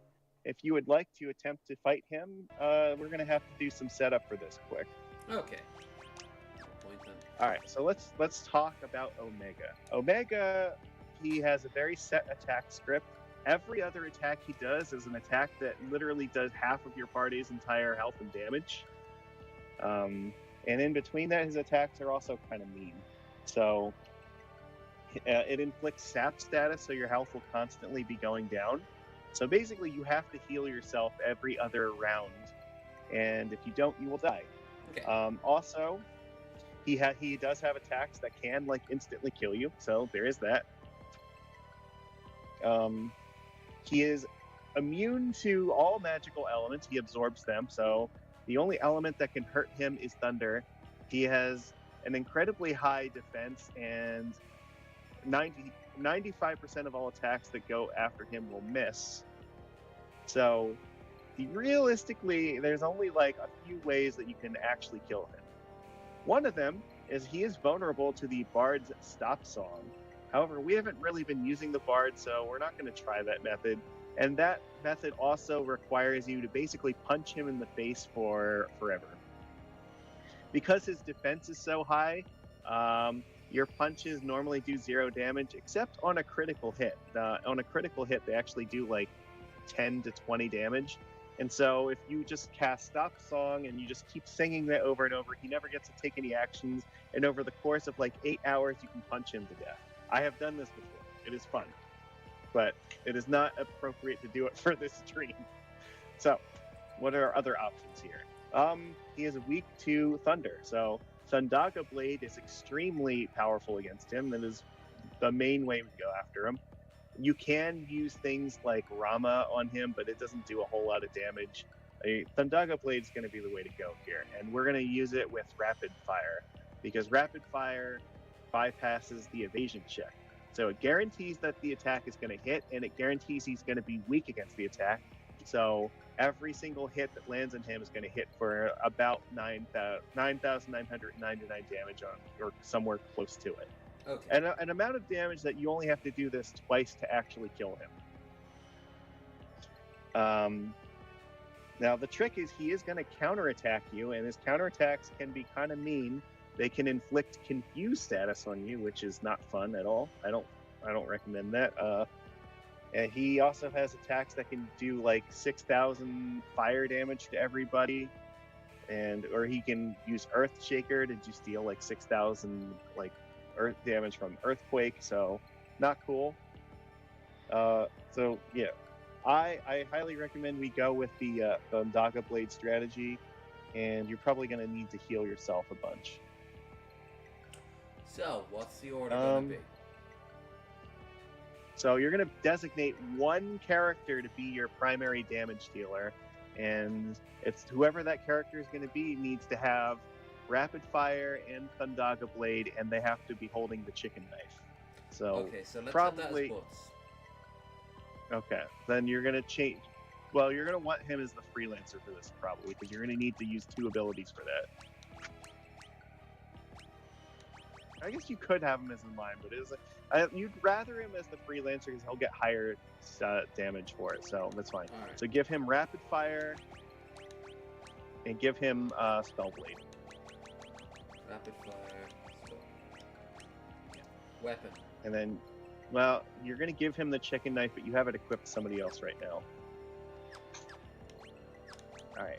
And everybody else's job is literally just to keep him alive.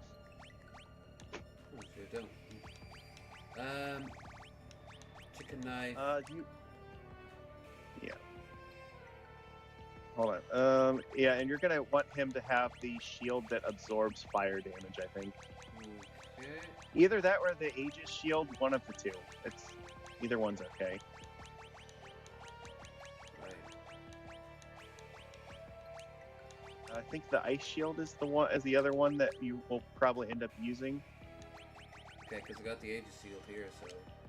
Sure, that's fine.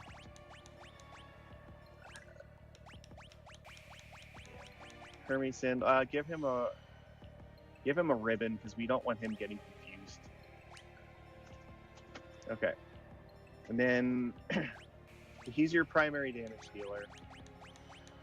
Armor is not really gonna matter because I don't think Omega doesn't really have like a lot of good physical. That one does matter because that prevents you from being able to heal yourself. So I would not put the bone mail onto this. All right. I would say probably leave him with diamond armor, or actually, yeah, diamond armor is fine. I think because can you press view the description for the diamond armor? Okay, resistant to lightning. That's also, I think, possibly relevant here. I don't remember if it is for this. All right. So then we want everybody else to just be able to heal him. So probably a bunch of dual casting people with white magic would be good. All right. So John. We're not. Yeah. So I mean, freelancer's fine for all of them for this. This is a point where we either mime or freelancer actually. Either one's okay. Freelancer's probably slightly better, so just because they get better stats for this. Okay. But you're gonna want. All right, so abilities here, dual cast and white magic probably. Dual cast. White magic. Yeah. I think we're gonna do that for all of them. Their weapons literally do not matter because we are not gonna have them actually attack with anything. Then have them as Hermes sandals. Yeah. Hold on, wait. Ability. Go back to Lena for a second. What are abilities here? Dual cast white magic? Okay. Go to Lena's equipment for a minute. Oh, she can dual wield stuff even. Okay, that I didn't realize that was the case. Interesting. Take the Mazimune off of her. I think. Actually, hold on. Go back for a second. We want to do this. No, they need to have shields on. Okay, so give her the other Aegis shield, I guess.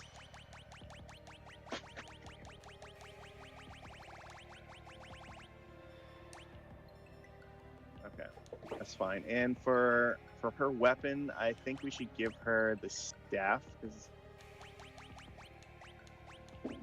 the Sage's staff, I think, is she's gonna be primarily casting healing magic. Sure, it doesn't. She's never attacking anyway, so that's fine. And I'll put her in the back. Yeah, they can all. Everybody can go in the back row except for Bars because he's actually going to be dealing the damage. So, all right. And then just give. I think just give the rest of them just dual cast and white magic. Dual cast, white magic. Got it.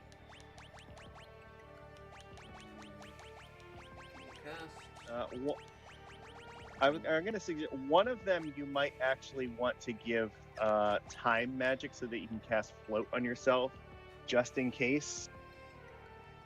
So maybe Krill can be a mime for that, because then you can give her dual cast white and time.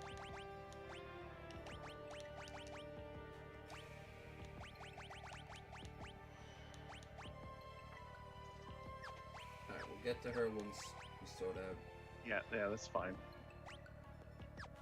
Abilities, check. Yep, that's good. Equipment. And then a Krill's The only thing that really matters is going to be like the Hermes sandals and the shield. So we used the 2 Aegis shields already. So Ice. give her the flame or the ice shield. I think is that one the one that absorbs fire.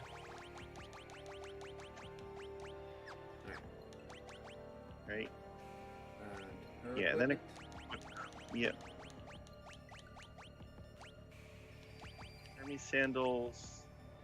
Again, ice shield.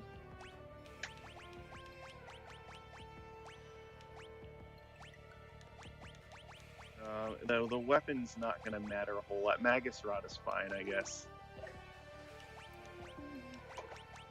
Do we have another ribbon that's not being used by anyone? Nope. Yes. Okay, then give it to one of them because it prevents a bunch of status effects. So she's gonna get status okay. effects. So what's going to? Genji helmet, probably.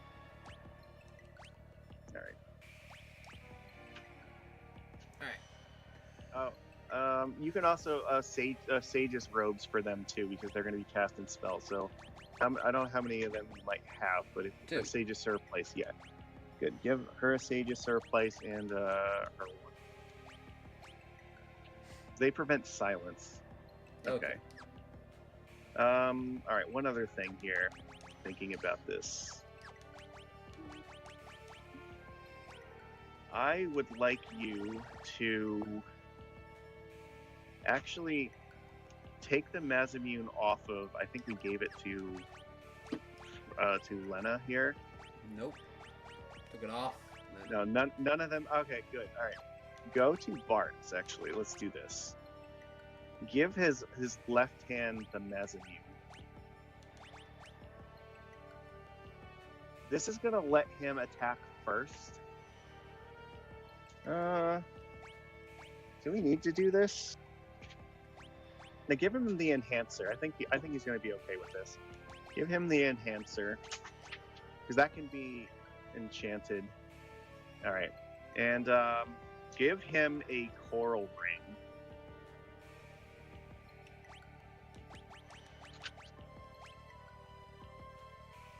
Yeah, give him a Coral Ring. All right. Now I want you to give the Mazimune to one of your other characters here. Doesn't really matter who. Their job is going to be, they get to act first in combat, and I want you to use the Mazimune to cast haste on Bart's. Okay. Now. Because now he's going to be immune. So only one of your characters is actually vulnerable to fire damage. Make sure that who has the Mazimune right now, because this is also going to matter. Okay, she's protected from fire damage. All right, good. All right, excellent. I think that should be fine. Abilities. Krill. Yeah, you got abilities, Krill. You have dual cast, white magic, time magic. Dual cast, white magic. You should put dual cast first because you're going to want that at the top of your list. Cast. Yep. Magic. Yep. Magic. Yeah. All right, and then the last thing, all right. So I want you to go to Krill's magic, and I want you to go to time magic and cast float on everyone. All right, good. Go to configuration. We got to set the battle speed down as low as it can go. Because you need, very slow. All right, excellent. Save.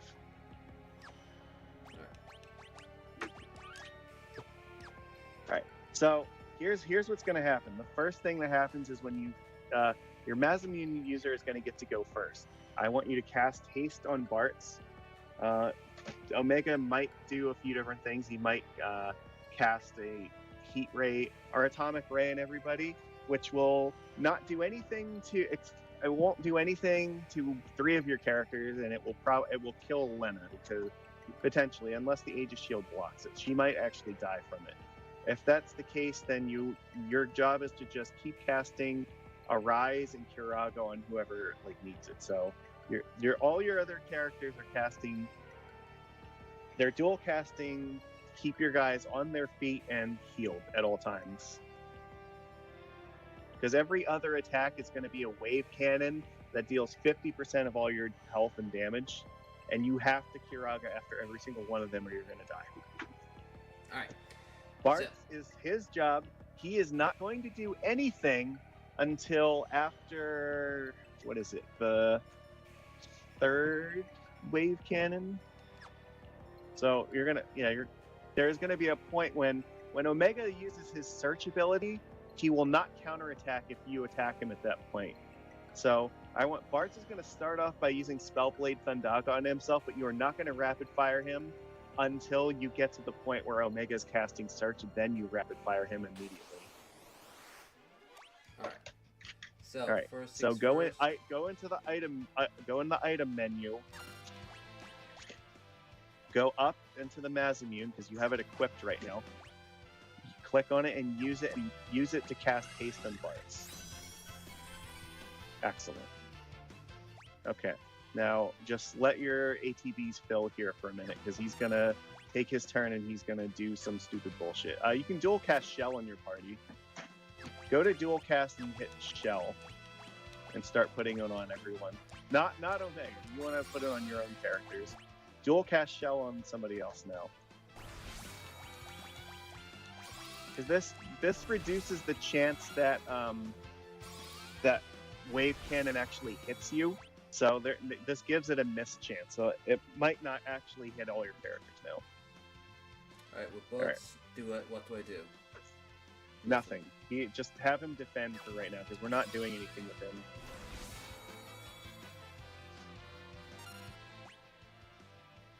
Just wait until he does his next. You're not doing anything until Omega does anything here. All right. Dual cast some cure spells on your team. All right. Yeah, just dual cast Kiraga. That's fine. Kiraga is. All right. You don't need to do anything else here. Just which button is it that skips his turn? Do you remember? That so not like defending, but specifically just letting you skip to somebody else. Because you want one of your casters to be on standby here. Skip turn, tab. Okay, cool. Just tab away from Bart's and just go to somebody else because you're gonna want them to heal you. Okay. Beautiful. All right. You're just waiting for Omega to do his next bullshit. Did Bart's do a Spellblade yet? No. All right, do a Spellblade with him quick. All right, just tab back to him quick and do that. I forgot that we have to set this up. Atomic Ray is fine. All right, have Bart's do Spellblade Thundaga. Spellblade. Thundaga. Nothing. Great. Thundaga. Yeah. All right, and then you need to Kiraga your team again.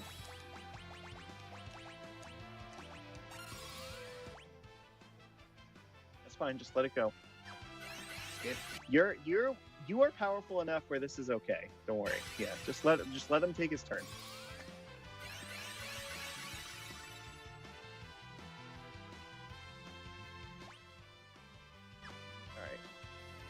All right. Now Kiraga again.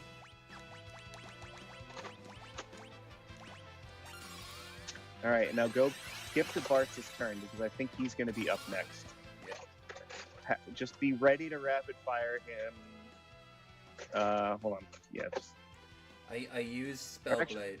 I can use it now. Right? All right. No, hold on. Now the next thing he's going to do is going to be his double attack. So he's going to do 2 attacks, and one of them might be Earthquake. One of them might be. You might have to Kiraga after this. So skip to somebody else. Yeah, go to one of your casters here because you're going to have to potentially heal after this. All right. Go to dual cast. You're gonna just Kiraga on everybody right now. All right, now skip to Bart's.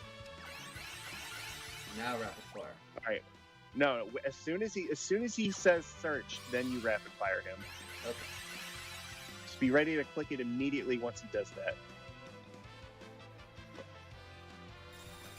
Now. Hit him.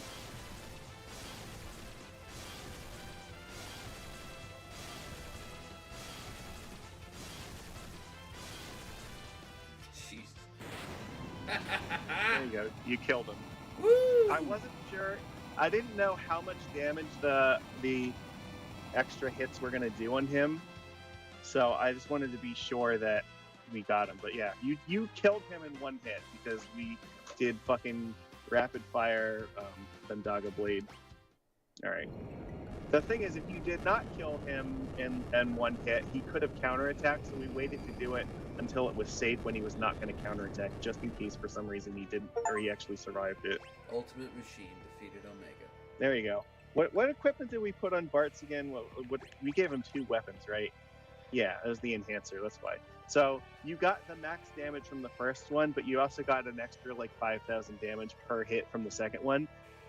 So it meant that you dealt 40,000 from the chicken knife and another 20 from the enhancer. So yeah, 60,000. He only has 55,000 health. Oh well, there you go then.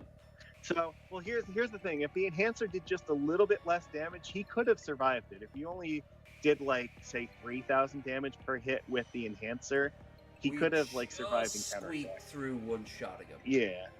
Yeah. And you really don't want him to counterattack you because he hits you really hard and confuses your characters, and he'll do it for every single hit that you do on him. So, all right, you can go back and change your guys up again. Congratulations, you killed Omega. And it's actually when you do the setup right, it's pretty trivial to do it, but if you actually are fighting him in like the 4-job Fiesta, where you're limited to what classes and everything you're allowed to use, it gets real creative on how you're actually able to do it. All right.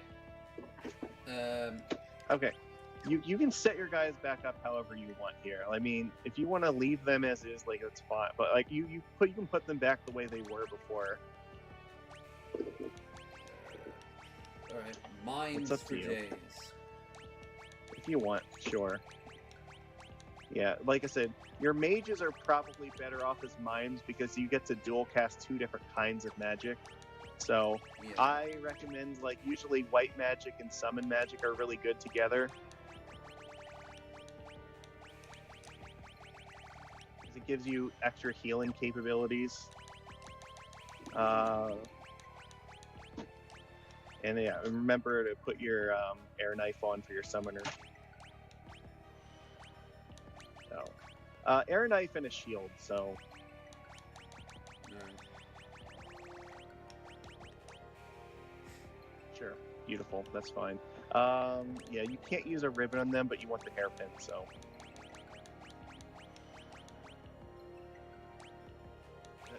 That doesn't matter to you. You can put whatever you feel like in there. That's fine. I usually put a robe on the summoners because I think the robes boost their magic stats slightly. So. Okay. Beautiful. And then whoever else you want to be your like Krill's usually really good as a magic user. Yep. Normally I have I think I have Lena and Krill usually be my casters, and then Ferris and Bartz are usually the ones I have to beat shadow things. There's very, very slight stat differences between the characters, but not enough that it matters a whole lot. Black Mage and I don't usually use black magic as much because you're already using summons to do most of your damage, so it's usually better off to have healing as your extra utility for it. But it's up to you. Or like time magic is also not terrible if you want to like worry about like haste and stuff, but since you're using the Hermes sandals, you don't really need it for this. But I think you put the Aegis shield on one of your other characters for right now, so you might want to fix them first. Hermes, Genji,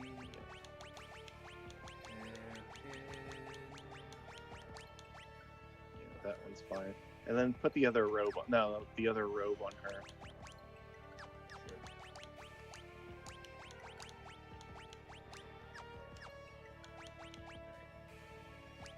I mean, you can just leave them as freelancers. That's fine. Give them weapons because they're going to be going to town here. Just, yeah, fuck it. Excalibur and put another weapon on for the other hand.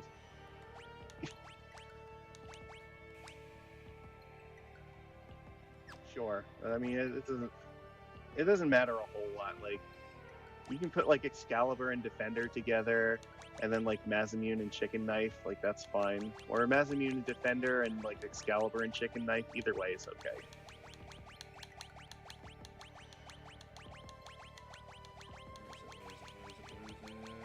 Usually it's like one of the last ones here. Okay. You can change that back to like the black garb or diamond armor or whatever. That's fine. I would change the enhancer to probably a different weapon though. I like the defender a lot because it's beefy, but it has that like deflect attacks kind of effect on it. All right, and now give the Aegis shield to your other summoner. There you go. All right, beautiful. You're set up for like the rest of the game here, basically. Just formation quick. Remember, you want casters in the back, so G-spot, yeah, fix, yeah, beautiful. All right, you save now.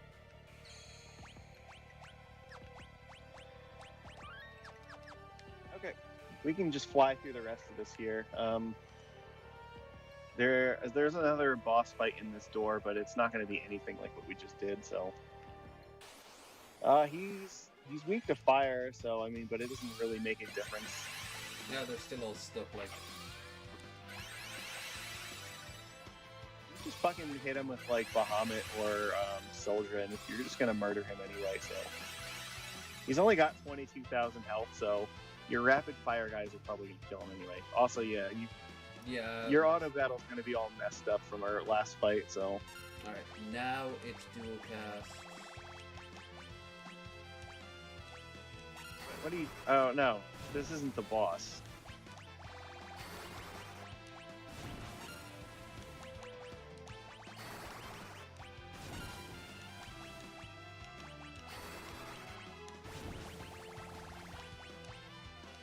Did you put rapid fire back on your other characters? I don't know. Give me a second.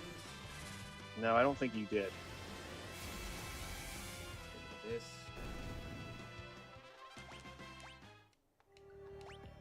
You gotta fix their abilities from your freelancers. Yeah, that should be rapid fire and then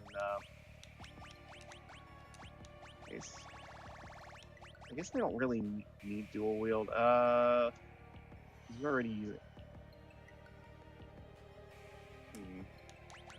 Go down.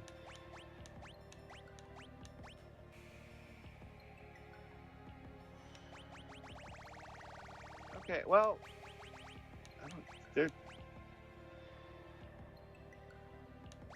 could just put like white magic or something on them if you want, or yeah, that's fine. So they probably don't really need anything else. So just rapid fire and that's it. And then the other one can be pretty much whatever you want. So okay, that's better. Go kill this boss, and then we're gonna go and use a cabin and heal again. So, open the book. Yeah.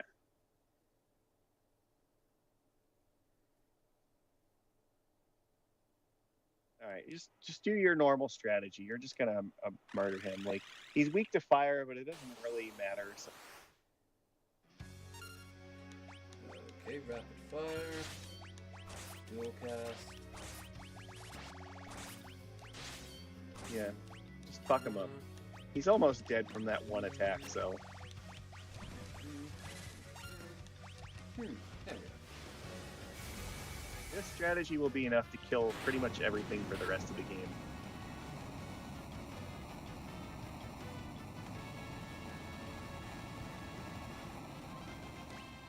Probably don't even need to heal, to be honest. You can just go forward from here, because there will be another save point still.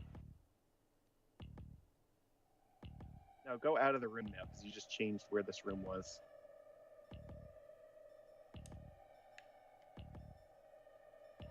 Yeah, no, you're fine. Just walk.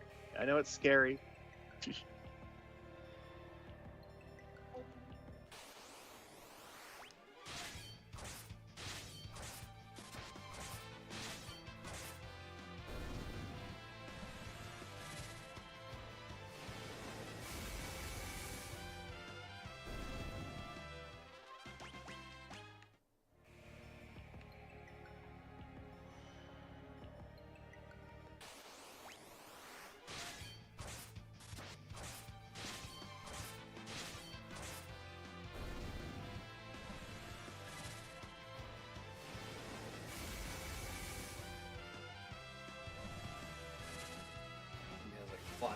left.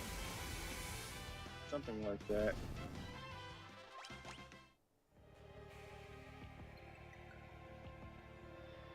We're just blasting straight through here. And normally the Dragon Aviuses are kind of annoying because they can cast Breathwing, which instantly does a quarter of your party's health and damage. Yeah, well, all the dragons can do that, which are, yeah, it's a pain in the ass. But we don't need to give a shit about that.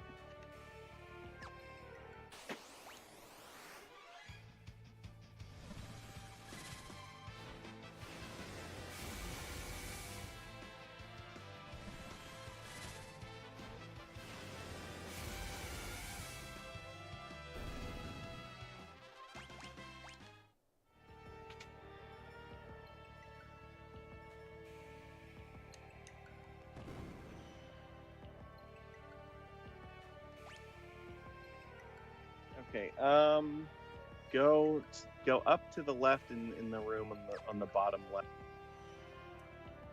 Here. Yeah. Go down. In that tower, there's a chest. Yep, that's a weapon for the Berserker. I remember There's Death some Claw. of these. Yeah, well, these enemies can also be really dangerous because they have one-hit kill attacks on you. The Sword Dancers, I think, can zombify you, which again is also really mean. Yeah, the What? Death Claws can like put your health to 1. Why did Krill try to shell everyone? I don't know, because maybe she didn't actually get to do an attack. No, there's nothing in this room. Just leave. Go to the right and the bottom right.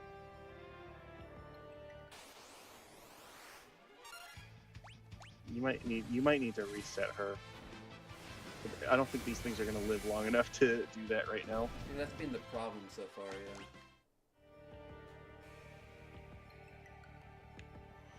Alright.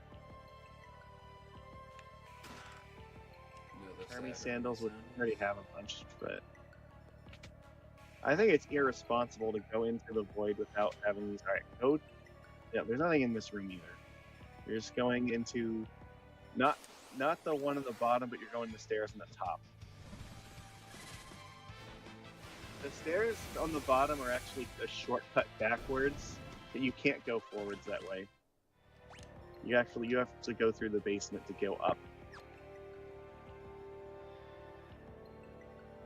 What sort of topsy-turvy world is this? Yeah. Okay. Go to the left. You can fight him first if you want, I guess. It's a beholder. Yeah. Well, he's gonna try to just kill him with rapid fire.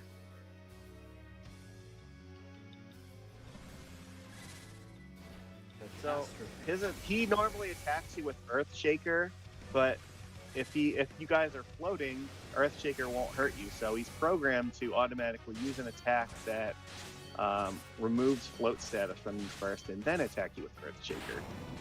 Well, But he didn't get to live long enough for that to matter. So yeah. there's a boss directly beneath you that you can fight. He's optional, but you should fight him because he's a save point. Yes. You just saw me defeat a beholder. Yeah, all right, just do the same thing. Rapid fire, dual cast. He's a blue mage, so his attack set is kind of interesting. He can cast like spells that reduce your level in half, so it makes all your damage and stuff do a lot worse. Butters, get off of there! Now! Butters! Butters! I say you're evil. Butters, you're making them look bad. Irresponsible parents. Oh, can't leave him alone for a second.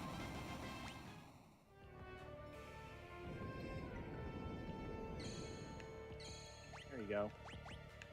You wanna use some cabins to fill up your MP pool since you've been using it a bunch? Might as well. I think using a cabin actually technically heals you a float status too.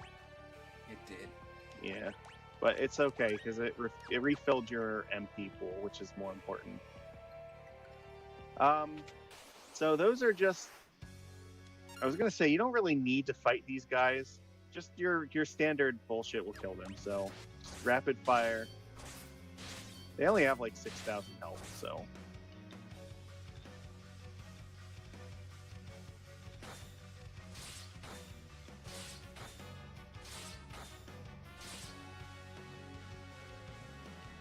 Yeah, we haven't fixed Krill yet. But there's just like 2 pieces of equipment for the dancer that we were picking up from here, but we're not actually. Yeah, you can't soldier them. Okay. Do this heal. You don't actually have to fight them, just rapid fire it. You'll kill it. It's actually not necessary to fight these guys.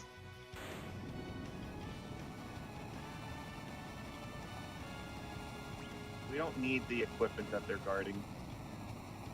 We haven't needed equipment for a while now. I know.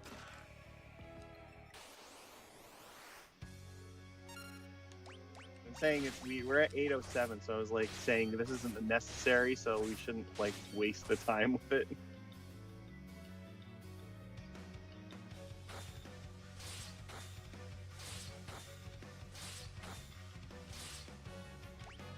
No.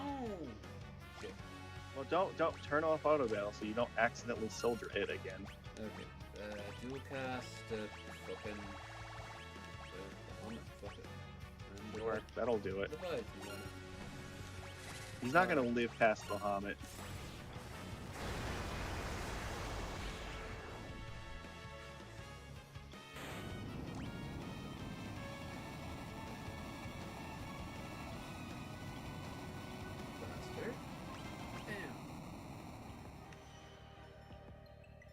You might. I don't know if you may consider just using another cabin to just heal your MP.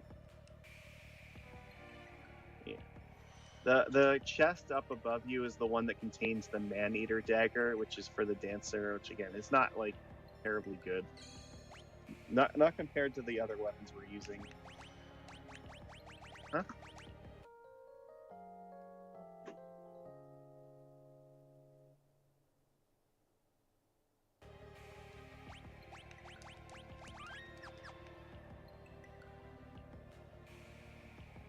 Alright, go upstairs and follow that bitch.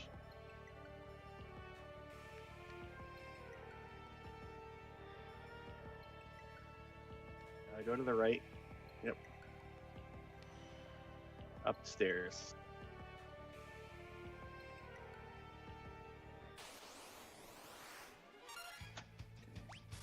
Just, yeah, do your standard nonsense to kill them.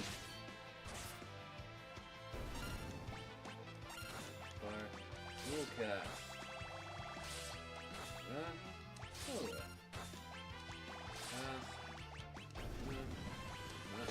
There, that should reset everything. Hopefully, yeah.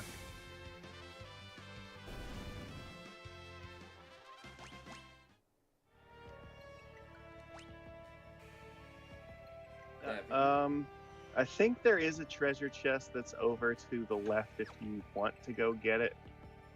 But I don't think it's a terribly important one. Actually, I think this one's the dagger. I think that the other treasure chest that we just walked by was not important.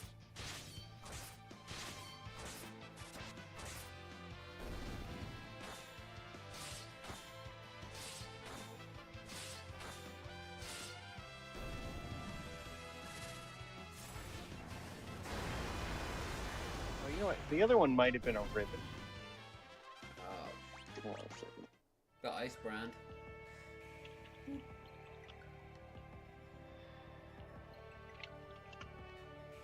Can you go get your treasure here from a second? I just want to check something. Man-eater. Yeah, alright. I want to check to see what the other chest was, because if it was a ribbon, you might actually want that.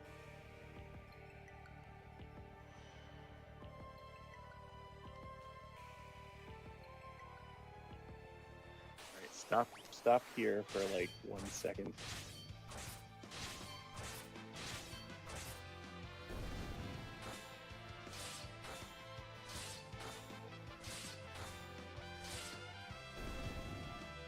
Oh no, the three. Okay, it's an accessory. It's the red slippers. We don't need it. All right, go forward. Yep, go in there. You're gonna fight another boss lady in here, and her whole thing, she's gonna turn you into like toads and stuff. But you'll probably just murder her before she actually gets to do it. So don't worry about it. Go up. Yeah, try again.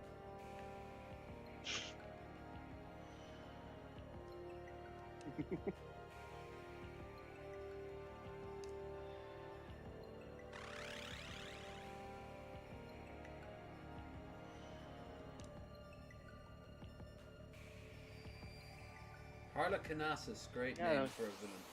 Yeah, just stab her to death. It's fine. Actually, hold on.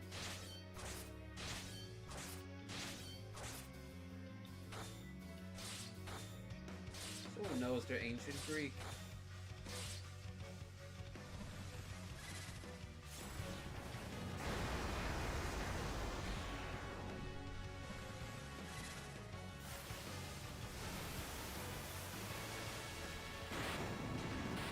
I have the power of every other pantheon. Okay.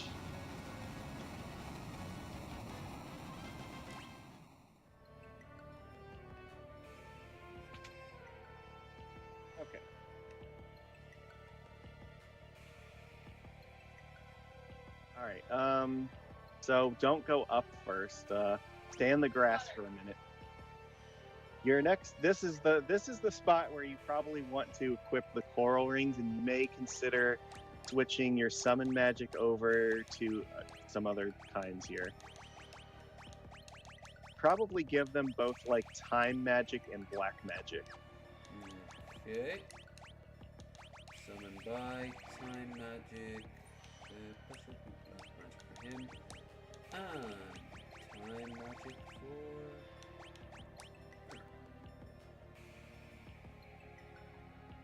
All right. So you're not going to have auto haste, so you're going to want to get haste on your characters as quickly as possible. Quintania counters all physical attacks by casting Tidal Wave on you. But because you're wearing coral rings, the Tidal Wave will actually heal your party, so you don't have to worry about healing yourself. However, it will counterattack magic attacks with Mega Flare, so don't magic attack it. Why tell me to What do we want- black? Because when it goes into its second phase here, once it goes through enough turns, it's going to start counting down to Giga Flare. And during this time, it's actually weak to death. So you can use black magic to dual cast death on it and just instantly kill it. Alright. That's your goal. Just fucking stay alive long enough until it goes into Giga Flare status, and then use your black magic to cast death on it.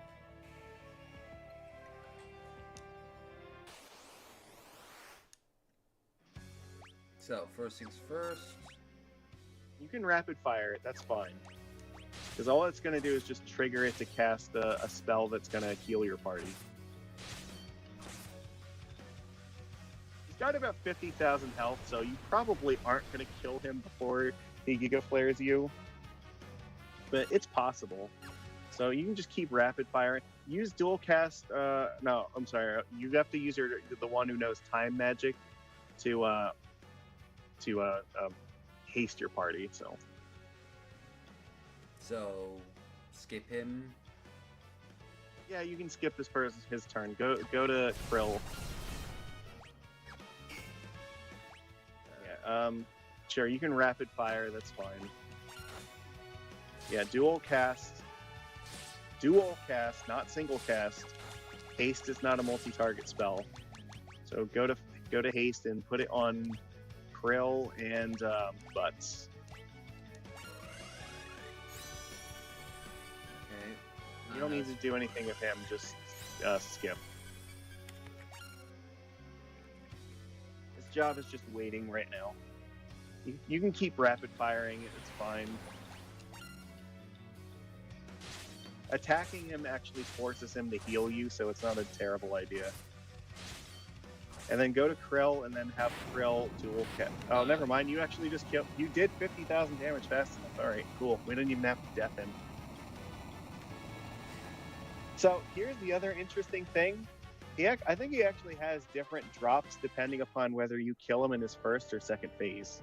So there are some items he can only drop like when he's in the first phase versus the Giga Flare one.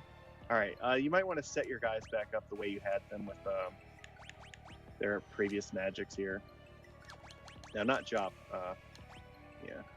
So You can put summon. Yeah, keep white, but keep white. I would say. Keep.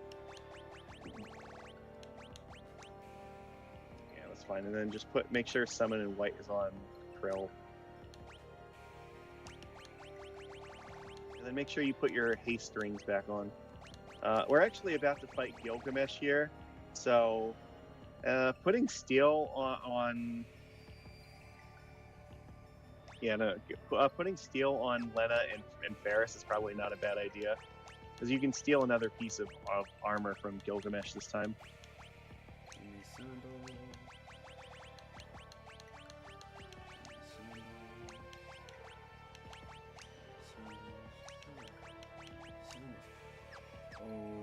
Okay, now abilities. Yeah. Go to them. Yeah, change white magic to steel.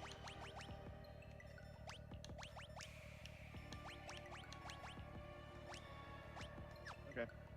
Continue. This is the last 4 floors of the game.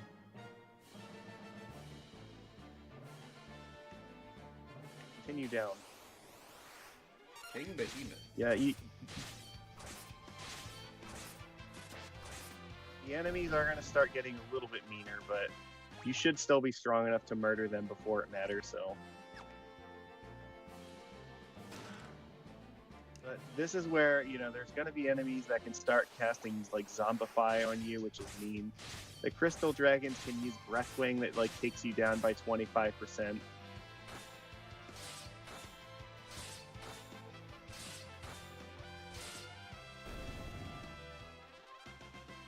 All they're doing is make me stronger. Yep. All right.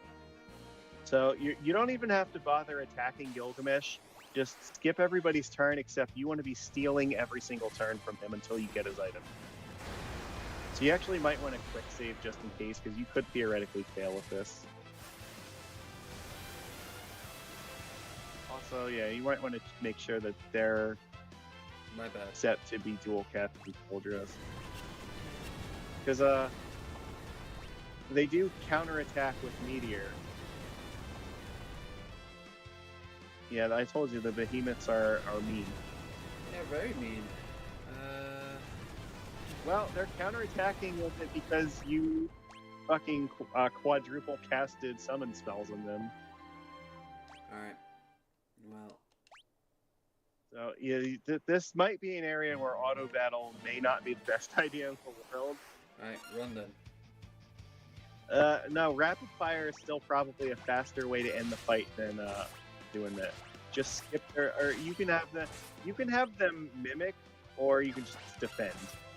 Alright. Rapid fire, and then mimic. Because they'll just mimic rapid fire now, so they won't do a lot of damage, but at least they're not going to trigger them to fucking cast stupid damaging spells on you.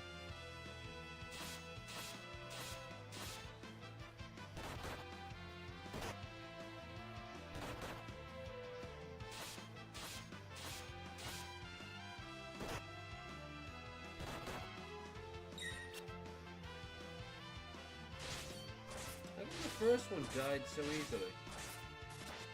Well, because you kind of got lucky on your first rapid fire, that's why. Because when we're at rapid fire, it targets randomly and it hits the back row, it does half damage. Alright, here's what I'm going to suggest. Which one of them do you have the Mazimune on? Alright, put Scram onto Ferris here. No, not, yeah, under abilities, yeah. Just change Steel to Scram for right now. Because The Mazmune means Ferris always gets to act first, so you'll be able to run away from any fight before anything happens. So. Yeah.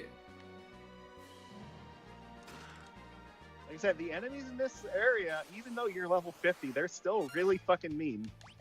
So just, yeah, you can just run away from them.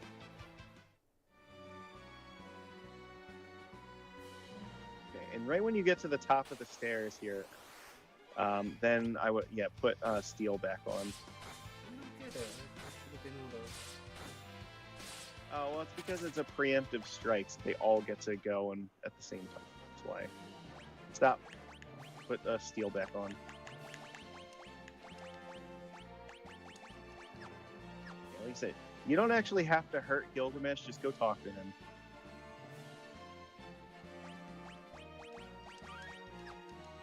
All your entire goal is to just steal from him because he has a certain number of rounds with. So just hit steal. Defend, steal, and defend. And just auto battle now.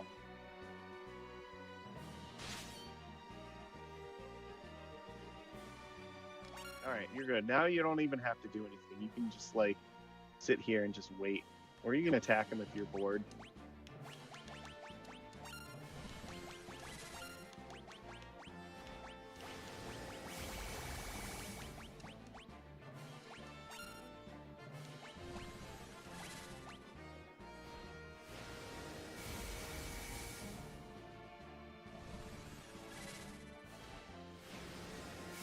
Battle's gonna end after like 2 or 3 rounds, so honestly you can just turn auto battle off at this point and like he'll just like he's just gonna be like, oh, what the fuck? There we go.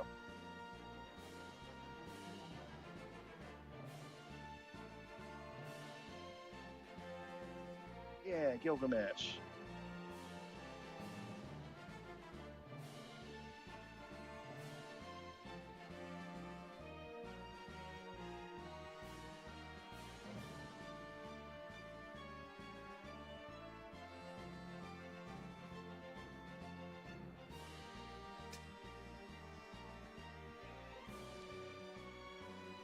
He's all like, oh yeah, you are kind of trying to save the world, I guess. Well,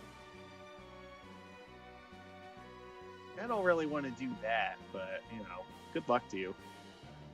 Yeah, you have to show up in the Final Fantasy VII's remake. Mm-hmm.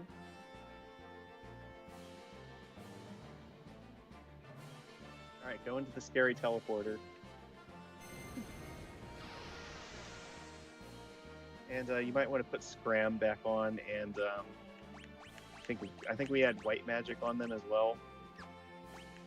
So put Scram on Ferris, and then yeah, fix Lena's other ability. She doesn't need steel anymore. Okay, that's fine.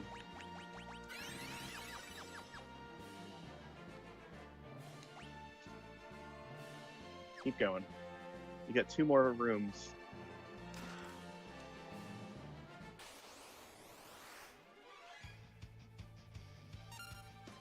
Scram.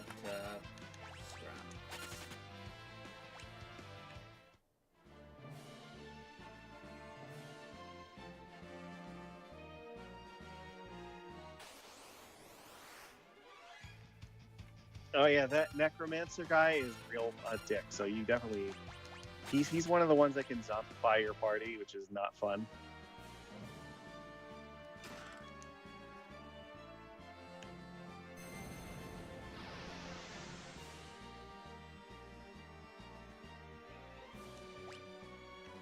Okay, that chest in the center belongs to the other optional boss of this game. So, we're gonna go piss it off. Go stand over there and then do not open the chest, but stand by it, because we're gonna do some setup there for it.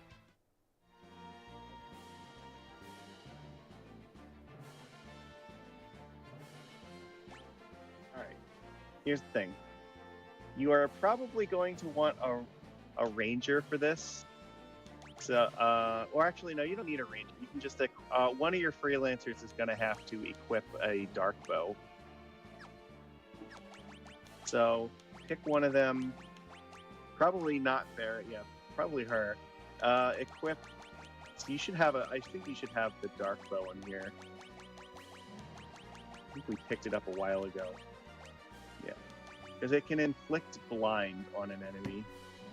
And then white magic is all you're actually gonna need, because you just need to cast Berserk on him. You are probably gonna want the coral rings on here, because he's gonna start off with a tidal wave, which is really bad. So probably dual cast haste, or it's not really gonna matter a whole lot.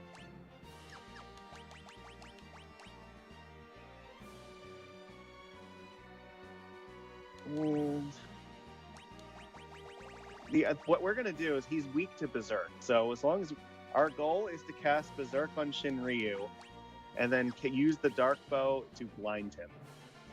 That's it. This is a fine setup, or I think so. I'm just checking to see if there's any other items we can use that might also inflict darkness.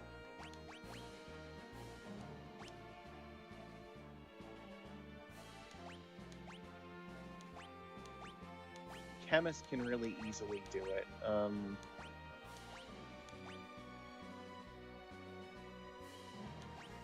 Oh yeah. Okay, so it's gonna also say on one of your characters, you should probably also equip the Apollo harp. So give Ferris the Apollo harp.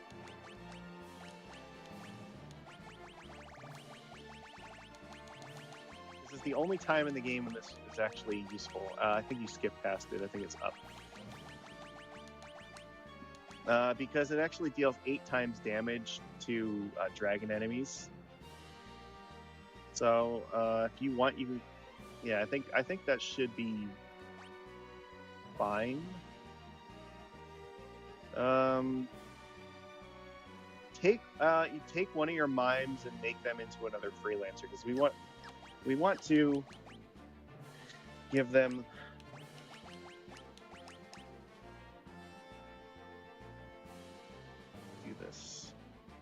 You do this way and keep the haste rings on. That would be good. All right. You're gonna need white magic on him, and dual cast in white is fine. So do that.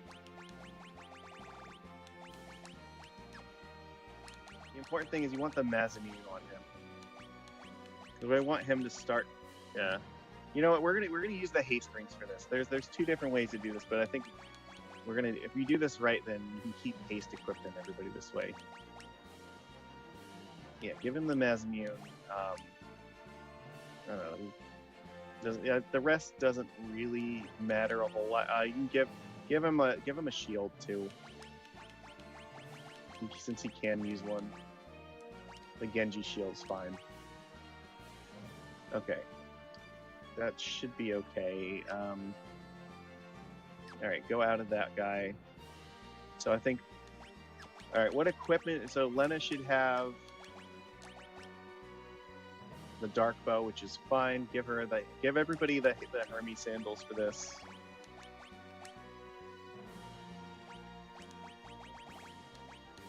We want the haste here.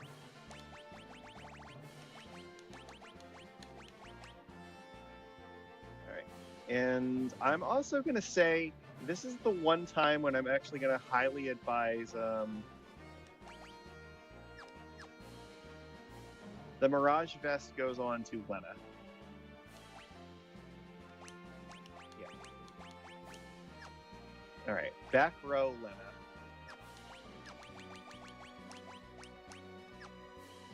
Okay, and also Ferris can go in the back row, because Ferris also has the harp, which is fine.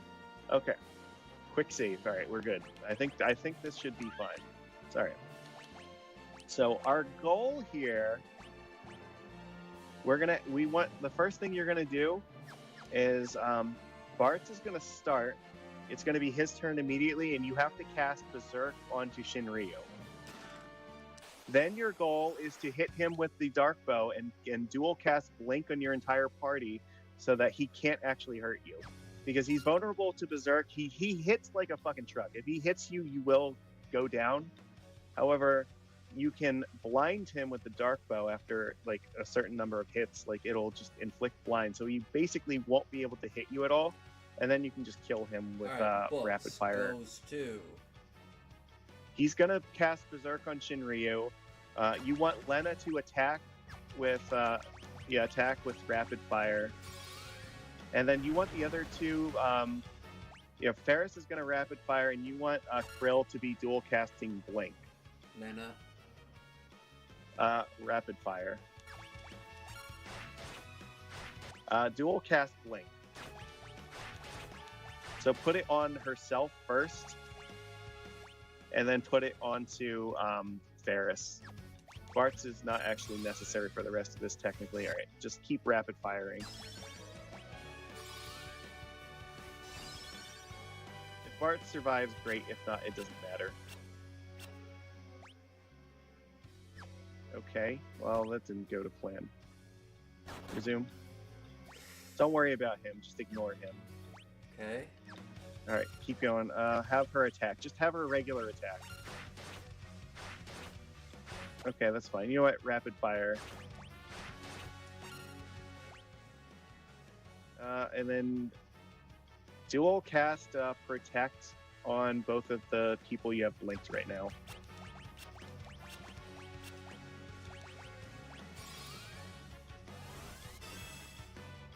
We gave Ferris the Apollo harp, didn't we? Yeah. It's missed Fuck all can't four Ferris hit? Okay, a rapid fire, I guess. times. Don't auto battle. Okay. Fuck. I don't know why it's missing. That's confusing to me. Maybe it might have to attack normally for the harp. Okay, rapid fire. And then dual cast blink onto Lena. And blink onto Ferris. Yeah, again.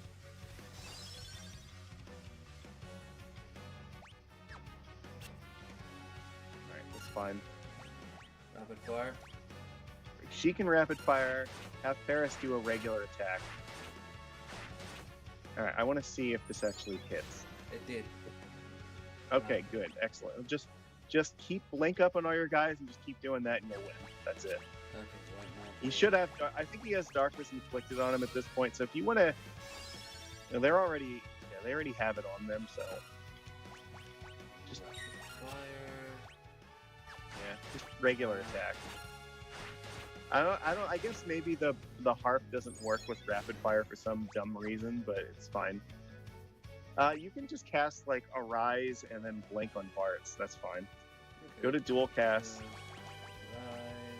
All right. Yep, and then blink on him. He can be awake for this too. Why not? Again, Shinryu only has like 55,000 health, and you've already almost killed him. So, just not on a regular attack with the harp.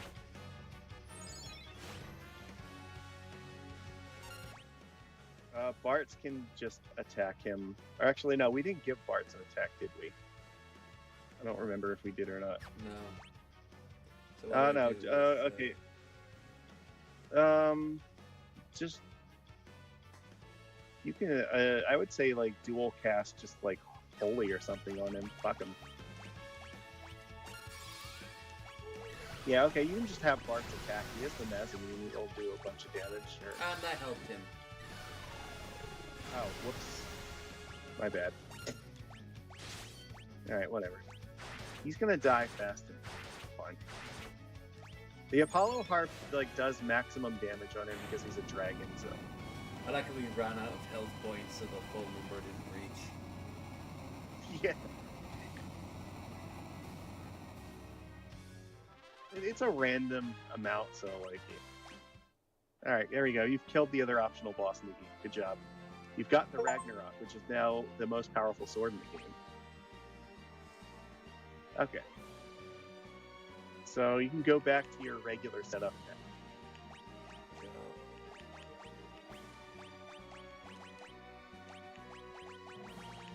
Dual cast. Dual cast. Summon white. Summon.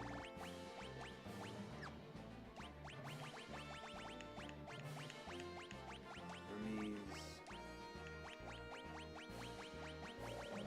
Ragnarok? Yeah, you can put the Ragnarok on him.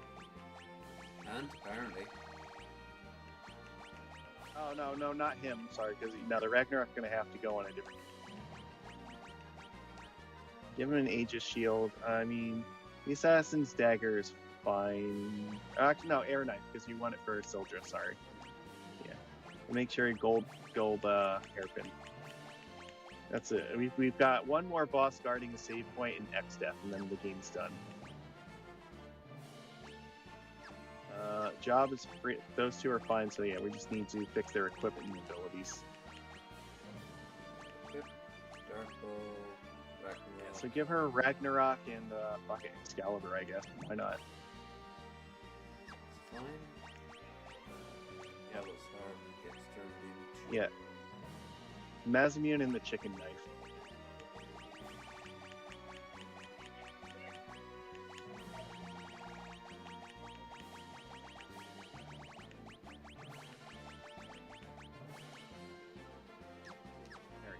Beautiful. And then, yeah, that's actually all already perfect. All right, excellent. So back row, Bart's. Oh, hold on, we didn't fix her abilities yet. So put Bart's in the back row. Nope, keep going. Brill. Okay, yeah, Paris. No, you want to leave that on for right now because we're not through here yet. Oh, yeah. White magic. Yeah. And suns. We might actually put one of them. We might put black magic on the freelancer, or at least one of them before we go to X-Death. And there's a reason for that, but or we might put it on Crow. One of the two.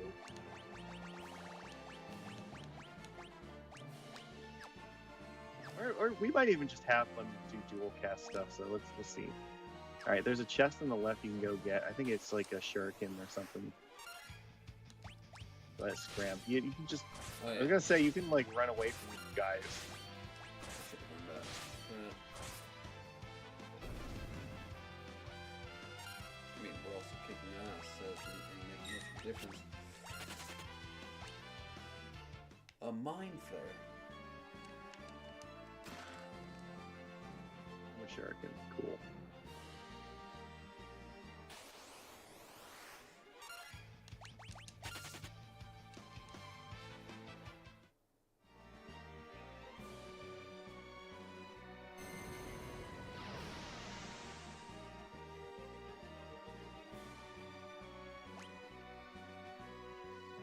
Alright, you're gonna go up here, go up the staircase, and then when you get to the other staircase, we're gonna go to the left of it.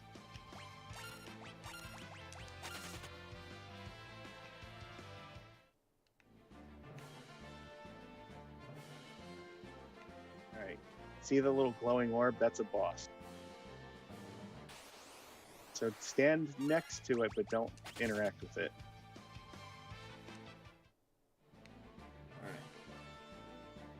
Open up your menu.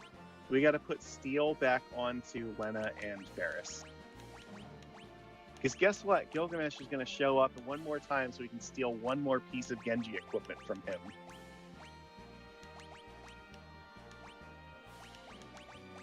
Alright. Okay, so the Necromancer guy, you need to kill all of his barriers first, so just kind of do your thing. That's it. Just, you'll be fine. But as soon as Gilgamesh shows up, then you have to focus entirely on stealing from him and do nothing else. Rapid fire? Yeah, just rapid fire. Rapid fire and dual cast Sildra. Yeah.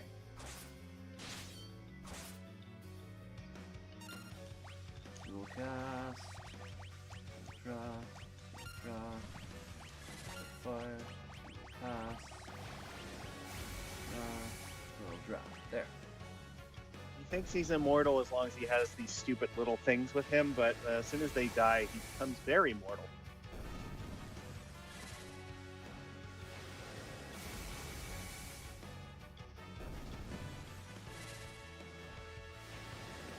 Oh god, he looks like fucking Piccolo from the live-action Dragon Ball movie. Oh god. We don't speak of that atrocity. It did give us one hell of a good riff tracks. I think Little Karibo was there. Yeah. So that's the only saving grace, its own mockery. Alright. Alright, just keep beating his ass. And...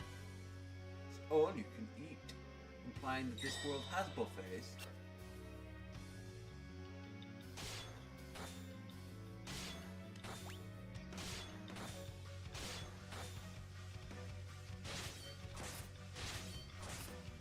I don't even think that you need to dual cast. I think this is enough.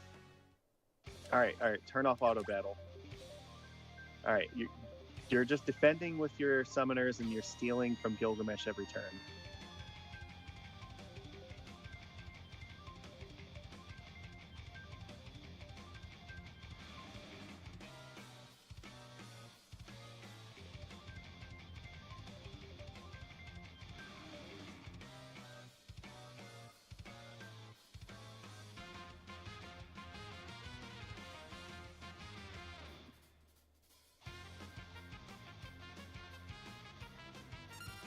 Steal.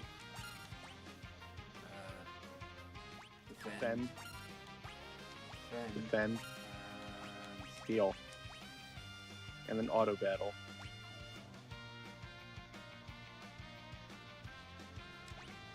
All right, here we go. Now you don't even have to do anything. You can just not press buttons here, and you'll be fine. The battle is going to end by itself. Right. Or you can just tell them to defend too if you want.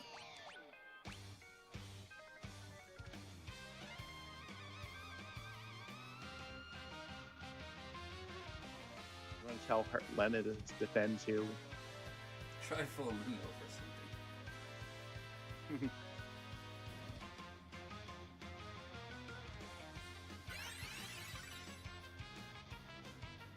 Maybe water.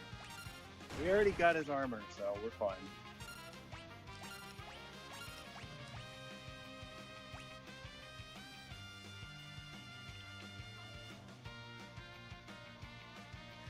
I do like how he's trying to like just befriend you and no one fucking loves him or likes him or wants anything to do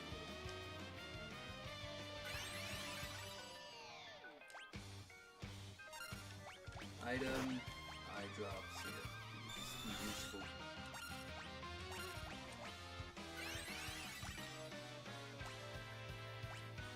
It's gonna be done here in a second.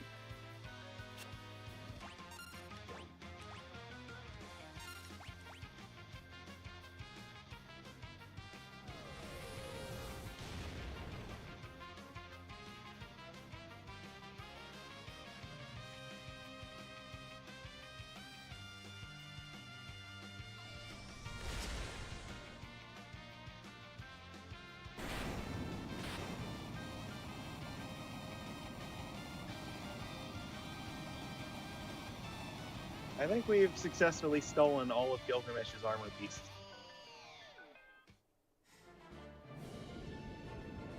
Great. This is the last save point before the final boss. So I am going to go and take a very, very quick pee break, and I'm going to be right back here in a minute. Alright, I'm gonna see who wanted to contact me just there. Because then we're gonna set up to kill at Neo X Death, and that's going to be the end. Oh, the end sounds amazing, because that means that you don't have the game anymore.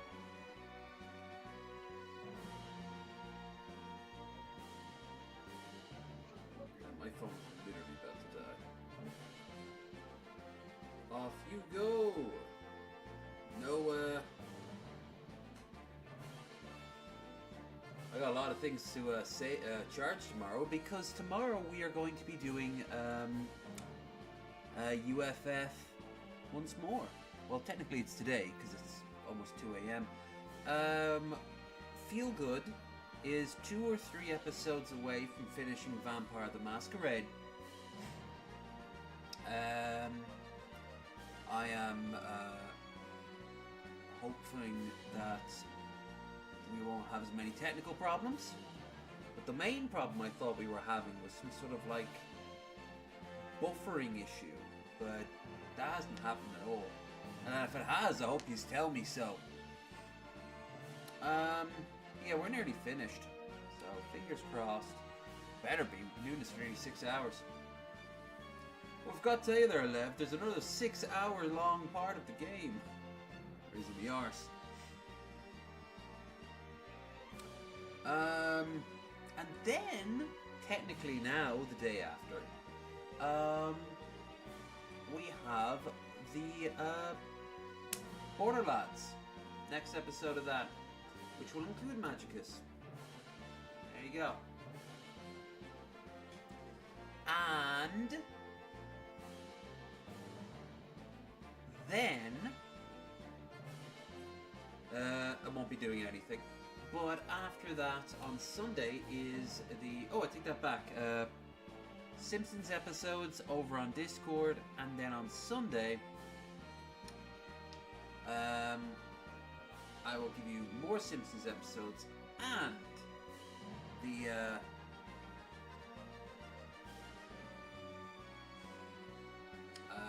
next U.F.F. with Chesh.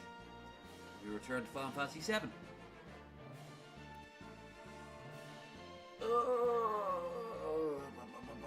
Let's see if I've got any messages here.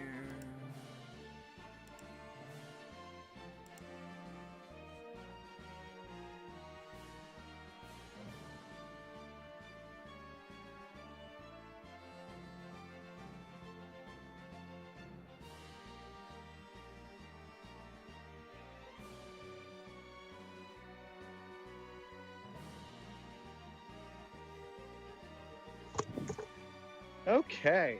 All right. So let's talk about X-Death. You can, but now I need to pee. Oh, no. All right. Go ahead. Alright.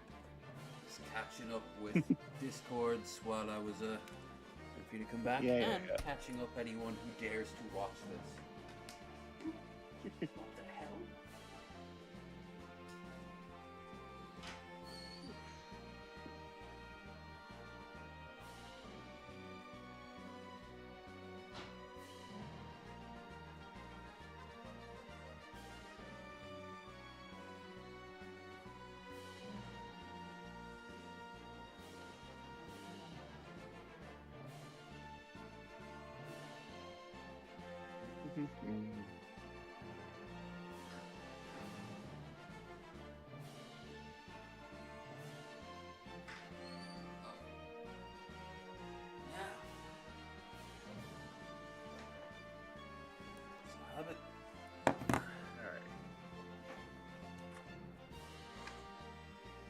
Okay, hit me up.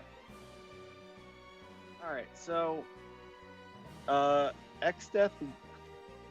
So Rapid Strike is actually still pretty good against him, but really we want to use a lot of AoE attacks because his final form is going to have 4 parts to it, and we avoid the worst outcomes if we kill all of them at the same time instead of one of them like being alone at the end. Alright. So this might be a situation where we may want to have all of the characters being summoners for this, because that's probably the easiest route to victory, is just having everybody spam Sildra. Alright, so... So I would say Freelancer. make them all the mime, because then you can use dual cast, summon, and then still also have like white magic available. Okay. Actually, at least we should probably have at least 2 of them have black magic. There is a reason for that. Okay, so they're all gonna be mines.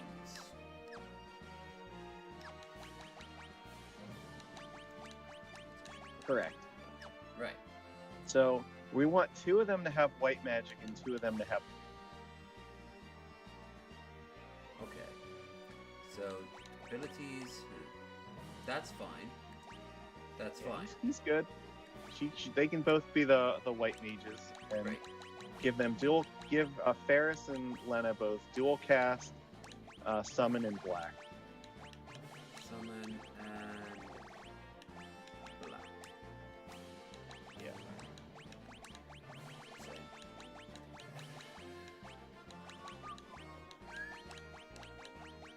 Summon and black.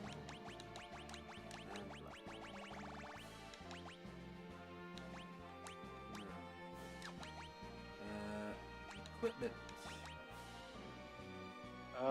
Give all of them shields and air nines. Air knife. We're pretty much just casting soldiers so that's it. One of them can have the Genji shield, I guess. Pick whoever your favorite is. Make sure they have Hermes.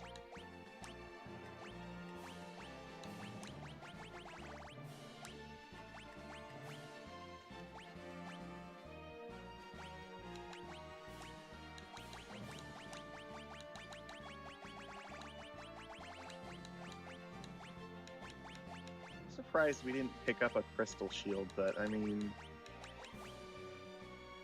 yeah, just give them like I don't know, like a sure, fine. Crystal Helm, Genji Helm, Bone Hair. Alright, they're gone.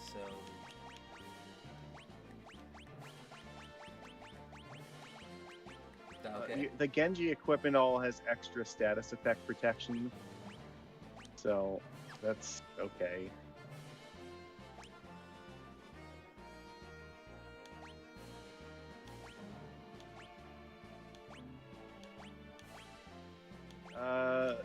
Yeah, I think this is probably as good as it's gonna get. All right. Wait, hold on, wait, no. Lamia's Tiara, you can equip that?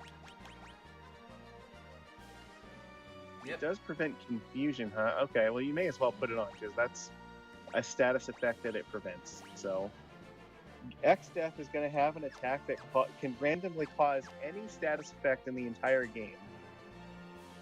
All right. And it's completely random as to which one or ones it is. So, we just try to protect against as many of the bad ones as we can. So, just cabin yourself up here. Or cottage, cottage. You might want to give one of your guys like scram just until we make it to the other room.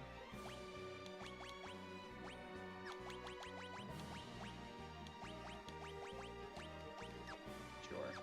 And then save here. Alright. And march forward.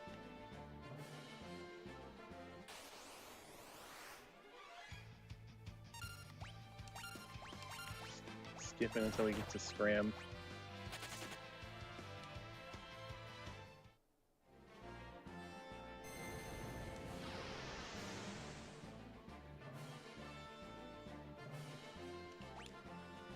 Alright. Yeah, stop before you get all the way upstairs, but keep going. Alright, stop here. Alright, put your ability back on. Summon. Alright, use a high potion, fine, and do a quick save then. Alright, walk forward and talk to X-Death. So, X-Death in his first form has an attack called White Hole that will petrify and KO any character that it touches. So, being able to dual cast white magic means that you can cast Arise on a character and Esuna. So So it means one character can undo an attack that normally requires 2 turns to do. But your goal is to just dual cast Soldier on him as often as humanly possible, and that's what you're going to do for both forms. When it gets to the second form, though, we're going to use the magic lamp before we do anything else. If you want, you can use the magic lamp twice on his first form if you so choose, but do not use it the third time because we need to save that for the last form. It's going to instantly kill part of him. How did they get sucked out into the sky in a cave? It's fine, don't worry about it. Yeah, just have your first 2 characters just use the magic lamp, and then we're not using it any more than that until the second form.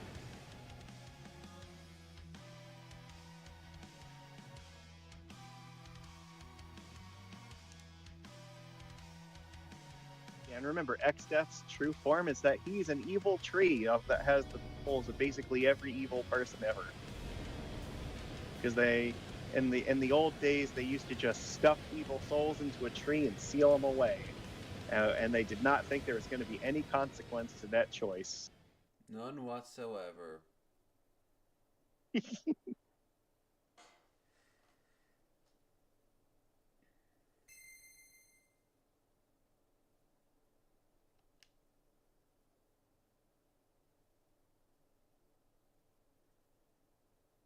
Oh, fuck, he killed us.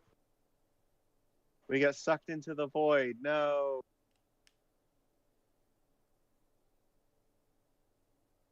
Not the void. We can't avoid the void. You're thinking of the Noid. Where do you think the Noid comes from? The void. The Noid void? The Noid void.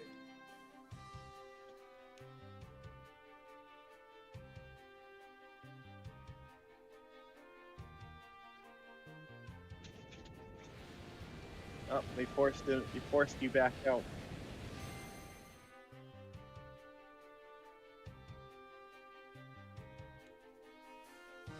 Alright, I think you can actually quick save again here if you want, just in case, so you don't have to watch the cutscene again if you die.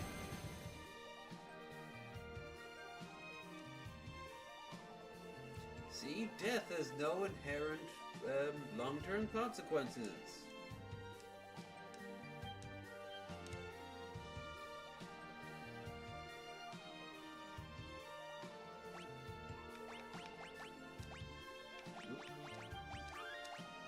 Alright. Last chance is to be sure we have everything. Abilities. Yeah. You're good. Don't worry. Just make sure they all have air knives on, because you want to maximize soldier damage here. Air knife. Alright. Alright, go for it. Kick his ass.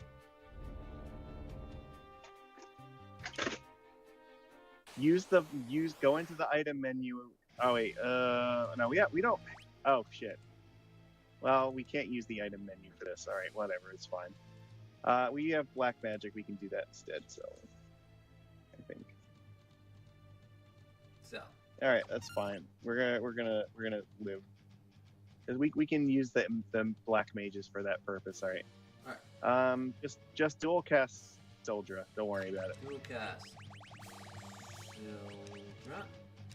Because that's right. We're using mines on all of them, so none of them have access to items. That's right.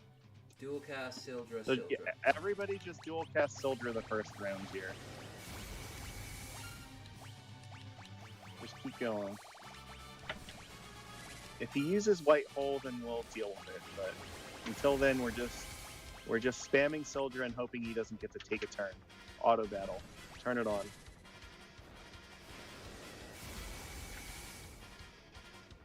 He might not get to take a turn, honestly. Ever remade this would be fucking metal looking as shit. This was them remaking it. You know what I mean? If they did it like the 70s, oh yeah, or like the 80s. Yeah, no, for sure.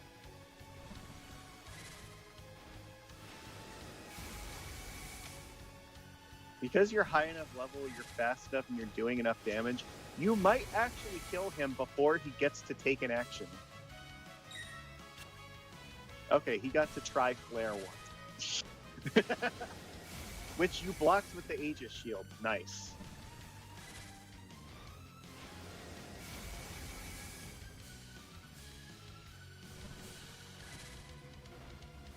Every character is doing approximately 8,000 damage to him, so he should be just about dead. At this point, he's now taken about 50,000 damage, so Bart should be the one to kill him here.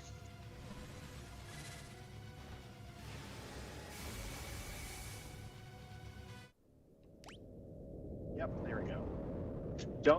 So we're not going to change anything here. We're just going to continue doing exactly what we're doing right now. Because if everything goes well, you're going to kill the second form exactly the same way you just killed the first form, before he even actually gets to do anything relevant. Because you overleveled as like no fucking tomorrow. He has an attack called Almagest that can do about 1,700 damage to every character in your party, but it's not going to actually kill any of you, so fuck him.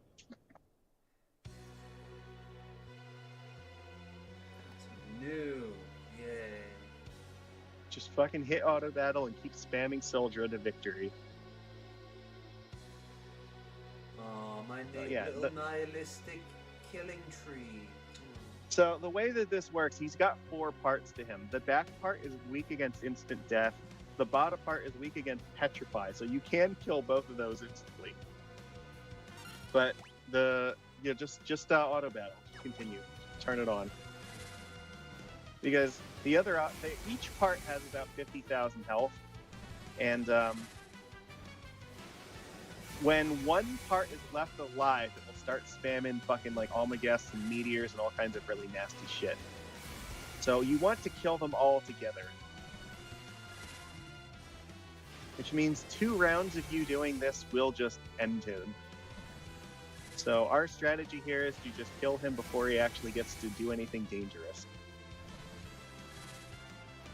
His Grand Cross attack is the one that can instantly afflict you with any given status, including death.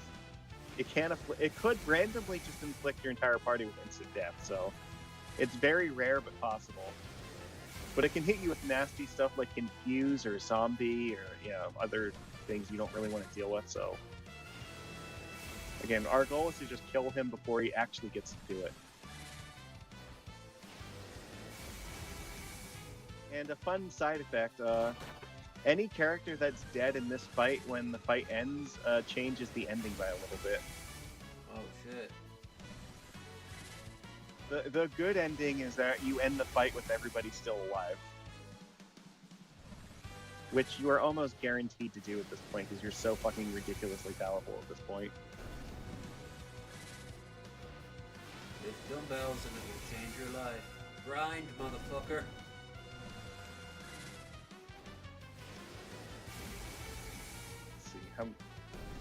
Only 2 parts are left alive. They're gonna die from this attack now.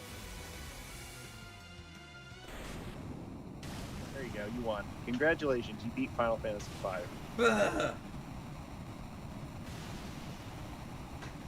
I have to admit, considering how OP I was, the final battle kind of felt just less... You're intended to do this like 20 levels lower than you are right now. I'm not going to outright say that it was anticlimactic, because it looks cool, it's a spectacle. But I am now thinking of all the other major ones, and, I would take this over the final time I had to fight Final Fantasy 12 with, what's his name? 10 with Yevon. Or 8? I remember I was not... Oh, what's her name? Strapped... Was it Riona strapped to her? Oh, final... That was 8, wasn't it? Yeah. Yeah. So, I have beaten this entire game using nothing but 4 Berserkers before.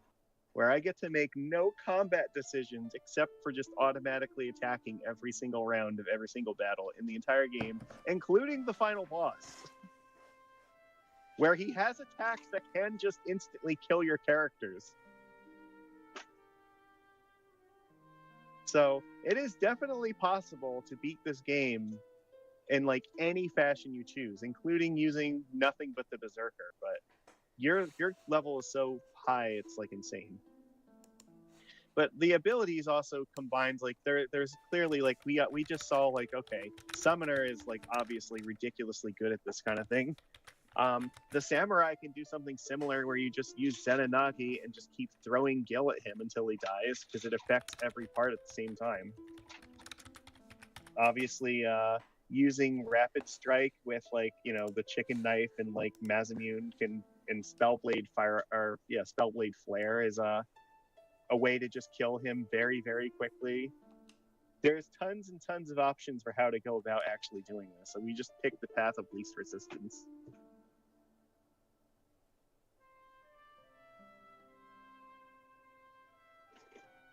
So at a certain point, it's just you're just putting a hat on it.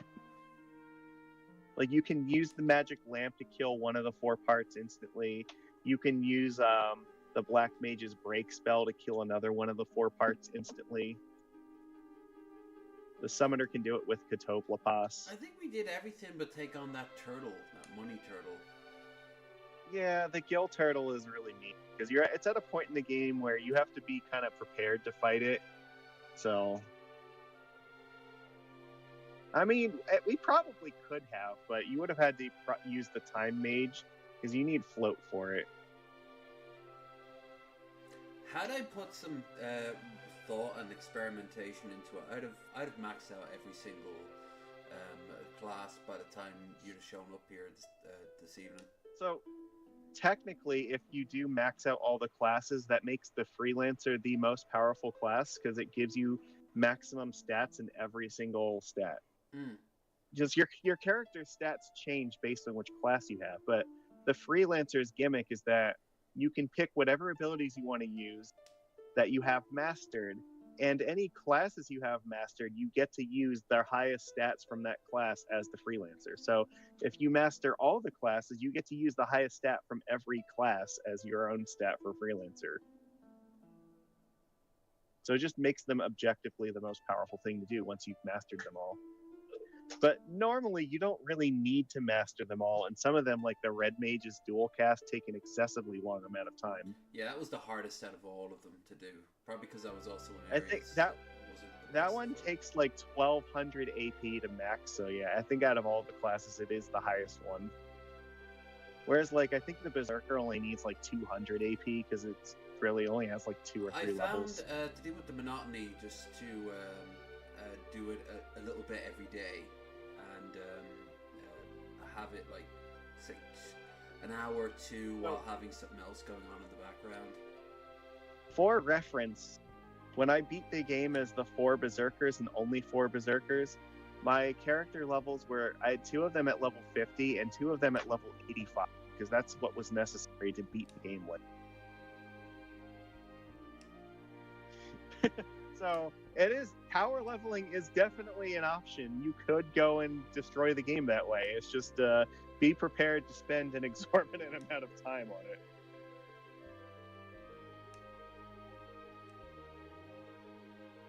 But it's also not necessary because the chemist can beat the game at like level 7. As for when it comes to the story, this is probably way better than anything that came before. It's way more ambitious, and I think I've been saying that for the last 3 of them. Yeah, they get progressively better each time. Well, I don't know about that. 8 is kind of a convoluted mess. That's what we get for time travel. Well, yeah, okay, yeah, that's 9 is good. Fucking existentialism. 9 is. While everything looks all like chibi 9. and cute. It's like, what the hell is that Lovecraftian horror? There's some parts of 9 that I wish they expanded on a little bit more, like the purpose of the Aoife tree, and like where the fuck did Necron just come out of? Like there's gaps in that story they probably could have and should have done a bit better at explaining. But overall, I like 9 a lot. I don't hate certain elements of 10, but other parts I do.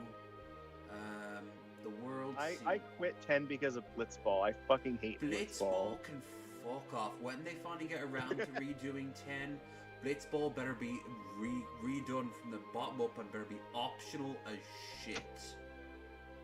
Well, that's the problem. It can't be optional because Waka's entire skill tree is like devoted to it. I don't know. Make it a simplified version. Like you can go into the settings and here's the classic version. Here's the simplified version. I missed getting the Ject shot because I'm stupid and then I accidentally saved after missing it. And then I went to this stupid tournament and I failed to win the tournament 3 times in overtime, and I'm like, fuck this game, I am never playing this again. Only way I ever beat it as a kid, well, younger, was because there was a glitch in the PlayStation version that allowed you to, if you used the pause in a particular way, it would freeze the enemy team.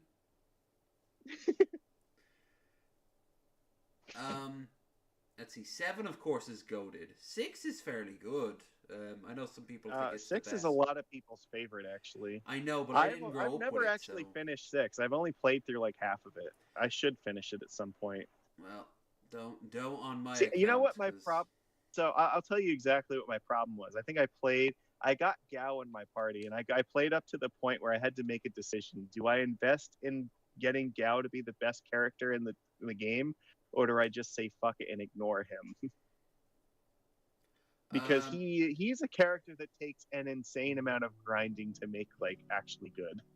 But if you do, he's also the best character in the entire game. Then for I suppose you have some of the spin-offs like X2 and shit like that. But 13. I played Final Fantasy IV: The After Years, which it's an interesting game, but I would not say it's like my favorite. I'm not a huge fan of the like episodic version of the story. Because it was originally released for like mobile phones in Japan, but then they ported it to the PSP, and I don't know, the episodic drops. I can't get behind it. I don't care for it. I can do without a lot of those portable versions. I am a big fan of 12, but I beat 12 on stream, so there's no point doing that. But I will say 12, for story wise, as interesting as it is. Its focus is all over the place. It shouldn't be focusing on what's his name, Vaughn, at all, because it's not his story. It's Ash's story. And also, I like that it's set in the tactics world, Ivalice, but I want more overlap with that. 13. So one of the cool things that Final Fantasy IV: The After Years does is it actually shows that every single Final Fantasy world is tied together. Well, isn't they all kind of exist in the same universe. Well, so the thing is, in Final Fantasy IV: The After Years, you find out that all the crystals in the entire Final Fantasy universe they've been sent out to different planets, and they're all seeded out by this one creator race. And their purpose is basically to transcribe the history of all the life that evolves on those planets, to try to figure out like what is the best way for life to evolve. And it's kind of fucked up, but like at the same time, it shows that like every single Final Fantasy game exists in the same universe, but it's just a different planet that exists in that universe. So, where does Mako come into it? Materia and shit?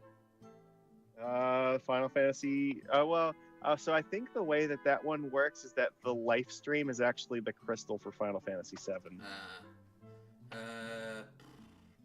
Let's see. There's a few of them.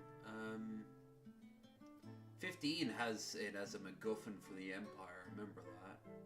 Yeah. It's kind of like a parasite, but it's less about the damn. It's less about the crystal and that, and more about like a prophecy with a demon race. And trying to get vengeance on Earth, on humans. I don't know about 16. Yeah. I don't know much about 16. I hear it's a dog shit game with a stupidly titled main hero. And I mean, like, it's not stupid in the way like Cloud is stupid. It's stupid names, like his name is like Clive or something. All I know about 16 is that it's very heavily tied to the Eidolon.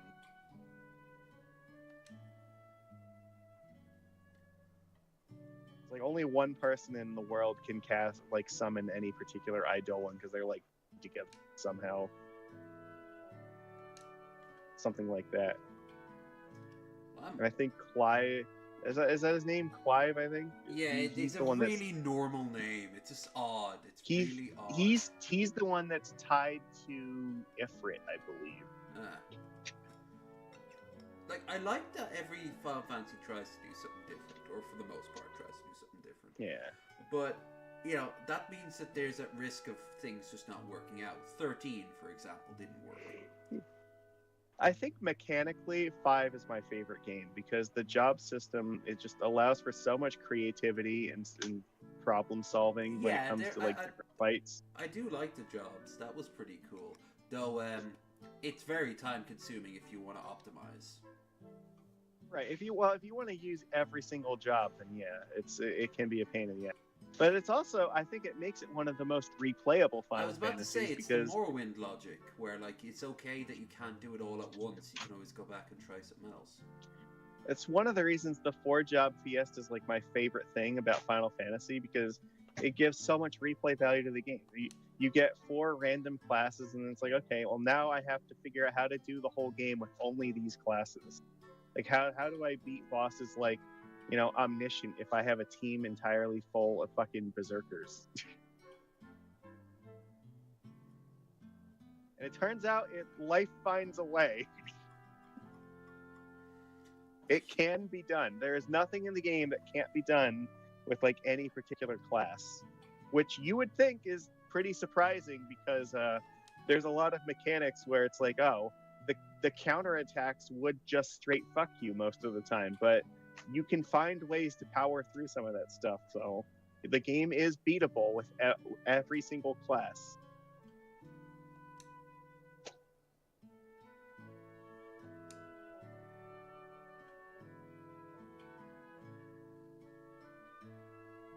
Well, I'm happy enough with this as is. I'm glad I played it. I can't say I'm going to go back to it anytime soon, so I can say that about all the other Pixel games, except maybe 6, because 6 is the one that people say it's the ultimate example of all Final Fantasy, period. And I'm like, okay.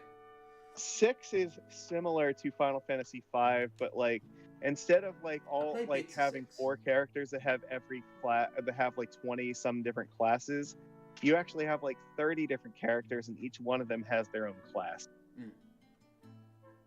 And you can mix and match who you want. So instead of picking your classes, you pick the character that has that class to be in your party.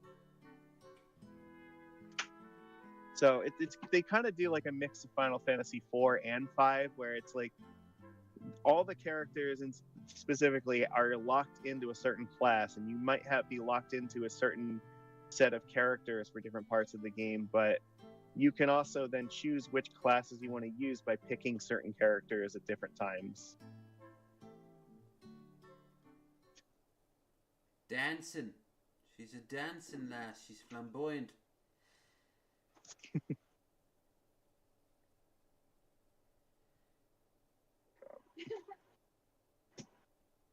So as I mentioned earlier, if you actually have some of your characters die in the final fight, they actually don't come back for like a full year.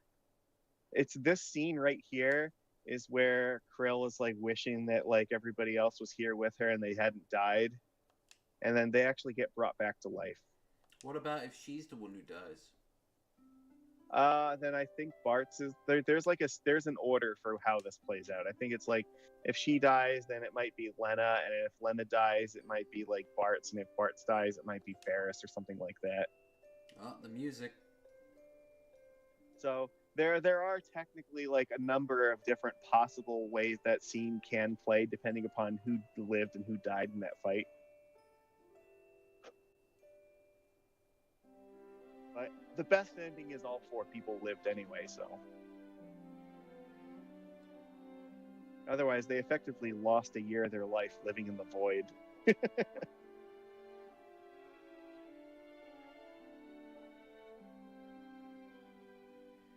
This is where Galuf became a Super Saiyan. I wonder if it'll ever try to tie it all together with Kingdom Hearts. Jesus, no more Kingdom Hearts Final Fantasy shit. It's Kingdom just Hearts the is multiverse, light. you know? I mean, seeing that they own Marvel, it's quite possible. Oh no, it's the darkness in my own heart. Look at all these I'm zippers succumbing and to all the these darkness. characters that a bunch of horny 14-year-old girls worry. have drawn. The light never gives up. Darkness, darkness, light, light, darkness. Hard. Somebody, nobody, darkness, somebody, light. It just, Kingdom Hearts is like a fucking meme at this point. You know that once I'm finished with 7, Chesh and I are going to be tackling Kingdom Hearts.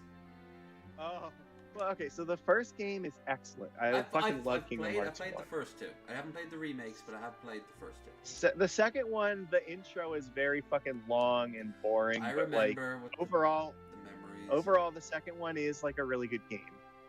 After that, I make no promises.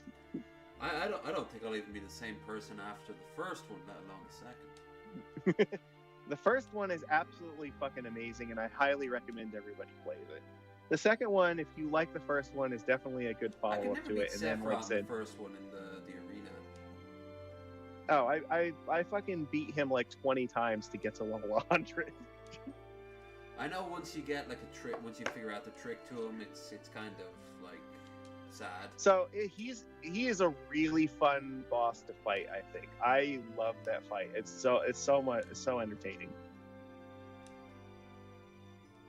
But there are ways to kind of cheese it a little bit. But I also fought him legitimately without doing any of the cheese. So I wish I could have recorded myself all those years ago when I first ever run across him. And Sora just gets batted around like a cat with a toy. I remember He's just getting destroyed. What is it?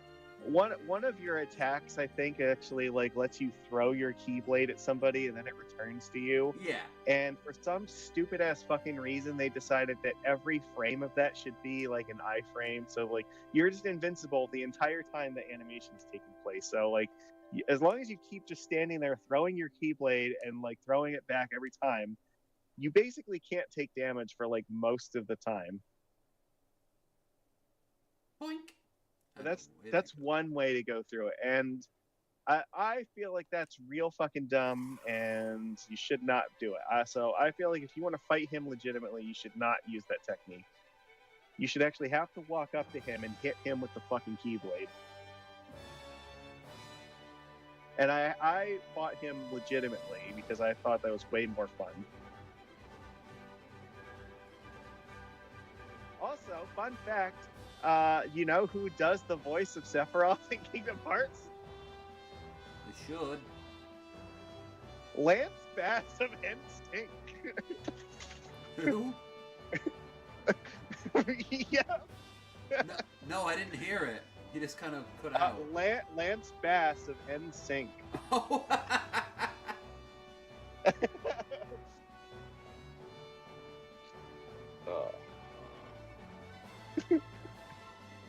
Well, I'm glad 5 is finished. Really glad 5 is finished. That was lingering. Every single one of these, I've said the exact same thing. They're just ever so slightly starting to outstay their welcome. Yeah. This was no exception. It doesn't help that I'm always grinding off screen for a lot of you guys wouldn't know. Yeah. You can see the little chocobos running on the ground.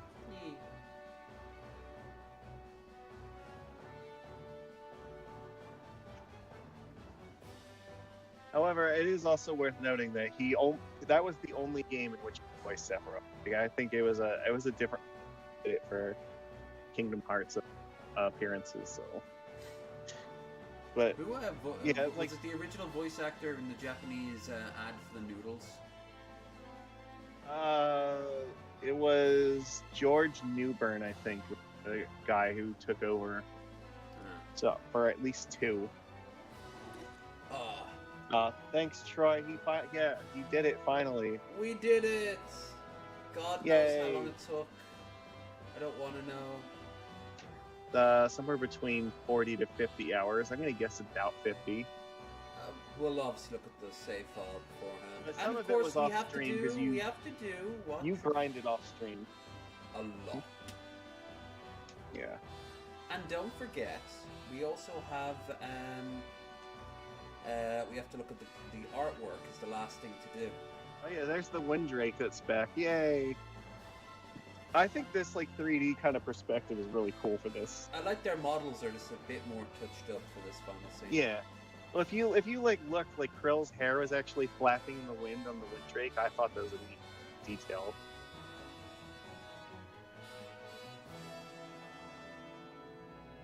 So yeah, remember I will be back here on Friday for Borderlands. Borderlands, indeed. Yeah. Yeah. We've saved complete, yes. Yeah. Alright, so 47, nearly 48 hours.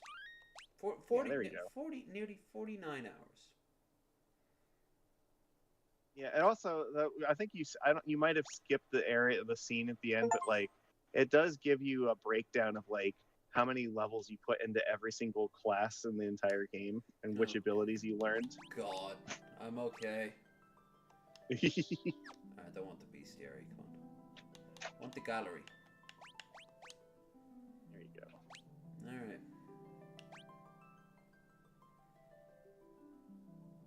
There's something so haunting about the guy who drew that Final Fantasy stuff. His stuff is very surreal. It's very alien almost. Oh yeah, it's a mono, right? I think so. Yeah. Yeah. 'Cause he also did it for like all the other fun. But on the topic of a game that isn't Final Fantasy but has a very famous artist, we won't be having you back for 6. But why don't you say what we're doing with you next? What are we doing? Chrono Trigger? Is that what we decided? Yeah, won't be that's for right. a while yet, but I love me some fucking Chrono Trigger. So, and there is a lot to that game. I won't have nearly like I've seen 1 or 2 like people like doing a retrospective, but it ain't nothing. Like I have no idea what I'm walking into. So we're gonna probably, we are gonna go.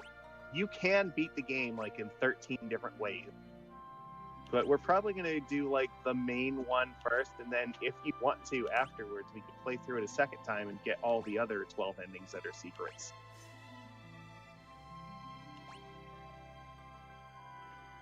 That will be up to you, but technically, depending upon what point in the game you actually kill the final boss, it changes how the game ends by a very, very radical.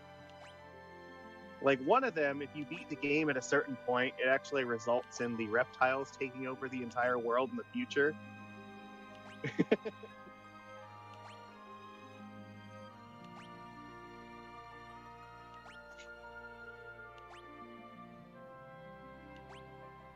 That's mid. Yeah.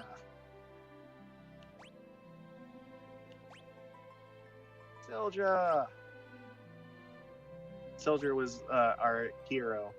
Mm-hmm. Yeah, Gilgamesh. Oh, they actually used that art for Gilgamesh on one of the magic cards. I think that was, they put it on Godo, which I think was a good choice for that. Like how Xdet doesn't have a face.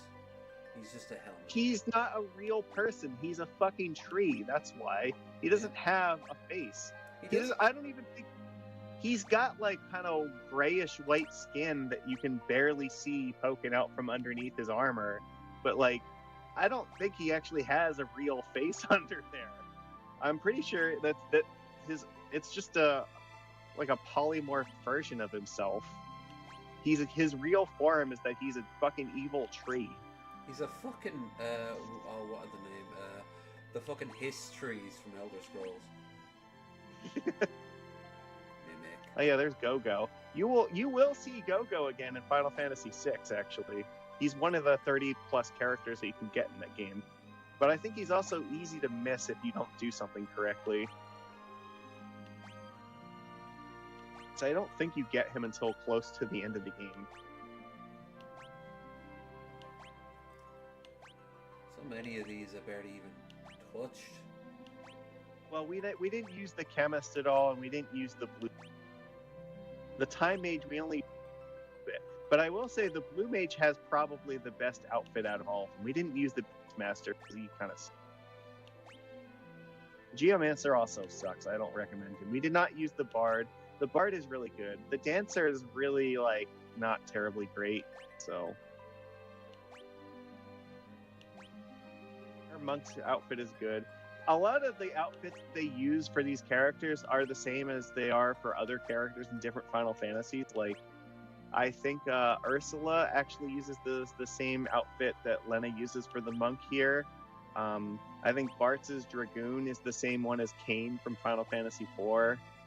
Like, the Black Mage is the same as the ones from the first game. Same with the Red Mage and the White Mage.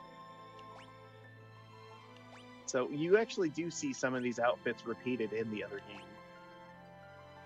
Out of all of them, I think the Mime and the Blue Mage probably have the coolest of all of the outfits. Blue Mage I've noticed kind of go for like a superhero vibe.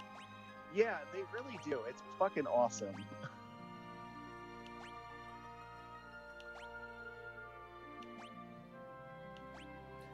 Just a quick reminder here, folks. Yeah, it's going for like a classic comic book style.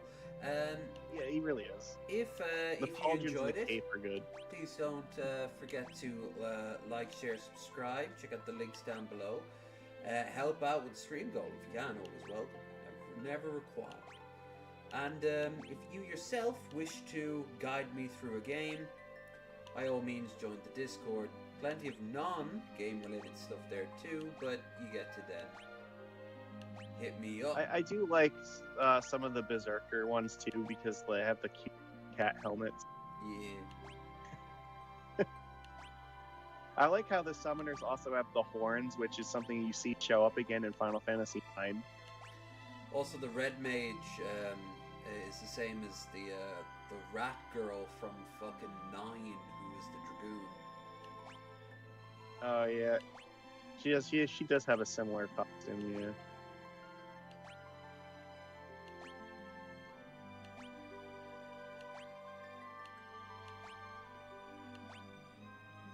Yeah, see, she's got the cute little fucking cat costume.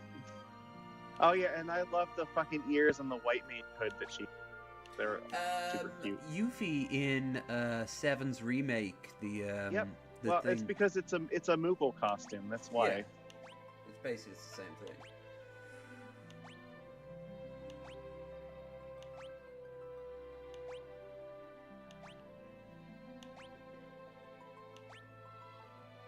Goofy Chocobo.